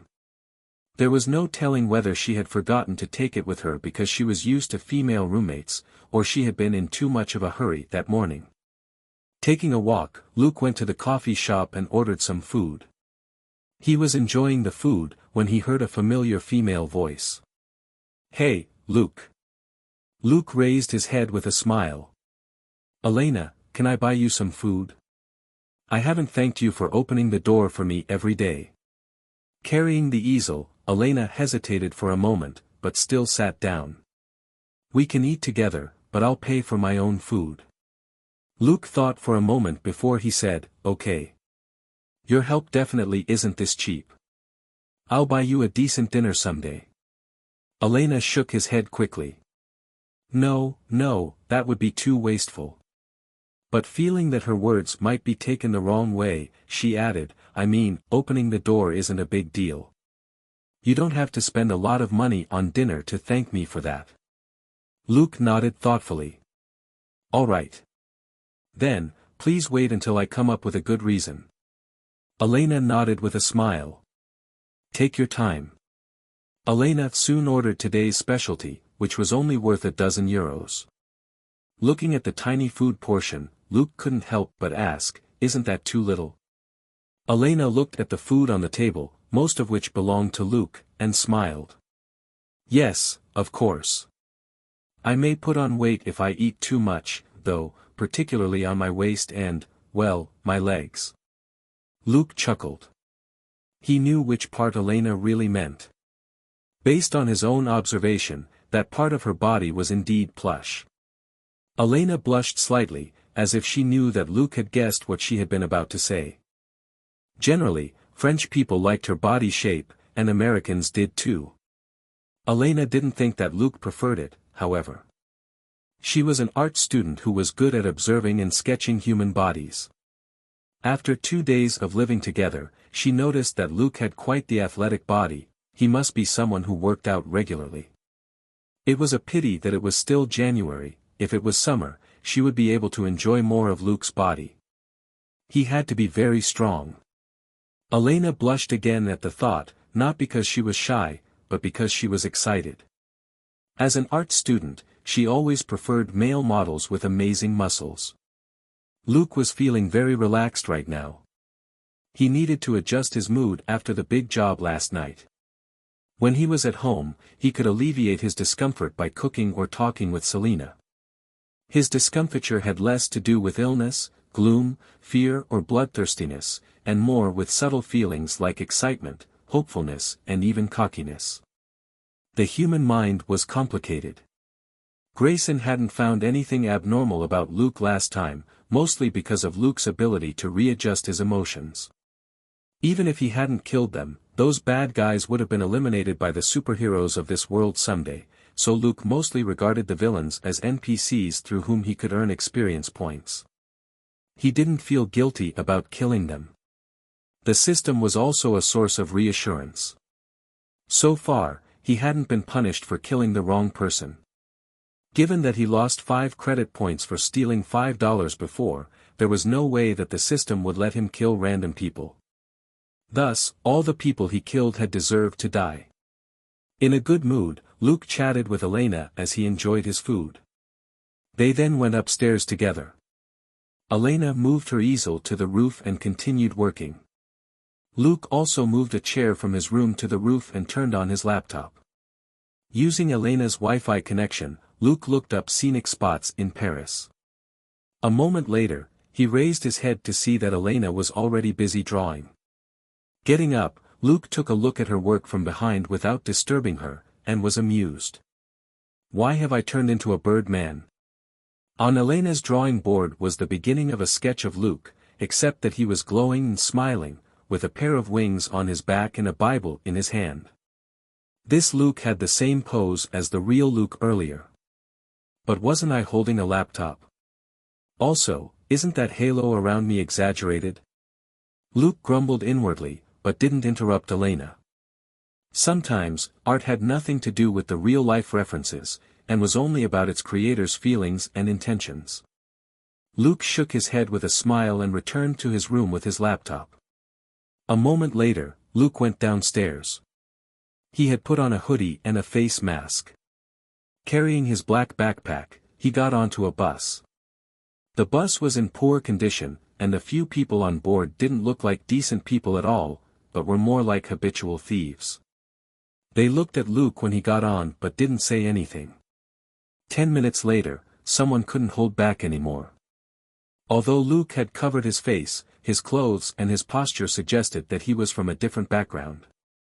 3 reckless black men approached him and brandished knives as they warned him not to move. Luke remained still as only his hands moved unhurriedly. The 3 men saw him take out a pair of gloves and put them on. But gloves weren't fatal weapons. The foolish scoundrels pressed forward. One of them reached for Luke's backpack, and another for his collar. Just as their hands were about to touch him, Luke's own hands darted out to grasp theirs, before he pressed down and twisted. With the sound of 2 cracks, the 2 men screamed wretchedly. Luke remained seated and silent. Crossing his arms, he stomped on the hands of the 2 men, who had dropped to their knees. The other passengers in the bus were stunned. This wasn't the show they were expecting. Their hands dislocated, the 2 men didn't dare struggle at all. They could only scream as they hit Luke's legs with their other hand. With an indifferent air, Luke picked up a dagger that one of the 2 robbers had dropped and threw it. The 3rd man screamed and dropped his gun, the dagger having gone through his wrist. Chances were that he would be handicapped for the rest of his life. Luke slowly got up and kicked away the 2 robbers who were still screaming on their knees. He slowly moved forward, playing with a butterfly knife in his hand. Everybody was silent. Luke picked up the gun that the black man had dropped and examined it unhurriedly, before he pointed it at the 3 robbers. "Give me your money." The passengers on board were speechless. It seemed that the robbers had just tried to rob another more proficient robber. Taking €100 from the 3 unlucky robbers and kicking them off the bus, Luke returned to the back row. Nobody messed with him again. Luke got off after he entered Neuf-Trois. He took a deep breath, the air here oozed experience and credit. Intentionally walking into the dodgy corners, he soon caught the attention of criminals. After looting 3 groups of rogues, Luke finally encountered some gangsters who had a car. They surrounded Luke with knives, but then stopped moving when Luke pointed his gun at them. One gangster in the car also had a gun, but Luke was faster. Luke shot him in the shoulder when he was still taking out his gun. The man was quite lucky that he hadn't been killed. Luke threw the man out of the car and drove off. Half an hour after entering Neuf-Trois, he had become a man with 2 guns and a car. He searched the car with sharp nose for a while, and found various items which included bullets, cash and some weed. None of it was overly useful to him. However, he was delighted to find a dozen coins. He could use them to test the system's rules without worrying about losing too many points. Luke kept a €1 coin and a 50-cent coin for himself, and decided to use the rest of the coins like his small balls to hit criminals with. Suddenly, he heard a drawn-out scream. Slowing the car down, Luke craned his head and looked up, only to see a man scream as he fell from the 10th floor of a building. Luke was rather amused. Was this what people meant by, be nimble or be dead? However, the gun that the guy was holding suggested that he wasn't an ordinary person. Luke wasn't interested in exposing himself by rescuing the falling gunman. Bang! Whoosh! The man crashed onto a car that was parked next to the building, leaving a huge dent in it. Luke saw blood pour out of the man's mouth and nose. He shook his head and got out, then raised his head. He noticed a man swinging on a long rope from the 10th floor to the rooftop of the neighboring building like Spider-Man before leaping down agilely. Luke remarked with a smile, interesting. He's both gutsy and skilled. From the man's posture as he swung and leapt around, Luke could tell that he had astonishing athletic ability. Faint cries rang out from the first building. Several people then burst out and jumped over to the neighboring building as well. Luke was rather amused. This truly is an amazing place. He got back into his car and followed them. But 300 meters later, he stopped. The young man who was being chased had disappeared in a gap between two buildings, behind which was a jumble of bungalows. As an outsider, Luke couldn't even find a road to enter the area. I'll just consider it a free action movie. Luke thought as he drove off. Daniel had mentioned several gangs, and Luke was here to find out which of them would be the most profitable for him. After around half an hour, Luke stopped the car in front of a supermarket. He bought 2 bottles of soda water from a vending machine. Suddenly, Luke heard the sound of engines. Luke turned around, only to see 2 cars screech to a stop behind his car. Bang! One of the cars even crashed into Luke's car with its reinforced bumper and pushed it forward around 2 meters. Luke raised his eyebrow. Well, aren't you aggressive? 6 men got out and charged into the supermarket, leaving the drivers behind in the cars. One of the drivers noticed Luke and brandished his gun. Boy, you want to be shot. Luke immediately lowered his head and pretended to tremble with fear. The people around him didn't show any surprise. Clearly, they were used to this. Lingering 10 meters away, Luke wasn't scared, even though 2 of the 6 people who had gotten out were carrying guns. Several minutes later, a brawny man who was obviously their leader hauled out a girl, who struggled in his grip. Anwa. The man was almost 1.9 meters tall, and the girl was 1.65 meters tall at best. She couldn't look any more pitiful. But her temper was bigger than her build. She cursed loudly, disobedience written all over her face. She had long, black hair and round, chubby cheeks, though her jaw was sharp. *less, what are you doing? She yelled. The brawny man looked at her as if she were a lamb about to be slaughtered. Boss wants to see you. Idiot, my boss never shows up in the afternoon, the girl yelled again. The brawny man chuckled. I'm talking about my boss, Taha. I'm sure you've heard his name before, haven't you? Yes, I have. Luke's lip curled. The name was still fresh in his mind. Taha was one of the famous big bosses that Daniel had mentioned several times. He specialized in drugs and dealing weed. His shipments were always among the top 3 in the area in terms of volume. Watching them grab the girl and take her away, Luke got into his car and slowly followed them. 20 minutes later, Luke stopped a block away. He clicked his tongue at the buildings up ahead, feeling a little shocked. 100 meters up front was a high wall which surrounded several buildings, and Luke could only see one entrance along it. Several men stood on the street like guards. They stopped and checked every car that wanted to enter the block, and even interrogated the driver, before they moved the spike strips on the ground away. Luke also noticed people holding rifles in the houses behind the guards. That was serious firepower. And that wasn't the end of it. Luke saw guards patrolling on top of the high wall. They were obviously armed with pistols, rifles, the whole caboodle. Was this place some kind of military fortress? But those guards were clearly lazy and sloppy. Luke didn't think that this place was a military camp. It was an individually constructed fortress, but it was truly impressive. Luke parked the car in an alley not far away. It was already 4 in the afternoon, and night would fall soon. He entered an adjacent building and went upstairs. Reaching the rooftop, he surveyed the environment. As he was observing the ringed fortress, he saw someone nimbly climb the wall into the place. A guard who walked past the area stopped and looked back, but then shook his head and went on his way, with no idea that a stranger had just snuck in right under his nose. Luke was amused. That was the consequence of a lack of professionalism. If they had arranged for better sentry guards and surveillance cameras, it would be near impossible for someone to sneak in without reinforcements or equipment. Luke was cautious by nature, and would do reconnaissance first. If he were as bold as that stranger, however, he could enter the fortress easily enough, too. After 10 minutes of observation, Luke shook his head. This street fortress wasn't as intimidating as it looked. With his fake phone, Luke detected few surveillance cameras in the area, and some important locations that should have been covered had nothing at all.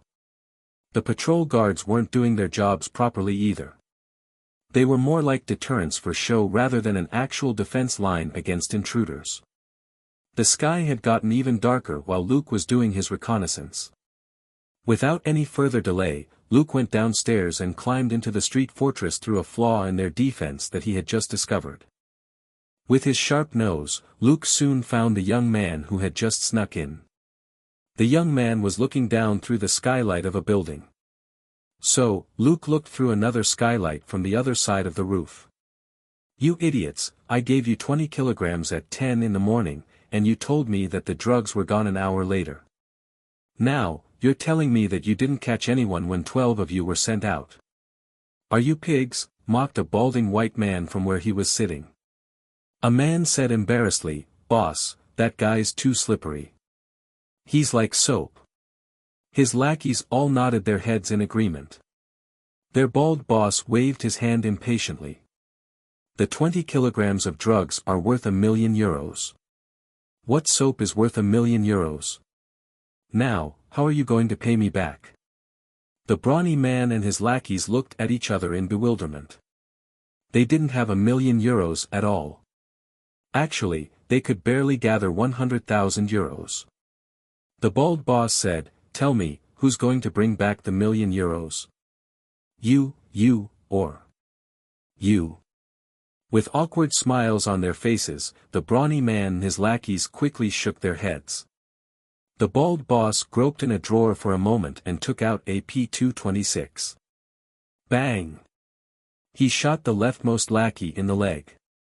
After a brief pause, he moved his gun and shot a second lackey in the leg as well. He then moved his gun again and aimed at the brawny man. "Me." Motivated by the desire to live, the brawny man bellowed, "I can get it back for you." The bald boss chuckled. Everyone truly needs a little motivation, don't they? "Tell me, how are you going to get the money back?" He finally put his gun down. The brawny man said in a hurry, "Reto. It was Reto who stole our drugs. We grabbed his sister." The bald boss said, "That B** starts poor. How is his sister going to help?" He looked like he was going to raise his gun again. The brawny man cried out, "She will. Reto just got himself an expensive car." The bald boss waved his gun impatiently. "Bullsh**. An expensive car? It's only worth half the original price in an illegal sale." The brawny man said, "I heard that there are special goods in the car." The gun in the bald boss's hand paused. "What special goods?" The brawny man replied, "I don't know." "Wait, they're valuable. The goods are very valuable." Seeing that his boss was aiming at him again, the man added with a yell, "So, Reto can give us the goods in exchange for his sister." The bald boss frowned for a moment before he nodded. "Very well. A little pressure does help, you think. Send Reto a message about his sister." Hugely relieved, the brawny man left in a hurry. The bald boss was angry. Take those people away, and clean up the mess. The brawny man gestured at his lackeys and slipped away. The lackeys who had been fortunate enough to survive the fiasco were sweating as they wiped up the blood on the floor with the clothes of their fellows who were less lucky, before they quickly left the room. Idiots. The bald boss was still pissed. He's just a minor gangster. After I catch him, I'll make him lick. Whoosh. Luke scratched his head. Bro, are you kidding me? You're already taking action. The young man had broken the skylight and landed on the bald boss. They fought for a bit, but the bald boss had much less vigor than the young man, and was soon pressed to the table with a knife to his neck. The young man said, Taha, you didn't see it coming, did you? I'm right here. What do you want me to lick? The two of them traded barbs for a moment. The young man threatened the bald boss into letting his sister go. The young man was none other than the guy who had been swinging between buildings in the afternoon. His name was Redo. The bald boss named Taha could only yield. Very soon, the brawny man was told to return, and he brought a little girl with him. Luke was greatly amused, because he recognized the girl too. Redo's sister was that very girl whom the brawny man had kidnapped from the supermarket. The people in the room faced off against one another, but the siblings held Taha at gunpoint with his own weapon and left this office/home. In the end, Luke saw the brother and sister bundle Taha into a car and drive away. Luke shook his head and smiled. He jumped into the room through the skylight that Redo had broken. All the members in the street fortress were distracted after their boss Taha was kidnapped. Nobody came into the room. Luke casually surveyed the place. The detector function on his fake phone had been on the whole time. He was certain that there weren't any surveillance cameras here. That made sense. No gang boss would install a surveillance camera in their office, that would practically be offering up evidence to the police. Luke strolled around the room as if it were a garden. He then opened a safe and took the cash that was in it. The cash was in euros, dollars and pounds.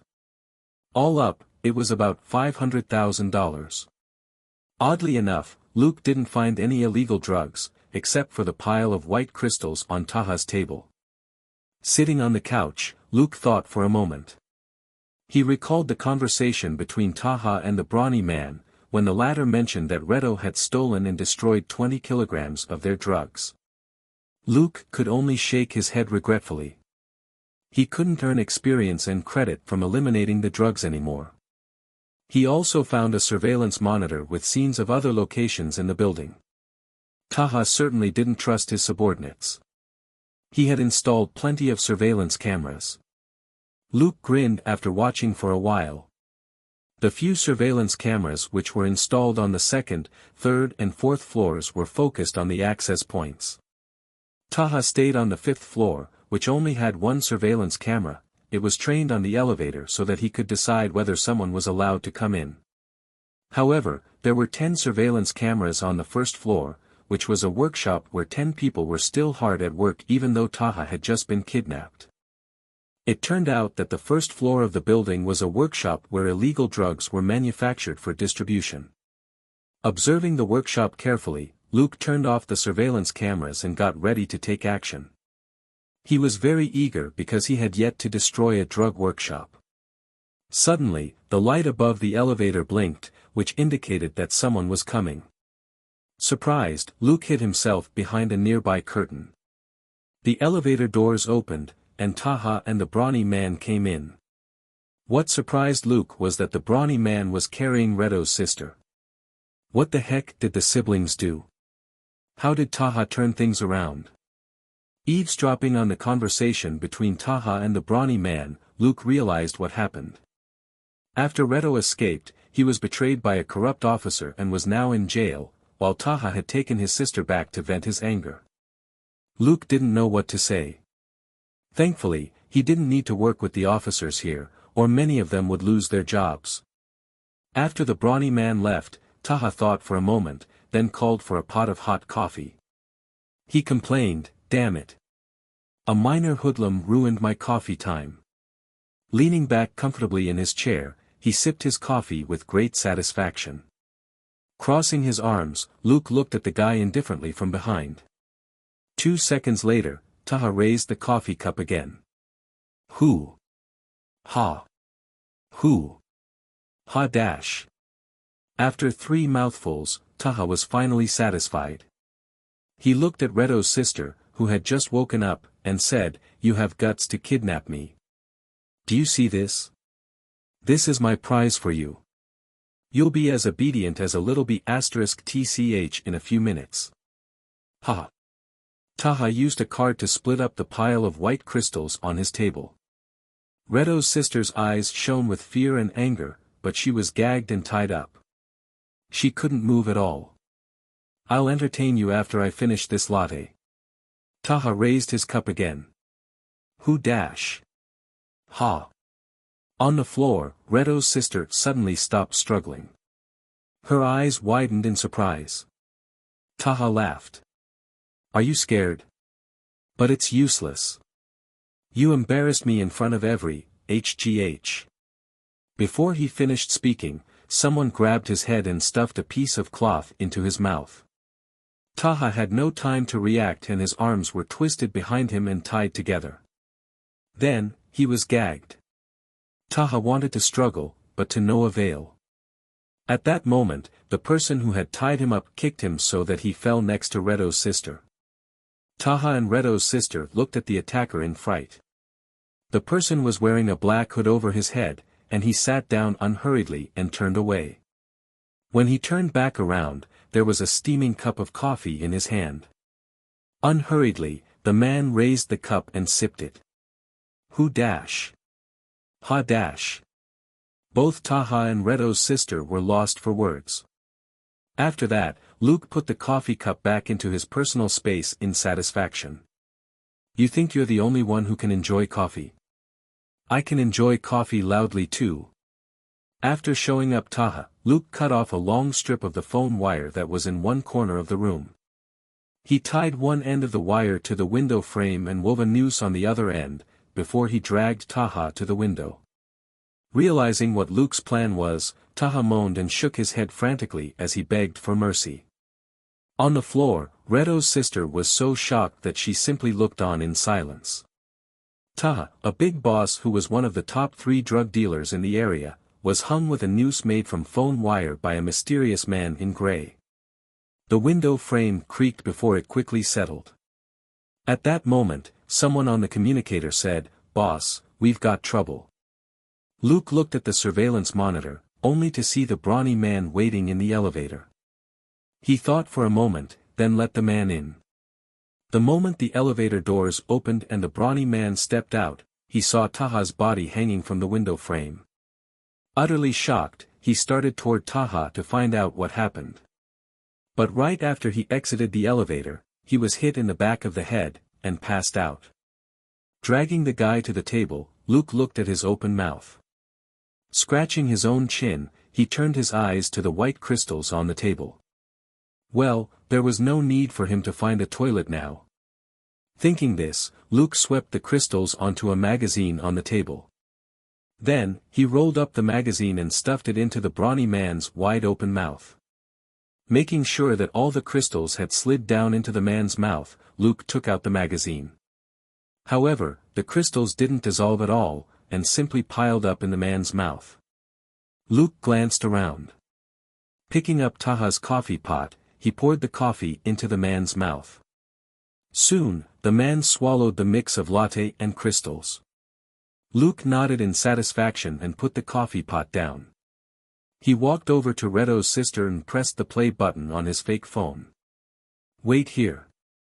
I'll bring you out later." Then, he went to the basement. The place looked like a parking lot. Nobody was around when Luke exited the elevator. He wandered among the cars at ease as he looked for the things he needed. 10 minutes later, Luke returned to the first floor and broke one of the glass windows quietly, scoffing at the lack of defense which the gang had on the windows. Perhaps the drug dealers thought that nobody could break into their nest, which was surrounded by a high wall and protected by hundreds of guards outside. Luke climbed in and soon knocked out everybody in the workshop. He then evenly spread out the gasoline and combustibles that he had put together in the workshop, before setting a timer. After everything was done, he rushed out of the first floor and returned to Taha's office on the fifth floor with his grappling hook. When Luke returned to the office, he found Reto's sister cutting through the rope around her hands with a knife. But the knife wasn't sharp enough, and it was difficult for her to use it in her current position. Luke was amused by the little girl's determination. Without wasting any time, Luke tossed away her knife and covered her head with a black bag. He then carried her to the roof with his grappling hook. 2 minutes later, Luke appeared in an alley several hundred meters away with the girl. Cutting the rope around her hands and feet, Luke gave her the pistol that he had taken from the brawny man. "Good luck, kid." He then climbed the wall and disappeared. The girl got rid of the bag over her head and looked around, but she was alone. Looking at the pistol in her hand, she gritted her teeth and left the place in a hurry. On the roof of a building not far away, Luke watched her leave and smiled. He then turned to look in the direction of the street fortress. A moment later, after a few explosions, plumes of fire and smoke rose into the sky. Looking at the workshop that was now ablaze, Luke smiled and left the place quickly with his grappling hook. He found his car and drove it to the 18th arrondissement. He called Daniel. "Come pick me up. I'll send you the address." Daniel complained, "Hey, seriously? It's 2 in the morning. I don't work at night." Luke said, €2,000. Daniel said, "Fine, I'm on my way." €2,000 was more than what he could earn over several days. Only an idiot would refuse. Also, with his driving skills, it would only take him several minutes to reach the address. In less than 10 minutes, Daniel's cab came to an abrupt stop before Luke. Luke got in and said, "To Montmartre Cemetery." Daniel drove the cab off with a smile. After the cab arrived, Luke gave Daniel a roll of cash. "The additional money is your tip." He quickly got out and disappeared into the dark. Daniel quickly counted the cash in the dim light in the car. He suddenly cursed. "Damn it! €2,000 and 50 cents. You tipped me 50 cents. Luke deliberately gave him the 50 cents that he had looted from the people who had tried to rob him earlier. He didn't stint on the €2,000 he had promised anyway. The system didn't deduct his credit points after he used the coins.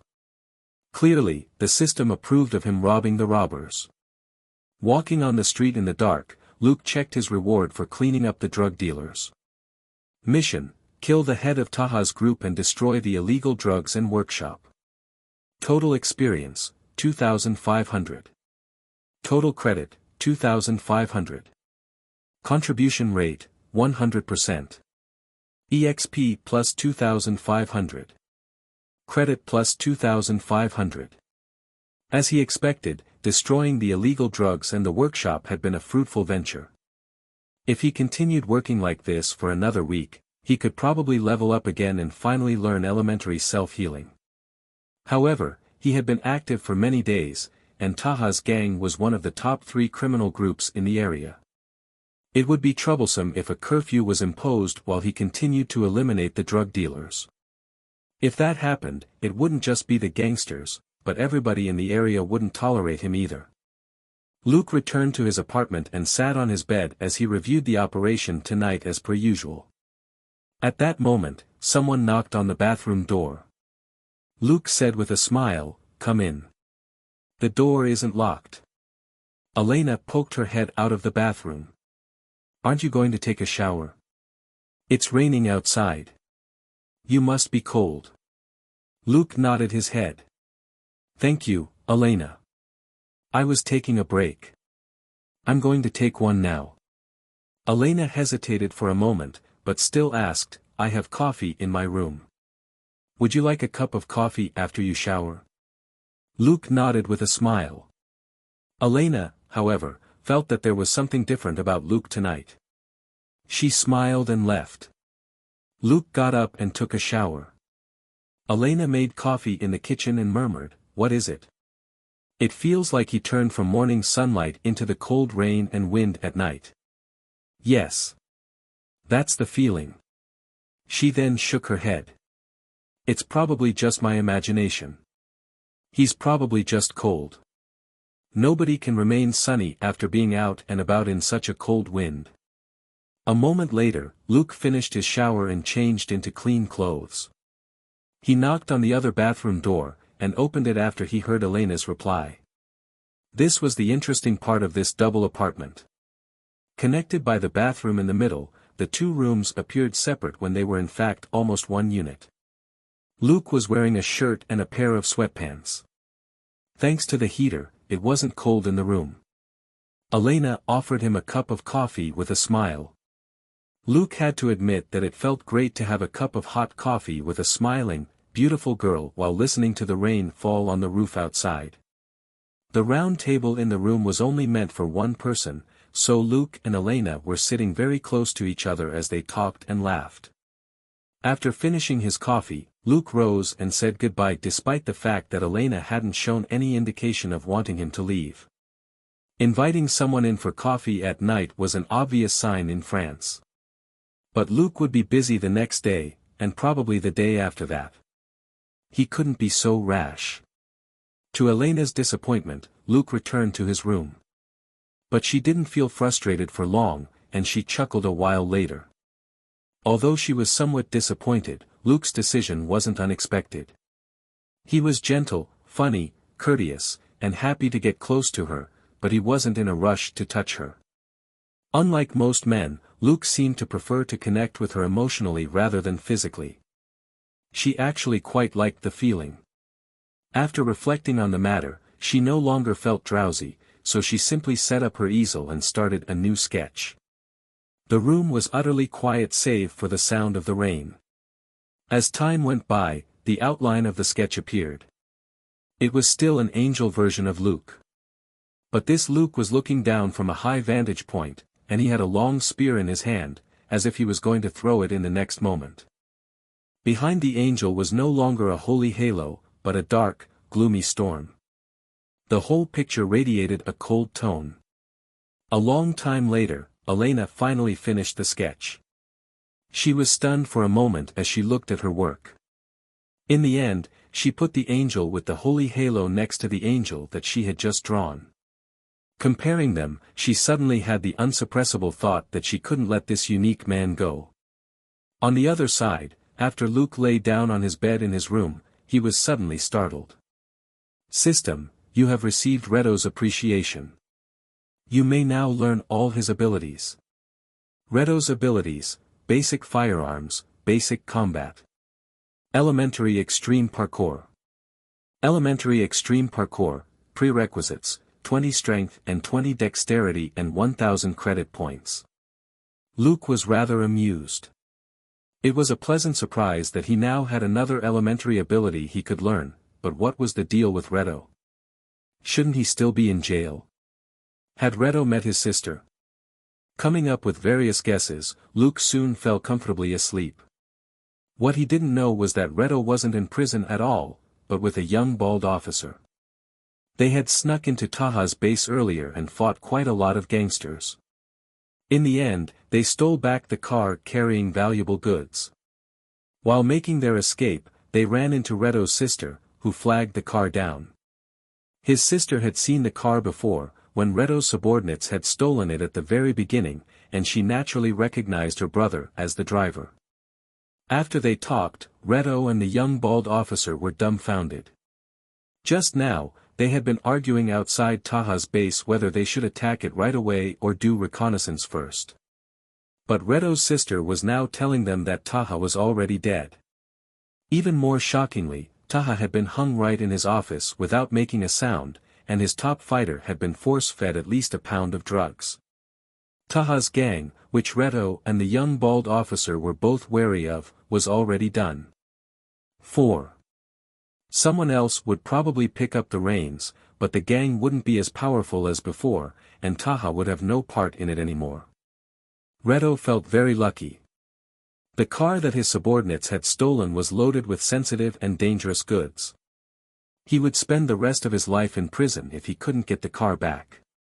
On the other hand, Taha's gang would never stop hunting him down if he stole the car from them. But now that Taha had been killed out of the blue, Reto's troubles had disappeared.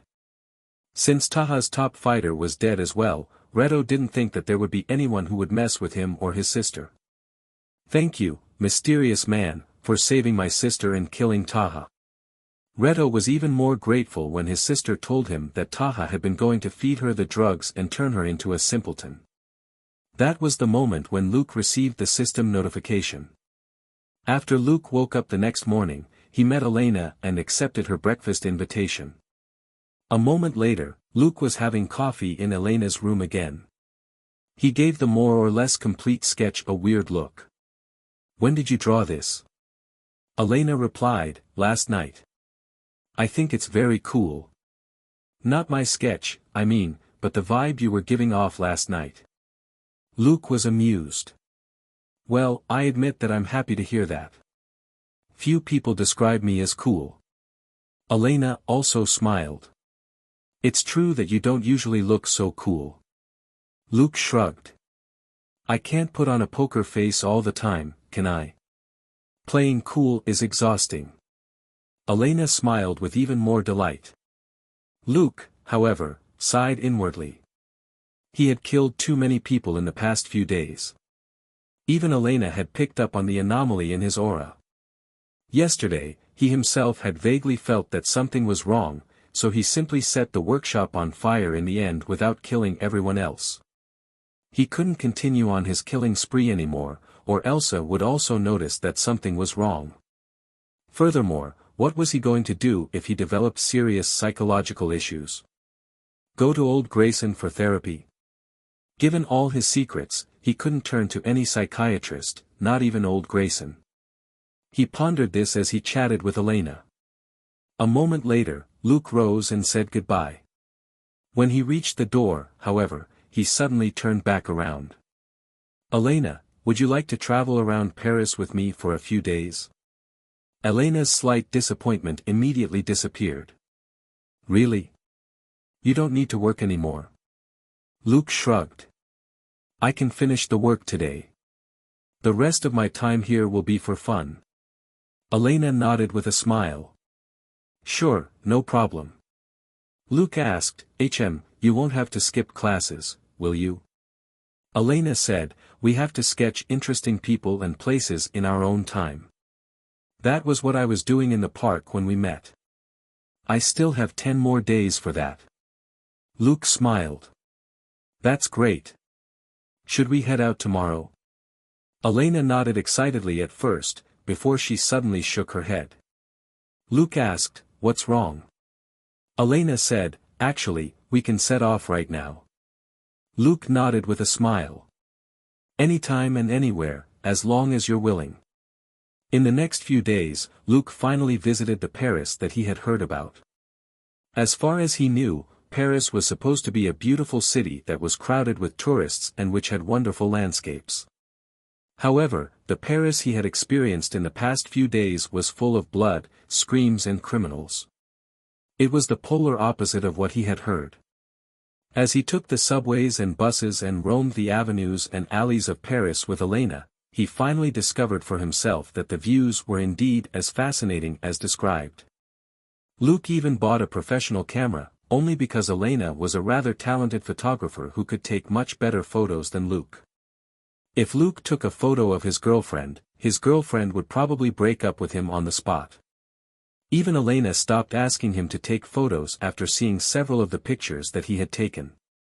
After traveling for 2 days, Luke proposed that they visit the sea. Elena agreed without any hesitation. They traveled south from Paris to Marseilles by train. Marseilles was much warmer than Paris, which was rather chilly because of the rain. The city was warm and sunny when Luke and Elena arrived, even in January. They traveled around the city for a day, then headed out to sea the following day on a yacht which they had booked beforehand. Naturally, it was impossible to swim in January, when the maximum temperature was only a dozen degrees. However, it was possible to sunbathe at noon. Furthermore, people would inevitably get closer under the blue sky on a tranquil ocean. They weren't any different from other regular couples back in Paris. They didn't return to shore that night, but slept on the boat out on the ocean. The only thing that could be seen on the dark ocean was the dim light on the boat. Elena was drenched in sweat under the light. With a smile, Luke grabbed a towel and wiped her sweat for her. She soon drifted comfortably off to sleep. She was exhausted. Only she knew what it felt like to sleep with a man whose strength was 7 times that of an ordinary person. Her head was completely blank for most of the time as she cried out for God. Luke, on the other hand, was still as energetic as ever. Thanks to his stamina and his recovery ability, he was barely tired at all, while Elena was worn out. Lying on the bed on the boat, he looked at the dark sky with a naked Elena in his arms. Elena wasn't a fan of exercise and wasn't slim, but she wasn't fat either. She felt like a mass of cotton in Luke's arms. Luke withdrew his arms and got up quietly. He left the cabin and brought the ropes and rocks that he had loaded onto the boat in the day to the back of the boat. He tied the garbage that filled his personal space to the rocks and dropped them into the ocean. Half an hour later, Luke scrubbed off the blood on him in the ocean, then took a shower in the cabin. When he returned to the warm bed, Elena seemed to sense something. She moaned in her sleep and moved closer to him. Luke smiled. He was feeling even more relaxed now that all the bodies had been disposed of. So, he soon started another round. Elena murmured a moment later, "Ah, you horny monkey. Ah, please slow down." The boat rocked for a long time on the ocean while she moaned. Elena both loved and feared Luke during the 5 days in Marseilles. However, these happy times couldn't last. Soon, it was the day that they would return to Paris. And Luke and Elsa would be flying back to Los Angeles that night. Elena already knew this, but she was still obviously reluctant to let Luke go. After they returned to Paris, Luke took Elena back to her place first. She was truly exhausted after so many days of fun. Luke, on the other hand, visited Chinatown before he returned to the apartment. Elena had already been sleeping for 2 hours in her room by then, but a certain someone interrupted her. She was used to sleeping naked, so it was very convenient for Luke. Elena eventually passed out again. The 2-hour farewell sapped her of all strength. Luke took a shower in the bathroom. He then put a box on Elena's table with a note below it. Next to the note was the key to his room. He kissed Elena, and she kissed him back drowsily. Luke then got up and left the room. It was another rainy day in Paris, but it didn't affect Luke's good mood. The farewell with Elena, just like the farewell with Jimena, was a necessary part of his life. There was no need to be sad about it. It was good enough that they had enjoyed their time together. He didn't intend to get married in this life, or even find a girlfriend. Given the system and the risks that came with it, it was best that he stay single. He called Daniel for the last time and gave the man 1,000 euros. Picking Elsa up, they went straight to the airport. Soon, they boarded the plane. Looking at Elsa, who was rejuvenated, Luke chuckled. "It seems that you enjoyed your holiday." Elsa glanced at him and said, "Not as much as you did. You went to Marseilles. You truly are rich." Luke shrugged. "I spent less than 3,000 euros on a 5-day trip. That's not very much, is it? Besides, I don't get a lot of opportunities to use my money. I don't want it to rot in the bank." More importantly, he had a huge pile of cash stored away in his personal space. It was his souvenir from this Paris trip. Elsa asked, "How was your playmate?" Luke didn't keep it a secret from her, mostly because they were now getting along quite well as partners. He took out his camera and showed Elsa some pictures on it. Elsa was amazed. "This girl's quite beautiful and elegant." Luke smiled. "She's a freshman at some private art college. She's only 19, but she was quite good." He then eyed Elsa and asked, "What about you? Your trip wasn't in vain, was it? Elsa thought for a moment, then took out an envelope from her purse, which she gave to Luke. You can take a look yourself, but don't tell anyone else. Luke casually flipped through a few of the pictures in the envelope, but then suddenly put them back inside. Elsa found that odd. Is he ugly? Why else would Luke's expression look so weird? Luke was at a loss over what to say. Elsa, you haven't seen the pictures. Elsa shook her head. We took the pictures with a Polaroid when we were together. I know what the pictures are about, so I've never looked at them. Luke sighed. Although many partners are very close and it isn't a big deal that they accidentally invade each other's privacy, I'm sure this isn't what you wanted me to see. Elsa immediately knew that something wasn't right. She quickly examined the pictures in the envelope, only to be embarrassed. That B**** took a few photos of me when I didn't notice. I'll burn them when we get back. Luke thought for a moment before he chuckled. It's not a big deal if it reminds you of something pleasant. I have similar pictures too, and I intend to keep them. She deserves to be remembered instead of deleted. The embarrassment on Elsa's face faded. She got the feeling more and more that Luke was someone her own age, so she wasn't really that embarrassed when her intimate pics were revealed just now. Luke was the one who brought up the topic, anyway. His exploits with that girl couldn't be any more innocent than Elsa's own. After a brief silence, Elsa nodded her head slightly. Fair enough. You do have a point. But wait, you didn't snap pictures of the girl when she didn't notice, did you? Amused, Luke inserted another memory card into the camera and showed Elsa one of the pictures. Does this look like a picture that was taken secretly? Elsa was surprised to see the picture. Did you hire a professional photographer? She wasn't suspicious anymore, because Elena was naked in the picture, but her intimate parts weren't exposed. It was clearly a carefully staged shot. Luke chuckled. This is her own work. All I needed to do was press the button. She's very good with photos. As for me, check this one out. He put the first memory card back into the camera and showed Elsa a picture. Elsa was rendered speechless when she saw it. Luke shook his head with a smile. No, you don't understand my marvelous photo-taking skills. That's why you think that I took them secretly. But look at them, he showed her a few more pictures. Elsa laughed out loud. Huh, you, huh. Fine. I'll never ever let you take a photo of me. Luke shrugged. You know that everybody has flaws.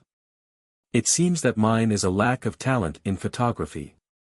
Elsa couldn't agree more. In the pictures that Luke showed her, the girl either looked like a ghost in a white cloak or had her eyes closed. When she grimaced, it distorted her features. Elsa wouldn't have recognized her if it wasn't for her clothes. Compared with that, the pictures of the girl when she was drowsy or blurry were Luke's best work. Luke and Elsa fell into an easy camaraderie once more after making fun of each other. When Luke's plane left Paris, Elena woke up in her apartment. She called out to Luke subconsciously, and suddenly remembered that he had left. The heater in the apartment was on, making her feel a little hot. Sitting on the bed with her legs crossed, Elena was at a loss.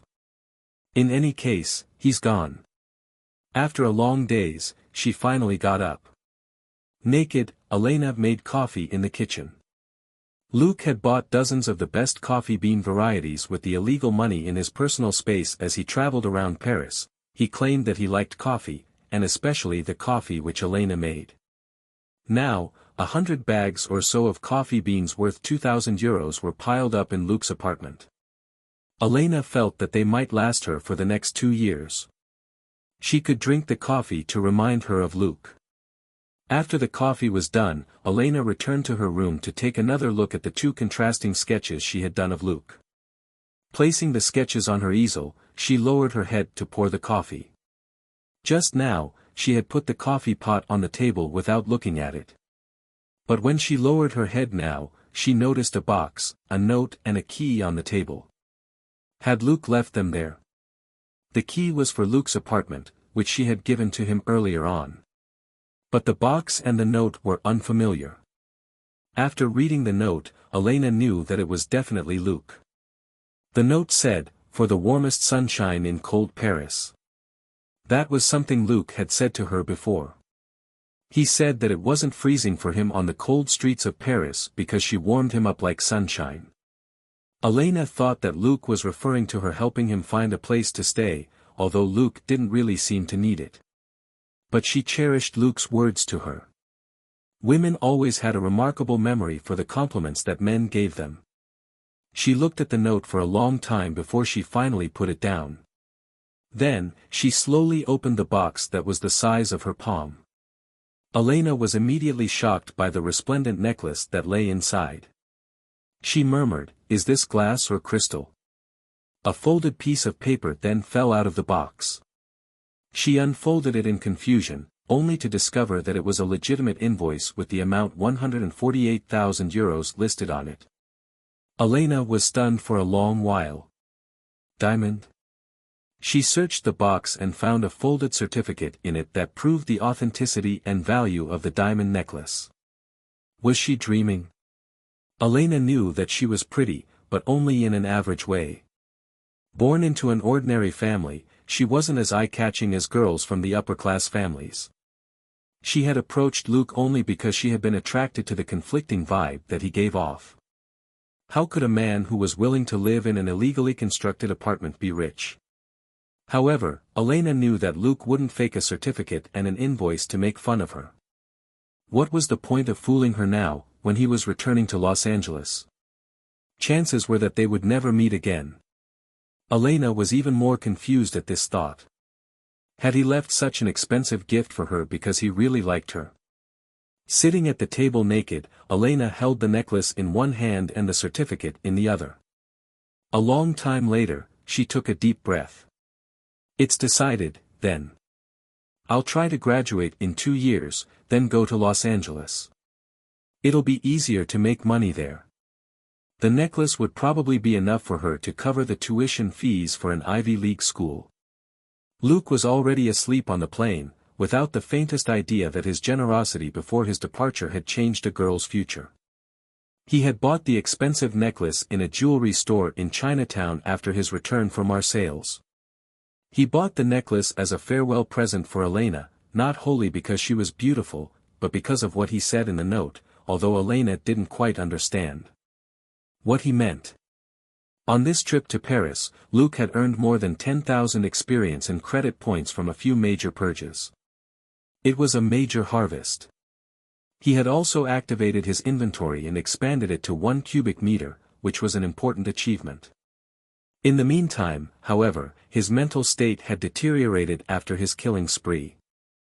After seeing the illegal brothel in Paris for himself, Luke had felt satisfied for days after killing the criminals. But that wasn't true happiness. The gloom and violence had been building in his heart, until he went on that trip with Elena. Her youth and her enticing body were the best medication. Elena's pain and pleasure allowed Luke to release the dark feelings in his heart. He felt rather guilty toward Elena, although she might not have thought of it as suffering. Naturally, Luke had to give the girl something for her tremendous help. It made sense to get something for Elena with the illegal money he had obtained in Paris. He would have bought her a necklace worth 500,000 euros if not for the fact that it might potentially cause her trouble given how expensive it was. A necklace worth 150,000 euros, on the other hand, was luxurious but not outrageously so. It was perfect. After all, nobody except Elena would know that the necklace was from him. Actually, his plan at the beginning was to give Elena a gold pig. But after imagining Elena holding and examining a pig, Luke couldn't take it. Elena was an art student. She deserved something a little more classy. The point was that there wasn't any other gold merchandise in the store apart from that gold pig. The boss had only put out this gold pig, which was worth more than 100,000 euros, in his store because he thought that it might bring him good fortune. As Luke reflected on his trip to Paris, he and Elsa arrived in Los Angeles at midnight. Elsa simply told Luke to check in at the police department the next day, before she took a cab home. She was still suffering from jet lag. She was exhausted even though she had gotten a few hours of sleep on the plane. Luke also went home. He took a shower and went to bed. The next morning, Luke was woken up by Selena. Looking at Selena, who was still in her pajamas as she prodded him, Luke said helplessly, "Don't you think we should have boundaries?" Selena wasn't bothered when she bent her head to look at her breasts. "Seriously? Haven't you seen me in my bikini in the bathtub?" Luke could only admit that he had. Sitting up on the bed, he yawned. "Fine. So tell me, why are you still in your pajamas and in my room?" Selena said, "You're back from Paris." Luke nodded his head. "That's right." Selena stared at him in silence. Luke raised his hands in surrender. "Fine. The gifts are in my suitcase. You can take them out." Selena cheered and opened his suitcase. She knew that there had to be gifts inside, but she wouldn't dig around Luke's personal stuff without his permission, just like how Luke barely touched her things or entered her room. Looking at Selena, who was crouched on the floor, Luke leaned against the headboard and enjoyed the beautiful view. Selena was wearing pajamas but no bra. It was why Luke had called her out earlier. After enjoying a few days with Elena in Paris, Luke certainly wouldn't reject another beautiful view. Selena couldn't care less. It was like she said, she had worn less before in the bathtub, aka the pool. Wow! So much perfume. Did you rob a perfume store? Selena found a bunch of perfume bottles.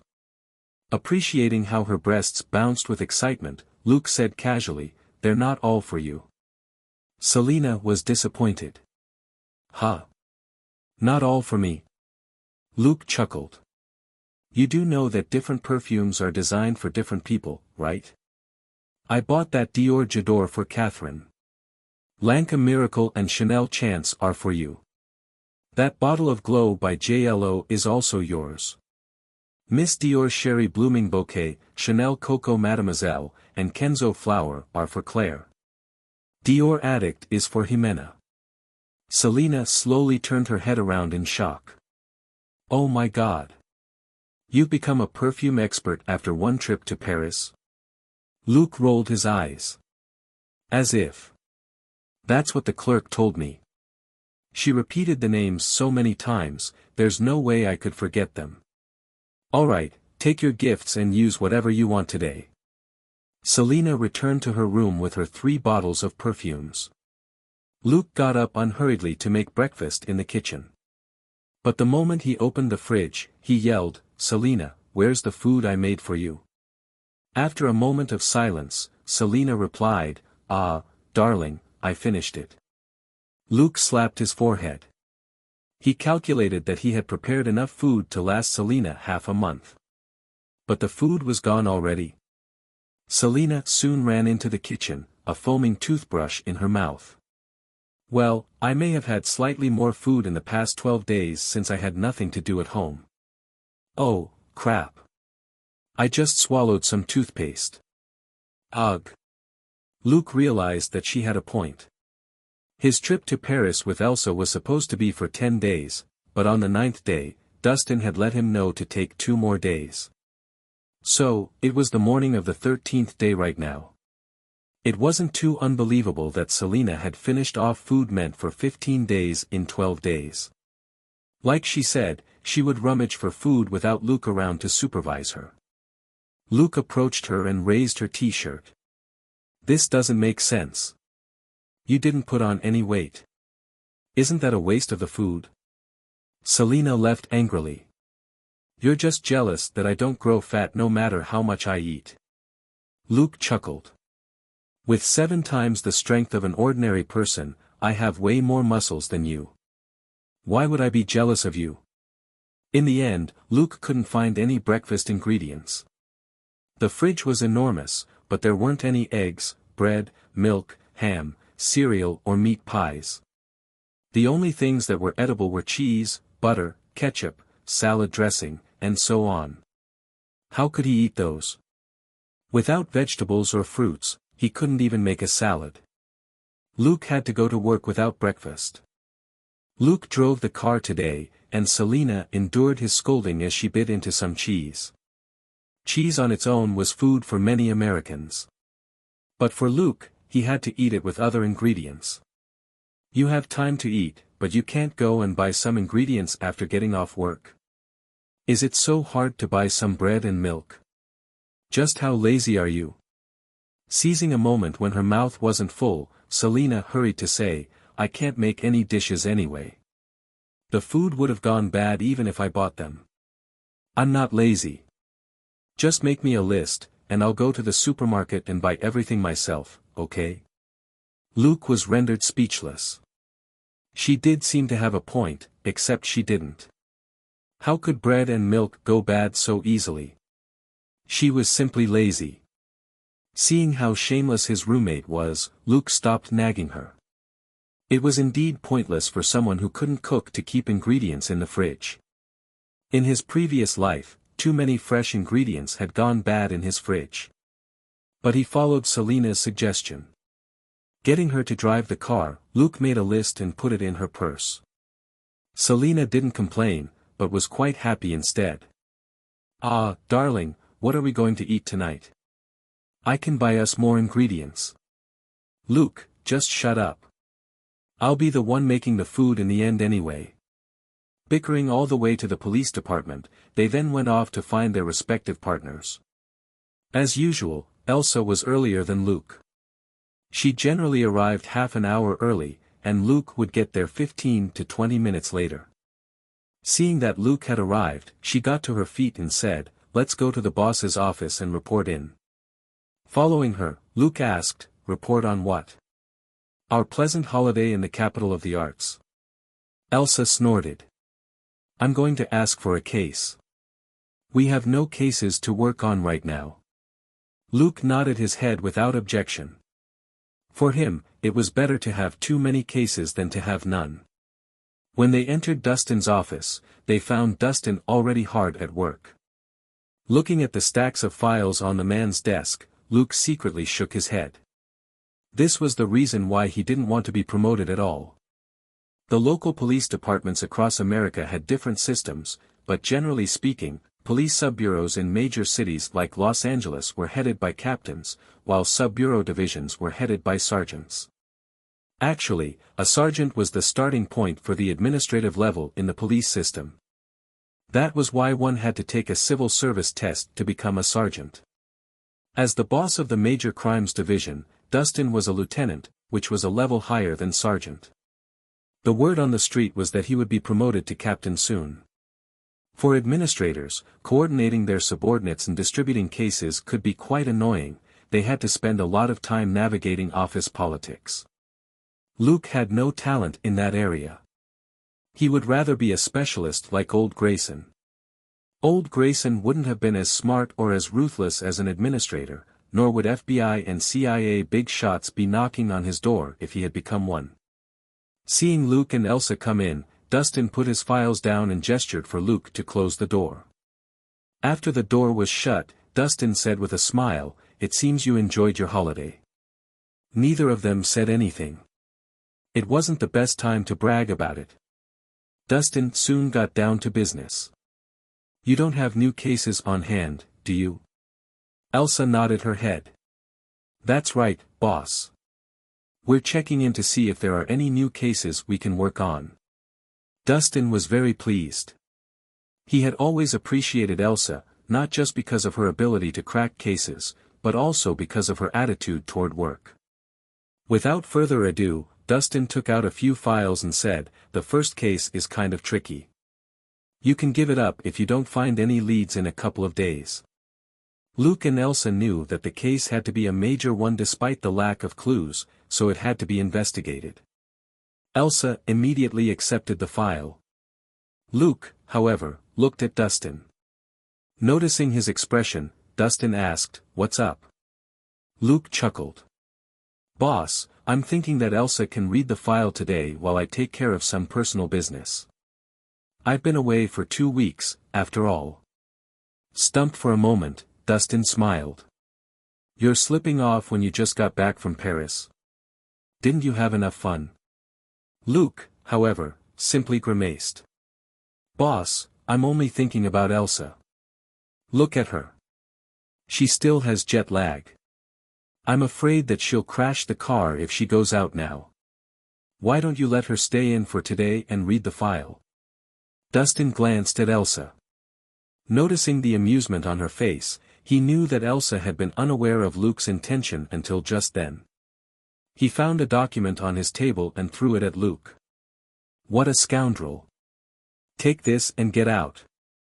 While Dustin hadn't given him a straight answer, Luke knew he had gotten tacit approval. Looking at the document, Luke smiled.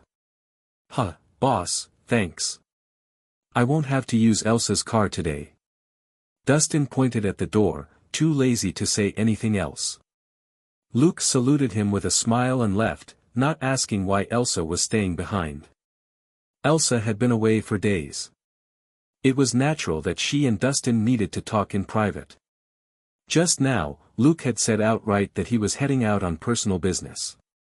Other people might have been criticized for it, but Dustin was well aware of Luke's attitude and abilities. Given how Luke had managed to resolve the robbery at Nakatomi Plaza in an hour, it certainly wasn't a problem if he wanted to slip away for a day or two. After cracking the Sergei and Nakatomi Plaza cases, Luke could easily take off for a year if he wanted to. The document that Dustin had tossed to him was actually a certificate for Luke's own police car.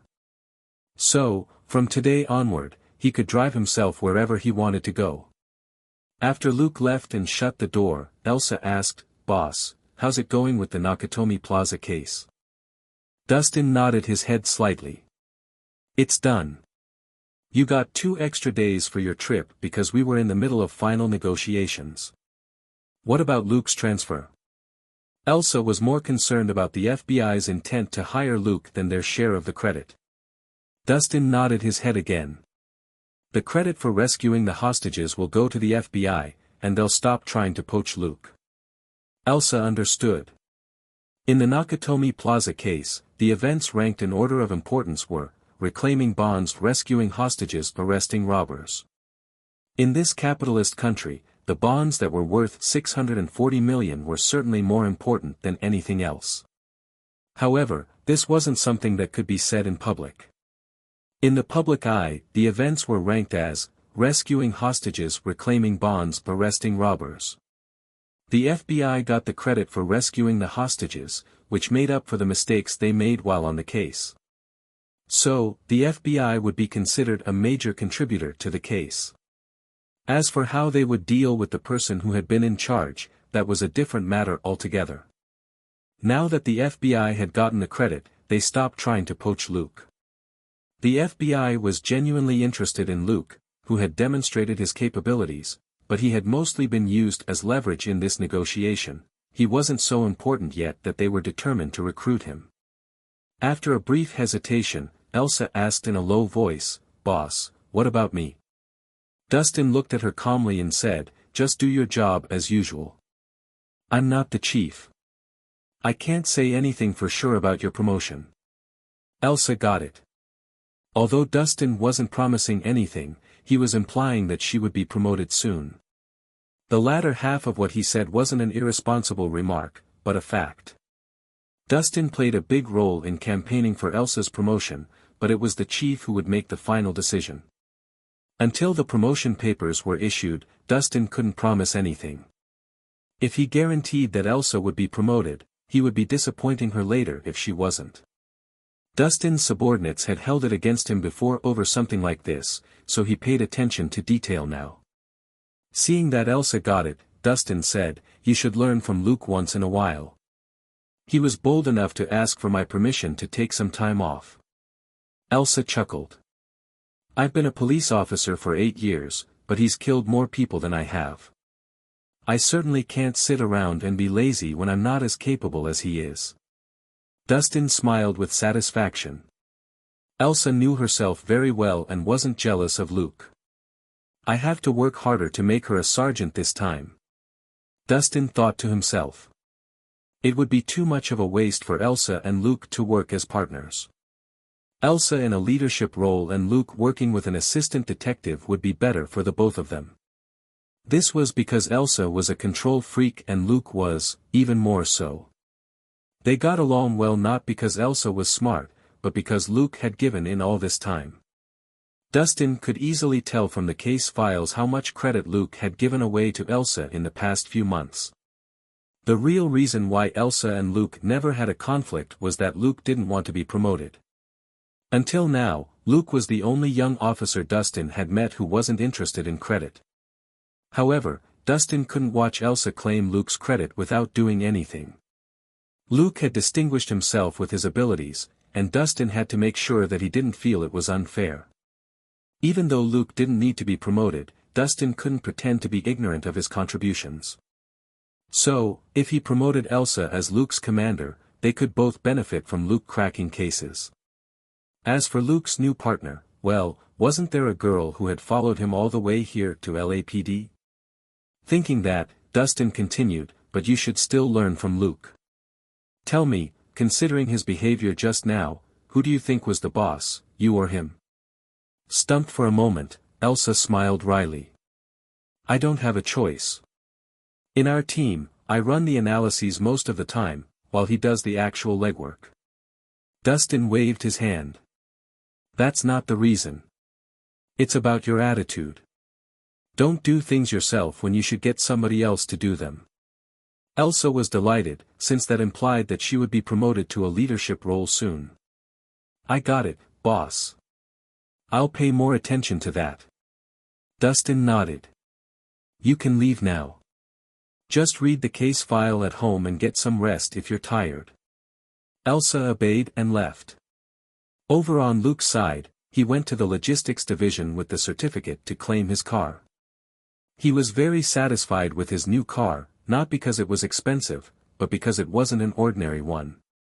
The car was a brand new Chevrolet Impala with many practical modifications, such as a bumper, reinforced suspension, a police communication system, and bulletproof front doors. It was far better than the cars which most other officers had.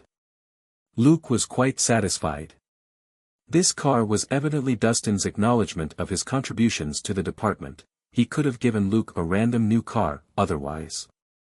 After obtaining the car, Luke went to a law firm to get the documents that he had previously entrusted to the lawyers to handle. Then, he returned to his old apartment. It had been more than 10 days. He wondered how Bobby was doing. Shira didn't say anything to Elsa about Bobby harassing her again, so Bobby couldn't be doing too badly.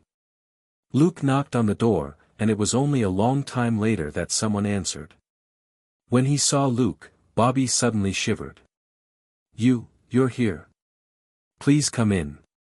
Luke nodded with a smile and entered the apartment. I'll give you 10 minutes to clean yourself up. Then we'll talk. Bobby quickly went to take a shower. Luke looked around the living room. The place was untidy, but not especially dirty.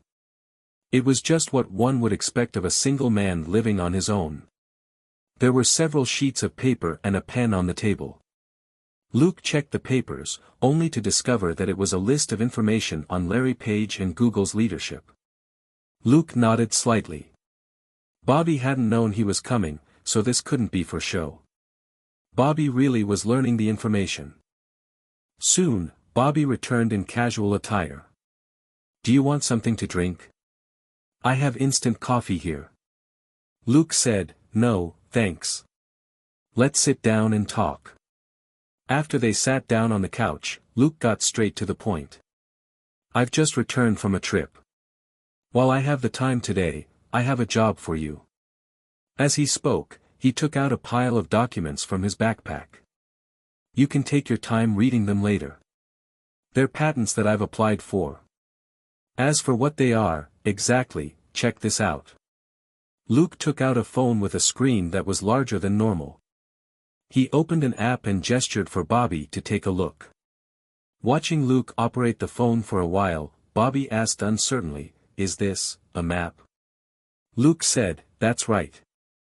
With the GPS on the phone, it can be used as a nationwide or even global navigator, provided that there are enough maps stored in the phone in advance. Bobby was confused. How are we going to make use of this? Luke said, let's sell it to Google. I'm too lazy to create it myself, so I'll just sell the idea for money. Bobby was suspicious. Isn't Google a search engine? Why would they want this? Luke chuckled and explained how Google could use this navigator. Bobby nodded his head and said, what about the price? Luke thought for a moment and said, let's sell it for $500 million. There was a reason why Luke had come up with this figure. He had read in his last life about some of the shocking acquisitions that Google made. For example, Google acquired Motorola Mobility for $12.5 billion, only to sell it to Lenovo for $2.9 billion several years later. It was why Luke knew how generous Google could be. Luke had no idea how much Google would invest into a map app, but considering how bright the prospects would be after smartphones were invented, an offer of $500 million wasn't too unbelievable. What if Google refused the offer? Well, Luke had nothing to lose. He could always invent some less costly technology and sell that instead. Despite knowing how things would start to trend, Luke hadn't been able to profit off the knowledge due to his lack of ability and funding. But now that he had learned Tony Stark's 4 elementary abilities, it was more than easy for him to get rich. He was going to sell this map patent because he wanted to earn enough money once and for all. He would be able to live off of $500 million for a long time. He wasn't Tony Stark, and wouldn't spend the money as quickly. Luke left the phone and the app for Bobby to use in his demonstration. He also gave Bobby $10,000 for travel expenses in the next few months. Luke had kept Bobby not because he wanted Bobby to become a good PR manager, but because he didn't want Bobby to be idle all the time. He would even give Bobby 1% of a share in the map technology. So, if Bobby could sell it, he would earn $5 million. With that money, Bobby would immediately become a millionaire. Bobby could only smile bitterly at that, because he had to sell the map technology first. However, he was indeed tempted by the prospect. $500 million might seem a lot, but it was nothing for Google. Luke wasn't scared of a big corporation like that playing dirty tricks, since he had applied for a patent. To establish this patent stronghold, he had shelled out almost $100,000 in registration and lawyer fees.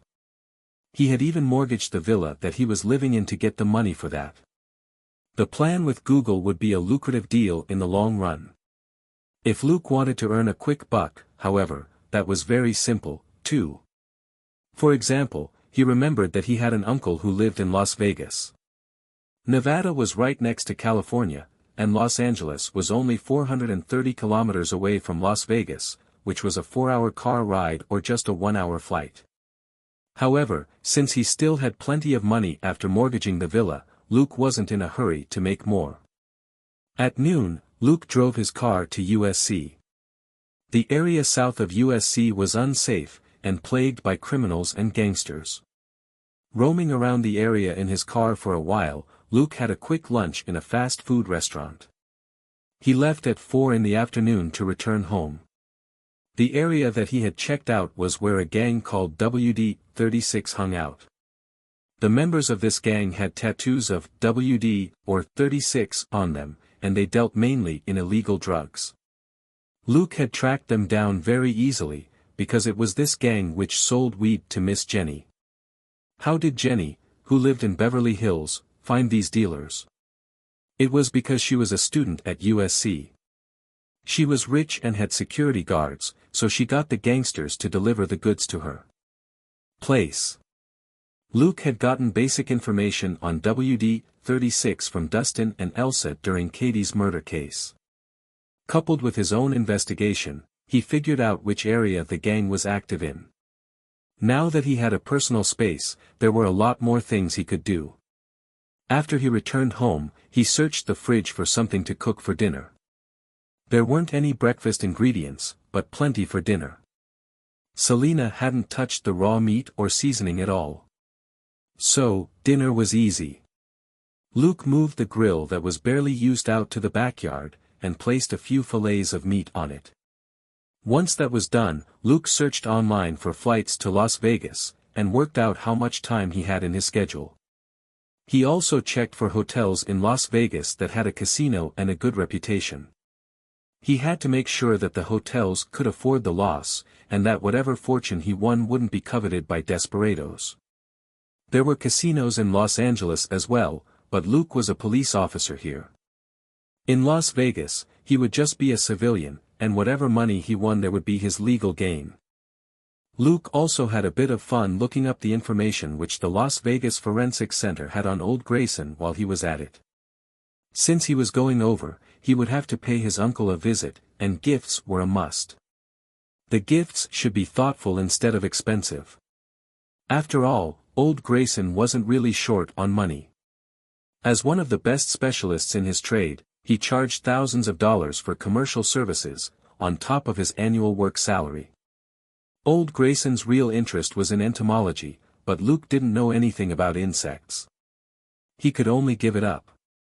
Checking files and flipping the meat over, Luke waited until 8:30 before Selina got back. "You're pretty late." "Do you always get back so late?" asked Luke. Selina was exhausted but happy. "Let's talk about that later. I bought the things you wanted." Luke was speechless. "If you had told me that you were busy, I would have gone shopping myself. There isn't much for me to work with tonight. I guess we'll just have grilled meat today." Selina wasn't displeased at all. She lifted the cover of the grill in delight, only to be stopped by Luke. "Wash your hands first." Selina immediately rushed back into the house. By the time she returned with clean hands, Luke had sliced up the meat. The meat was greasy and fragrant, and right up a meat lover's alley. Next to the meat was a plate of roasted vegetables. Luke was born in Sichuan in his previous life, and Sichuan people barbecued everything. It wasn't just meat, they also roasted chives, cabbages, eggplants, cucumbers, potatoes, carrots and many other vegetables. Of course, Luke didn't have that many vegetables on hand. He simply roasted an eggplant. After he cut the eggplant in half, he covered it with onion, garlic and pepper. The food smelled great. Selina was indeed a foodie who liked all sorts of food. Enjoying her meal, she said, "Darling, it tastes really good. Let's have this 3 times a week, shall we?" Luke said, "I can make this for you if you're fine with holding your butt together when you go to work every day." Selina was surprised. "Huh? What do you mean?" Luke said, "Eating too many roasted vegetables is like when you have too much jalapeno." Selina immediately chickened out. Her parents were Mexicans and liked making Mexican food, but she was born and raised in America, and wasn't as used to spicy food as actual Mexicans. The Mexicans had developed 2 of the top 10 most horrifying peppers in the world. She had no intention of testing her tolerance. She still remembered her experience the last time, when it felt like she was discharging glass pieces whenever she went to the toilet. After enjoying the barbecue, Luke cleaned the grill and the table, and Selina collapsed in a chair once again. But it was already past 9. Luke certainly couldn't let her lie in the backyard like that for half an hour. He could only drag her back into the living room. Then, Luke made her a pot of hot cocoa. She wouldn't put on weight anyway. Selina was so comfortable that she could barely keep her eyes open. Luke asked, "How have you been?" "Very busy." Selina snorted lazily. "A little bit. Donald gave me a lot of things to do." Luke asked, "Such as?" Selina said, "Reading files and analyzing intelligence. I have to write reports, too. So, I have to work late a lot." Luke wasn't surprised. That was how newcomers were usually treated. He could be willful because he had forfeited credit for his contributions so far. Selina certainly didn't have that option. He thought for a moment before he asked, "Did you learn anything?" Selina said, "Rub my belly and help me digest my dinner, and I'll tell you." Luke was lost for words. If you're so full, why did you fight me for food just now? However, he did as he was told. He had been away for more than 10 days, and she had been all alone here with no friends or family, just work. Her superior was a middle-aged black man who didn't have much in common with her. It was only reasonable that she was bummed out. Rubbing her slightly bulging belly slowly and gently, Luke continued, "You can speak now." Selina took a deep breath of relief. "Well, I think I've learned a lot of things. However." Luke asked, "However what?" Selina thought for a moment, then shook her head. "Donald's only a SOSO detective. I've picked up his methods. He barely makes mistakes, but he also wastes a lot of time." Luke nodded his head. "That actually isn't a bad thing. If you were working with Elsa, you might make progress more quickly, but you would have overlooked many details. Donald is slower, but it's not bad for you since you'll be able to keep up with him all the time." Selina nodded her head, then shook it. "We've been working on a case for a week, but I think we'll probably drop it in a day or two if we still don't get any results." Luke asked curiously, "What case?" "The death of a college girl." Selina said, "There's no evidence of a homicide, and it looks like an accidental drug overdose. But somehow I feel that it's more complicated than that." Luke asked, "Where did it happen?" Selina said, "She died in an apartment in our jurisdiction, but she's from USC. Also, she wasn't living in that apartment, the tenant is another woman who's gone missing." Luke immediately knew that there wouldn't be any outcome for this case. The two people involved were dead and missing respectively. Without more clues, the case would soon be deemed an accidental drug overdose, and thrown into the archive room. If it were Elsa and Luke who were responsible for the case, they would have given up after 3 to 5 days without any leads. There were too many such cases to investigate. Luke could only shake his head. "I don't think there's anything else you can do. Just drop it if you can't find any leads." It wasn't because they were heartless, but because they had limited time as detectives. In American TV series, many detectives would never give up until they got to the bottom of a case. But the truth was that detectives weren't allowed to do that at all. Pursuing one case meant that there were other cases that weren't being investigated. Their boss would have their heads if they obsessed over a single case. Even if they might be interested in a particular case, they could only investigate in their spare time. That was also the difference between police detectives and private detectives. The former were supposed to maintain order in society, while the latter were hired to investigate specific cases. Then, Selina asked Luke about his trip to Paris, and looked at the photos of him and Elena. Selina was quite jealous. She said in disappointment, "Why wasn't I part of this fun trip? I want to shop in Paris and sunbathe in Marseilles too." Luke chuckled. "I'm off to Vegas in a few days. Want to come with me?" Selina was delighted for one brief moment, before she shook her head. "I doubt I can. I'm very busy right now." Luke shrugged. "It's all right. We can go somewhere later. Did I tell you that Elsa might get a promotion?" Selina thought for a moment and nodded.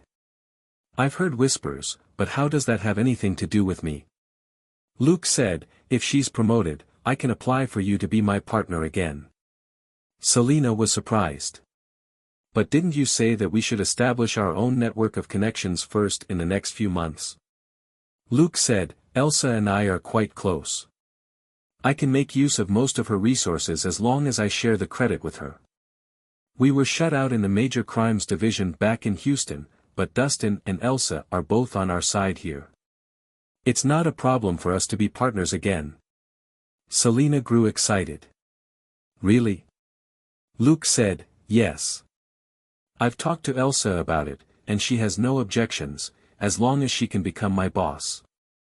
Selina asked, "How long will it take?" "A year?" Luke said, "It'll be 2 months at most, or maybe a month if she's lucky." Selina exclaimed, "Oh, that's great." Luke chuckled. "Are you happy now?" Get up and wash the dishes.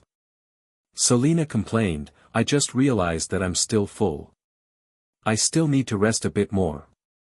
Ignoring her lousy acting, Luke rose and said, anyway, it's your job. I'm going to take a shower. By the time he finished his shower, Selena had already done the dishes in the kitchen. Luke shook his head with a smile and started doing online searches again on his laptop. The night passed uneventfully. The next day, Luke and Selena drove their own cars to work. Selena was reinvigorated, because she had had breakfast cooked by Luke that morning. There was even a new batch of cupcakes for her to bring to work. Naturally, she was in a great mood. After they entered the police department, Luke saw Elsa at her desk. She had obviously recovered from her jet lag. She greeted Luke when he went over. Luke put the paper bag he was holding on the desk and said with a smile, homemade cupcakes for you as a snack. Elsa was a little surprised. She wasn't a foodie, but she couldn't help but try one of the cupcakes. But she regretted it several minutes later. Privacy and distance were appreciated in America, but who was Elsa? She was one of the most experienced detectives in the Major Crimes Division. She had groomed 5 detectives in this division, who were sort of her students, and she and the rest were close as well. But when friends got too close, they could become unscrupulous. Elsa didn't consider the cupcakes a big deal, but other people certainly did. Dustin happened to pass by the desk. Noticing the cupcakes in the bag, he picked up one and said, thanks for breakfast, Elsa. I didn't have anything this morning. Elsa didn't realize how bad the situation was yet. She was only thinking that the cupcake tasted pretty good. Then, Billy Wong, a Chinese detective, leaned in and said, oh, I didn't have anything, either. Thanks, Elsa. He reached out to take a cupcake. Another female officer named Melinda also came over and said, Elsa. You remembered that I love cupcakes. Thank you. She grabbed one of the cupcakes and fled. That wasn't the end of it. Several more detectives joined in. They said similar things, and poached the last 2 cupcakes in the bag. The detectives who came late could only scatter without cupcakes. But one of the detectives, who was more shameless than the rest, exclaimed, Elsa, bring more next time. I brought a dozen donuts last time for everybody in the office. Elsa couldn't have felt any more regretful. She only had one of the cupcakes. These jerks. More importantly, it was quite delicious and could sell for $3 to $5 each at the shops. Was it the same as cheap donuts? Bad decision. That was the only thought in her head. Had she known how good Luke's homemade cupcakes were, she would have kept them to herself instead of leaving them out. Those detectives who had robbed her of the cupcakes were all people she was very close to, and she couldn't ask for anything from them in return. That was the most heartbreaking thing for her. She finally glanced at Luke and said, couldn't you give the cupcakes to me when they weren't around? Luke smiled but didn't say anything. It wasn't his fault that Elsa couldn't protect the cupcakes that he had given her. After Elsa finished her lone cupcake, Luke asked, what's our new case? Elsa tossed the case file at him, and Luke read it. It really is a tricky case. Elsa explained, the victim is one William Johnson, who was shot in the head in his car. He was in the real estate business. According to our files, he's linked to multiple extortion and injury cases. The word is that he was also involved in several murder cases in some old buildings which he owned. Luke read the file and Elsa's notes, then said, so, he was the leader of a gang, and it was only a matter of time before he was killed. Elsa nodded her head. You could put it that way. But Margaret Haley Johnson, his young wife, has been urging us to solve the case. Luke laughed out loud. Who is she? She wants us to avenge a major gangster ASAP. She doesn't know how many enemies her husband had. Elsa said with an odd expression, it's possible that she doesn't. Luke was stunned. What do you mean? Elsa said, based on the information I found, she truly thinks that her husband was a legitimate businessman. Also, she's an art student at USC, and she's only 21. Luke was speechless. Are you saying that a 45-year-old gangster fell in pure love with a 21-year-old art student? Elsa shrugged. Who knows? Anything can happen in this world. Luke continued browsing the case file. Where should we start? Since Dustin hadn't told them that the case needed to be resolved, they could give it up if they didn't find any leads in the next couple of days. What if William Johnson's widow still insisted? Whatever. There were too many gangsters in Los Angeles. William might have left her an inheritance, but it was impossible for her to try and push the case up to a higher level. The big shots of WD-36 were rich, too. But could they complain in the media that LAPD didn't care about the murder of an underling? Of course not. Once they learned what the scumbag did before he was killed, the media and the general public would only gloat at his death. Nobody would ever sympathize with such gangsters. Elsa shrugged and said, let's go to USC. We have to meet the widow. She's kind of innocent, but she's not a bad person. If she makes a fuss about this case, it won't be a big thing for us, but she might draw the attention of other gangsters and lose her wealth or even her life. Luke nodded his head. It wasn't easy being a boss's woman. If she were a capable woman, she might have been able to helm her husband's gang in his place. But since she was merely an art student, both she and her assets would be obvious targets for other gangsters. Wealth earned through violence would be plundered with violence. That was the rule of the gangs. The patent that Luke had applied for example, could hardly be stolen by the gangsters with violence. Luke had too much evidence to prove that he was the legitimate owner of the patent, and the judge wouldn't believe the gangsters at all if they couldn't offer any counter-evidence. However, most of William Johnson's wealth was underground to avoid being investigated by the police and IRS. Other gangsters could take control of the wealth as long as they knew where it was. If the widow inadvertently leaked the information that she had it, she would be dead very soon. This time, Luke didn't take Elsa's car. Both of them drove separately to USC. Luke wondered if he and this place were meant to be, since he had just spent half a day investigating the area yesterday. Entering USC, Elsa found a studio.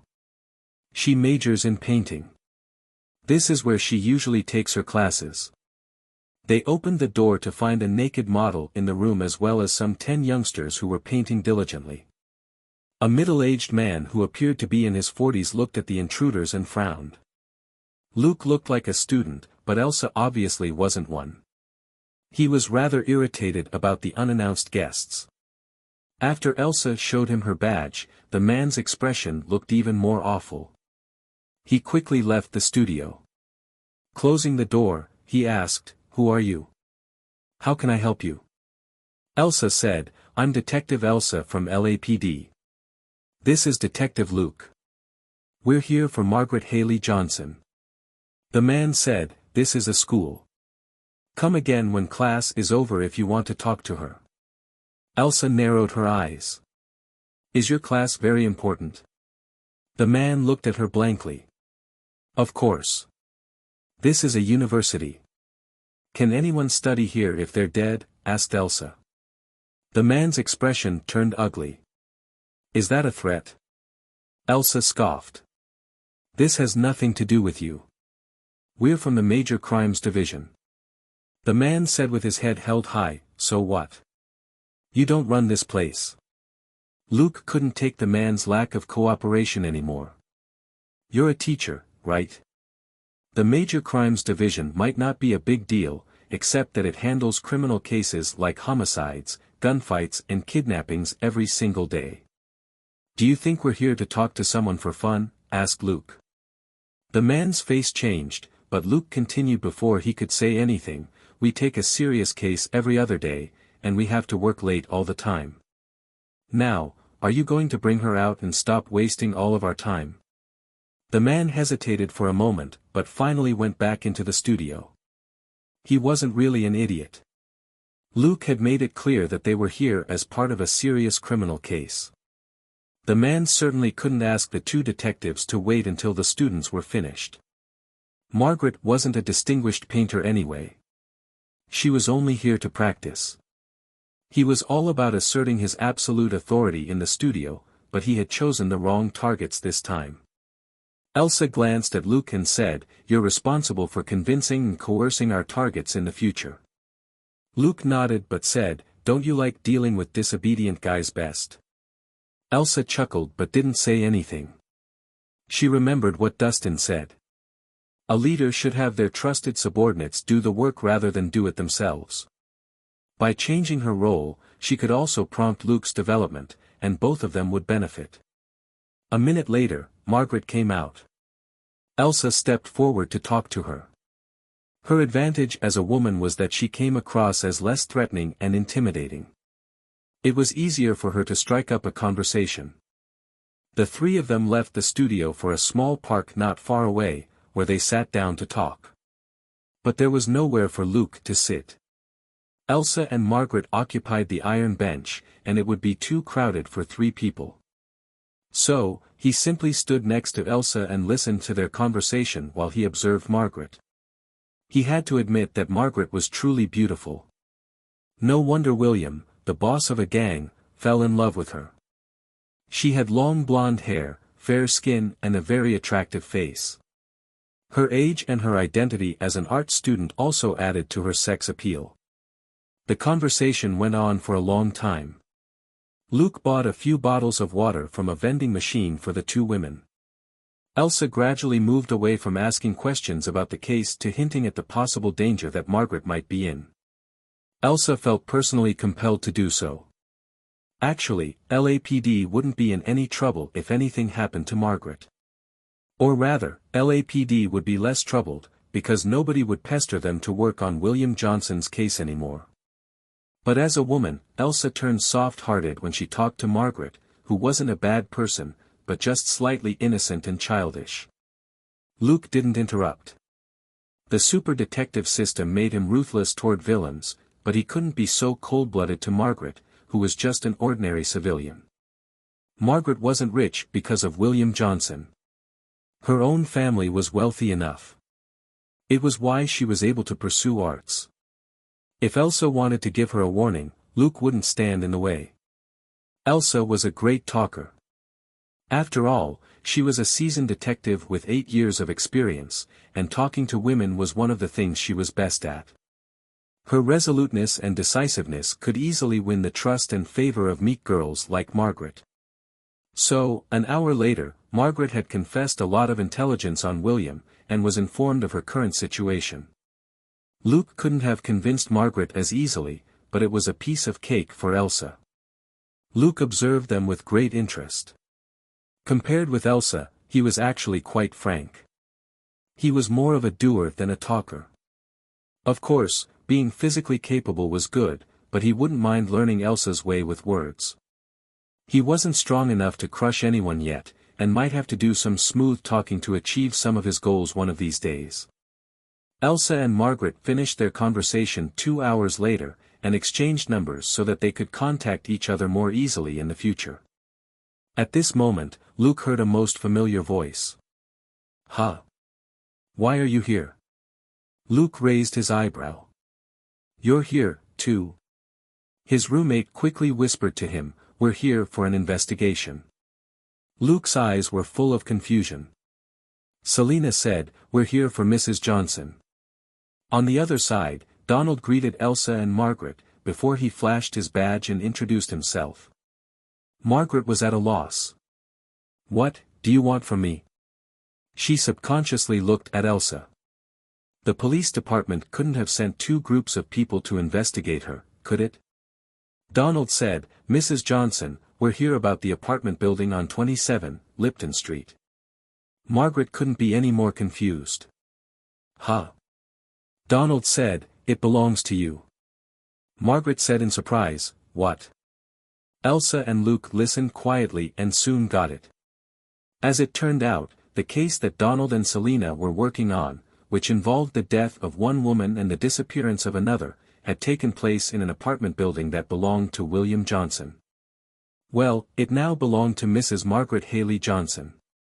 Donald was only here as a last-ditch attempt to ask Margaret if she knew anything, but he wasn't very hopeful. Margaret had no idea about the apartment building at all. Or rather, she didn't even know how much of William's assets were now hers. However, at Elsa's reminder, Margaret was prepared to find a law firm and sort through the assets under her name.